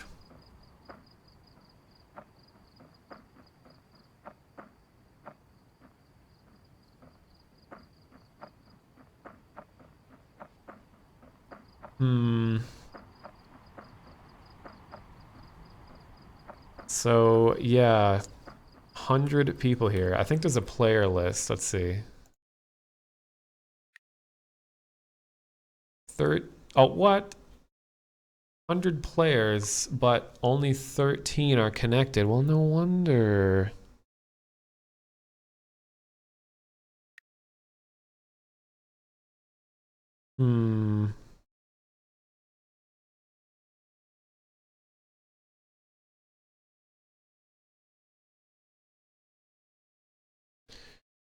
Well, I don't know. I'm getting extremely hungry in real life. High exertion in cold weather is good to warm up, but if you sweat, it could be deadly and it burns. It's true. That is kind of the bad thing about when you sweat in the cold, you need to make sure all that sweat gets wicked away from your skin, because water sitting on the surface of your skin pulls heat out of your body, which can in turn make you like way colder than you normally would be. People from Argentina and Chile join Brazilian servers only to speak Spanish, and it's annoying as hell, so you know how it feels. Interesting. I never thought about that. You know, it's not just English speakers struggling with language things. I've just always wondered about that too. Like, as someone who grew up in America, or should I say the US, that in only speaking English, I mean, I feel like I've missed out on so much by only knowing English. because my great-grandmother was a native Swedish speaker. And on the other side of the family, my great-grandfather was a native Polish speaker and German. So, but they didn't teach their kids, and then in turn I wasn't taught. So it's like, oh, why didn't you teach? I'd like to learn other languages, but there's just like so little application for it in my life that I would never be able to keep that fluency. It took like 3 years of Spanish. I can read it and kind of understand, but lost most of it. And then I took like a year of Russian. I actually remember more Russian than Spanish because I took Russian when I was in college and I took Spanish when I was in high school. There's a zombie in the woods, isn't there?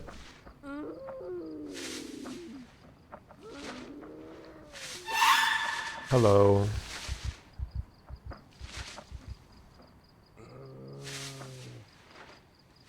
Not enough zombies, 10 out of 10. Took 3 years of Spanish and you can barely understand or read it, yeah. It really does take a regular exposure to a language to actually have any use. Oh, I found civilization. Just, it wouldn't be a survival game without boxes of boxes of boxes and boxes full of stuff. Actually, these are all empty. Every survival game just has tons of boxes.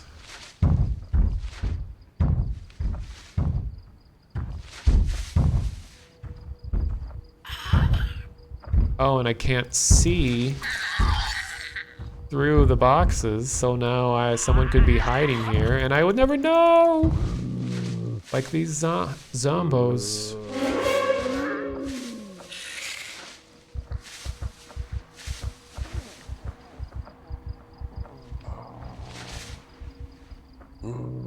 You thank the internet and YouTube for your English fluidity. I know, like the internet's full of plenty of English speaking that you could train yourself with.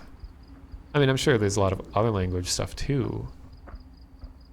But it's like, I would only have myself to talk to in Russian, whereas everyone I know speaks English better than other languages usually. Grandparents didn't teach you, or didn't teach your mom or siblings Polish because they didn't want their kids knowing what they're saying when they're swearing at each other in Polish. Huh.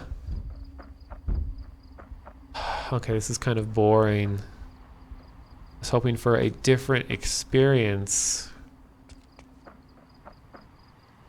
Wow, here's tons of like herbal stuff. There's a doghouse.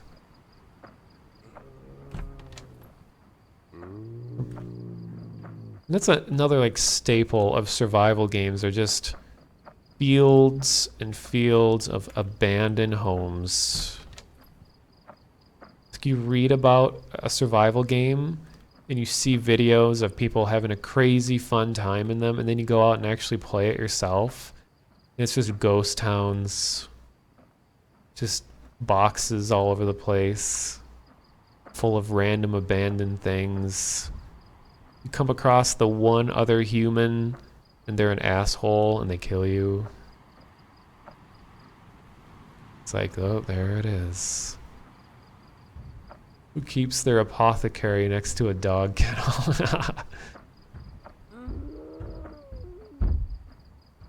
They're unbreakable by zombies. Oh.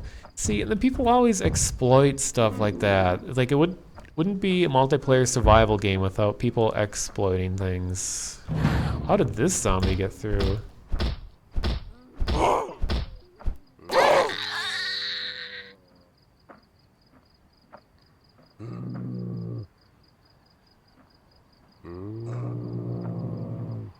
Oh, and it's 2 blocks high, so they can't climb over. Yep.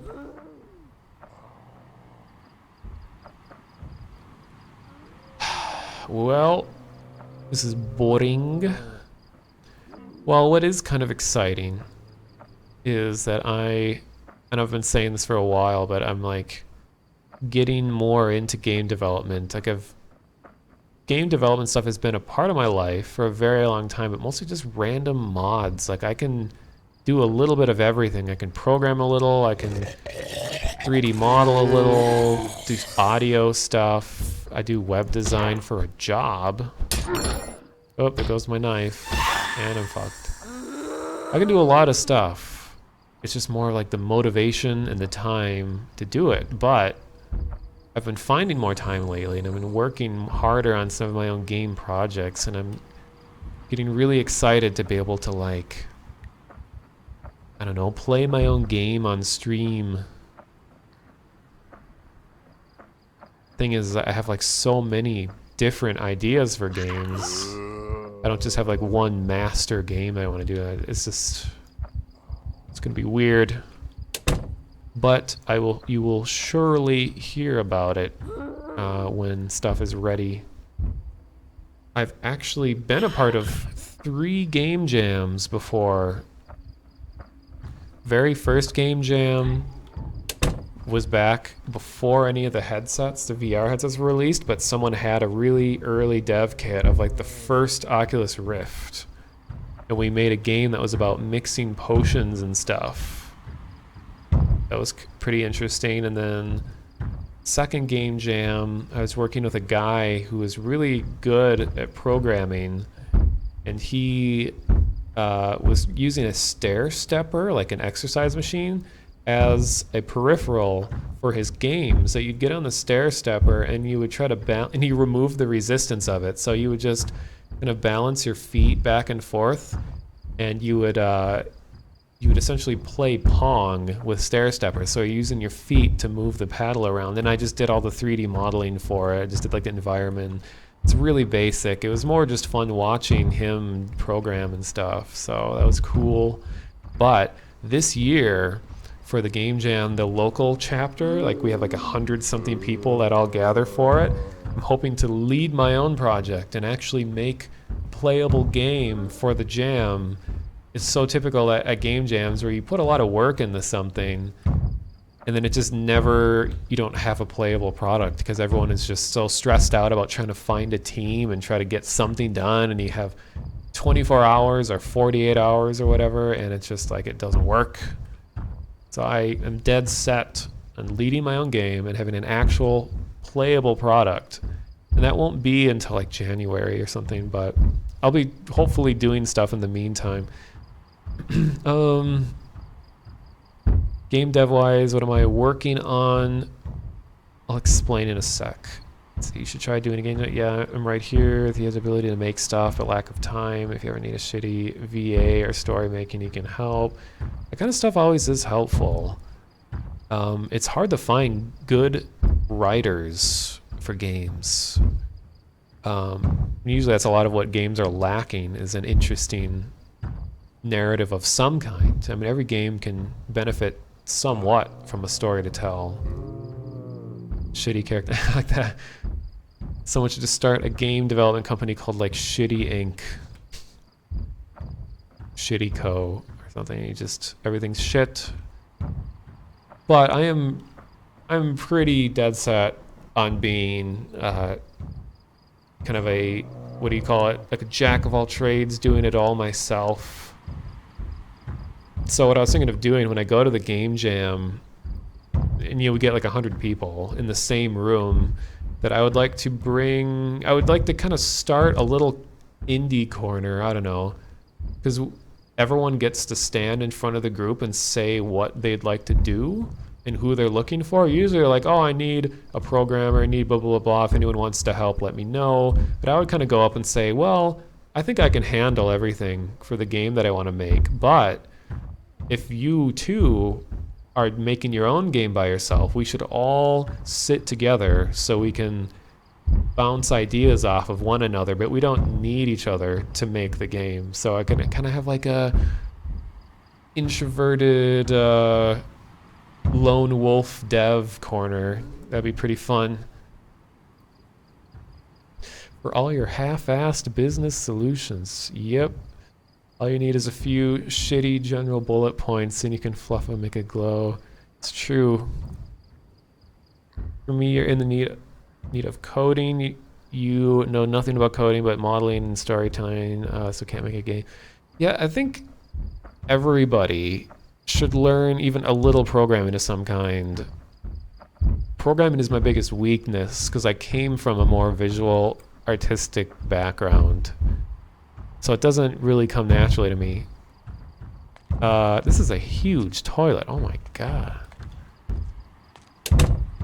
I'm learning JavaScript pretty well, but I'm also learning C# so that I can use Unity better.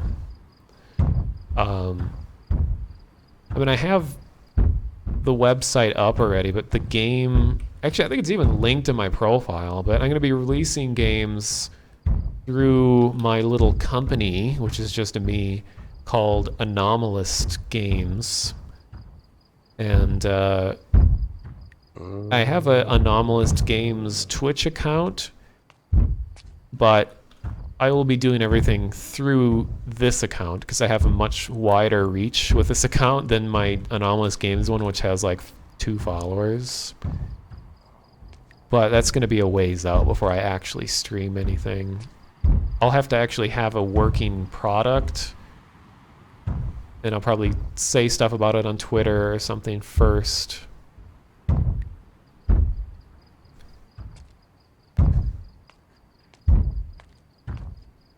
That's the thing, though.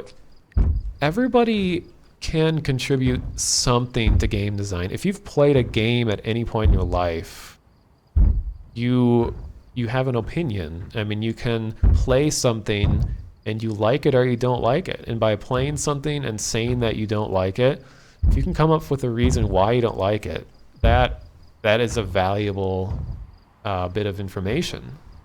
So just because you can't say, oh, you should do this and this and program it this way or model it this way or better optimize, just because you can't do that doesn't mean you're useless. It just means that what you have to contribute is just your opinion on the entertainment value of what you're playing.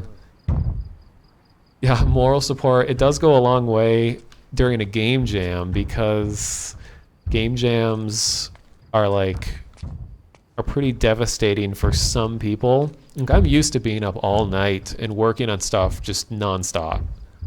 That's kind of my life. But for some people, like, if they're up past midnight, it just ruins them. Like, people are falling asleep and they're getting angry and they're just starving. They just can't handle the late night lifestyle. Like, game jams kind of cater directly to people who have that sort of all night thing going on. As someone that's worked a little in community remake project, everyone is up for helping, but actually doing it, no one does. That is very true. I'm kind of finding this out in my life, is that because I have some freelance projects going on. Like, I'm actually making a Vive game for my state hockey team, which is in very, very early version. It's playable. That's a whole other story. But I'm working on stuff. And I end up being the person that like actually communicates and actually stays in contact. Like, we have groups of people working on a project and someone will just be unresponsive for days with no explanation. And when you're actually trying to make a product, it is such a what do you call it, like a party foul when someone just doesn't respond. Like, good lord, like, you agreed to oh my god, you agreed to help us out and then you just disappear. It's like, you should have just not agreed to help out if you were going to disappear. I know stuff happens in life, but you could at least say, I'm sorry, I can't work on this anymore. Don't just go silent. That's the worst thing you could do.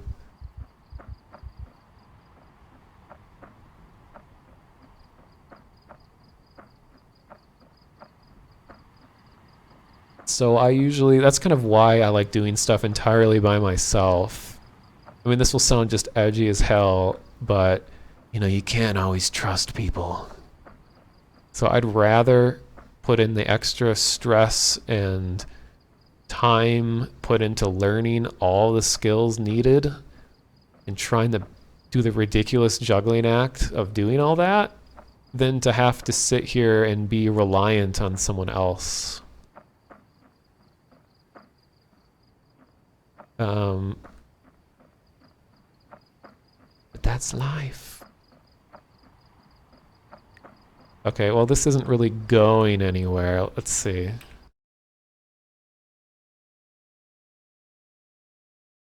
That server was lying about how many people were there. Cube World developer.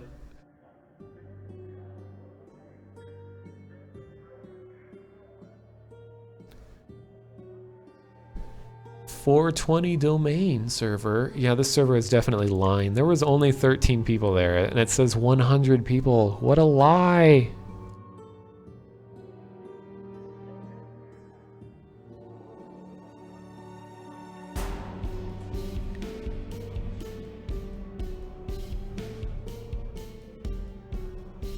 There's the Vine Tommy. Okay, I put a lot of effort into that Vine Tommy because emotes, when they're at the smallest resolution, especially a human face, like it loses all the detail and it just looks awful. So I had to really work with that tiny resolution Tommy face to make sure it still looked like him. It took me quite a while to do. There are advantages to not doing everything yourself, though for a larger project there's no choice unless you want to spend that's totally true. I'm not saying that doing stuff by yourself is the only way to go. I have like low expectations for what I want to make, so I can get away with it. But I mean, obviously, if you're tackling a much bigger project, like you can't do everything. Even if you are physically able to do these skills, there's just not enough time, not enough money, not enough anything to make it all happen. Like when I've been on a team, like during the game jam, I was working directly with a programmer and I was doing 3D modeling, and we got so much done because he was a great programmer and he actually listened to everyone's ideas, and it was such a kind of a magical thing to get as much done as we did. But it's kind of rare to find that, especially when money is not involved. It's even harder to find trustworthy people who actually want to help. And it is always kind of a hard thing to live with, is that there's always someone way better than you at doing what you like to do. It's sort of discouraging and encouraging at the same time. It's encouraging in how it's like, there's always more I can learn because clearly this person knows more than me, but it's a little discouraging because it's like you perpetually feel like you're so bad at it because you look at all these other people and they give off the impression that they're amazing at doing it, and you just feel like so insignificant. Like I remember during the game jam, there's so many people that claimed that they were 3D modelers. They just said, yeah, I do 3D modeling. And then we all got in a group and we all started actually doing the 3D modeling, and I kind of like trained them all on how to do what they wanted to do. So just because someone says, I am a programmer, I am a 3D modeler, I am this, does not necessarily mean that they can actually produce a product. They just, maybe they want to be and haven't reached that point.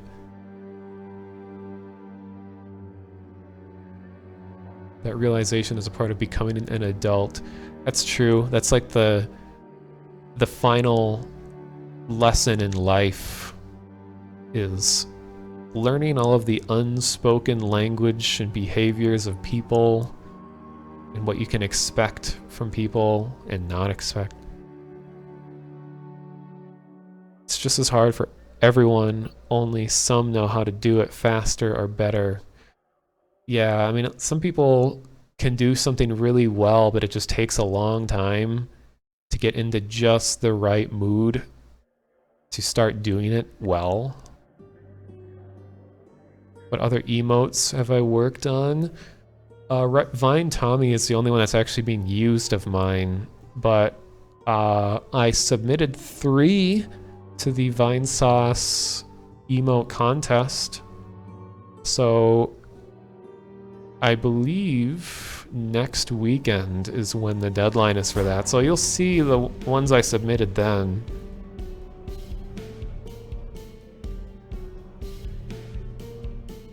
I think the way we're going to do it is we're going to have Vinny is going to have a choice. So we'll have like Vinny's choice, then we'll have like moderator's choice. So like all the Vinesauce mods, we're going to vote and see which one we like the best. And I think all the rest of the slots are going to be community choice. So we'll take like the top 3 most voted or something like that and put them all in. Oh. Okay.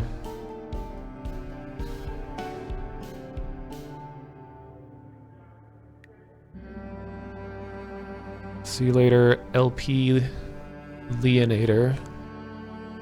So I'm gonna play my cool new intro outro video clip here, and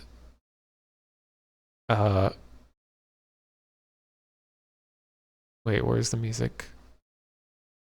And Losel, my man, I'm gonna play one of his new songs.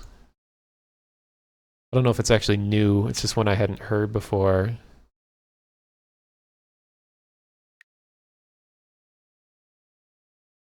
I didn't make this video you're looking at. It's just free stock footage. All I did was mess with the curves a bit and remove the color and put my logo on it.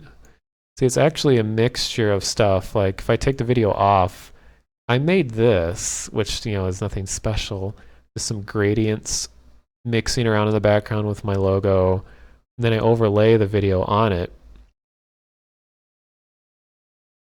So then it kind of has like a sheen to it all, and it's pretty cool.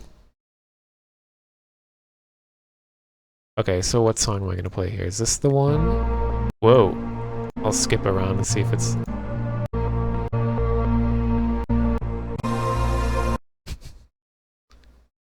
It's good. What was this one? No, that's a different song. Is this what?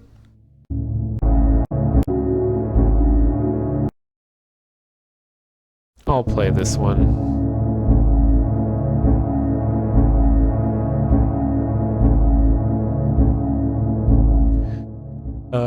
I don't know where this video is taken. It looks like it's on a... possibly a ferry of some kind. Yeah, I have a lot of other videos too. Like here, I'll skip to a couple of them. Like I have this.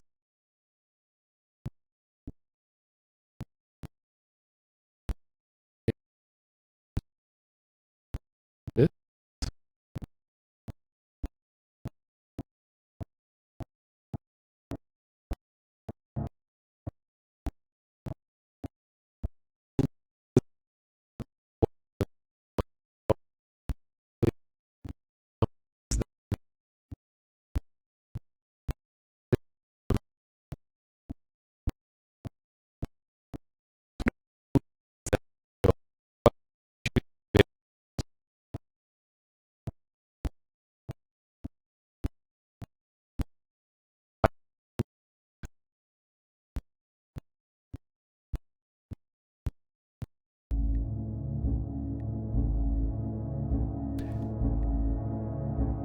Is it better now?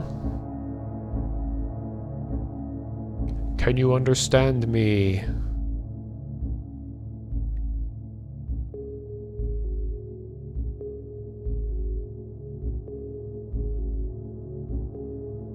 I'm waiting for the thing to catch up. Okay, I think what was happening is I was loading videos into the RAM, so that was way too much for it to be loading different videos while talking. So what I said was just I I have all these different videos that I use, and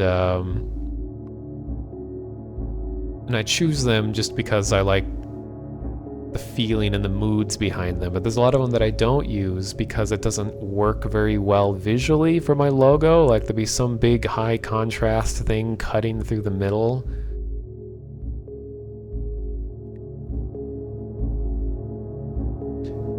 I don't know if it was RAM per se. It's probably a CPU thing. My CPU is the slowest thing on my computer right now. It's really holding everything back.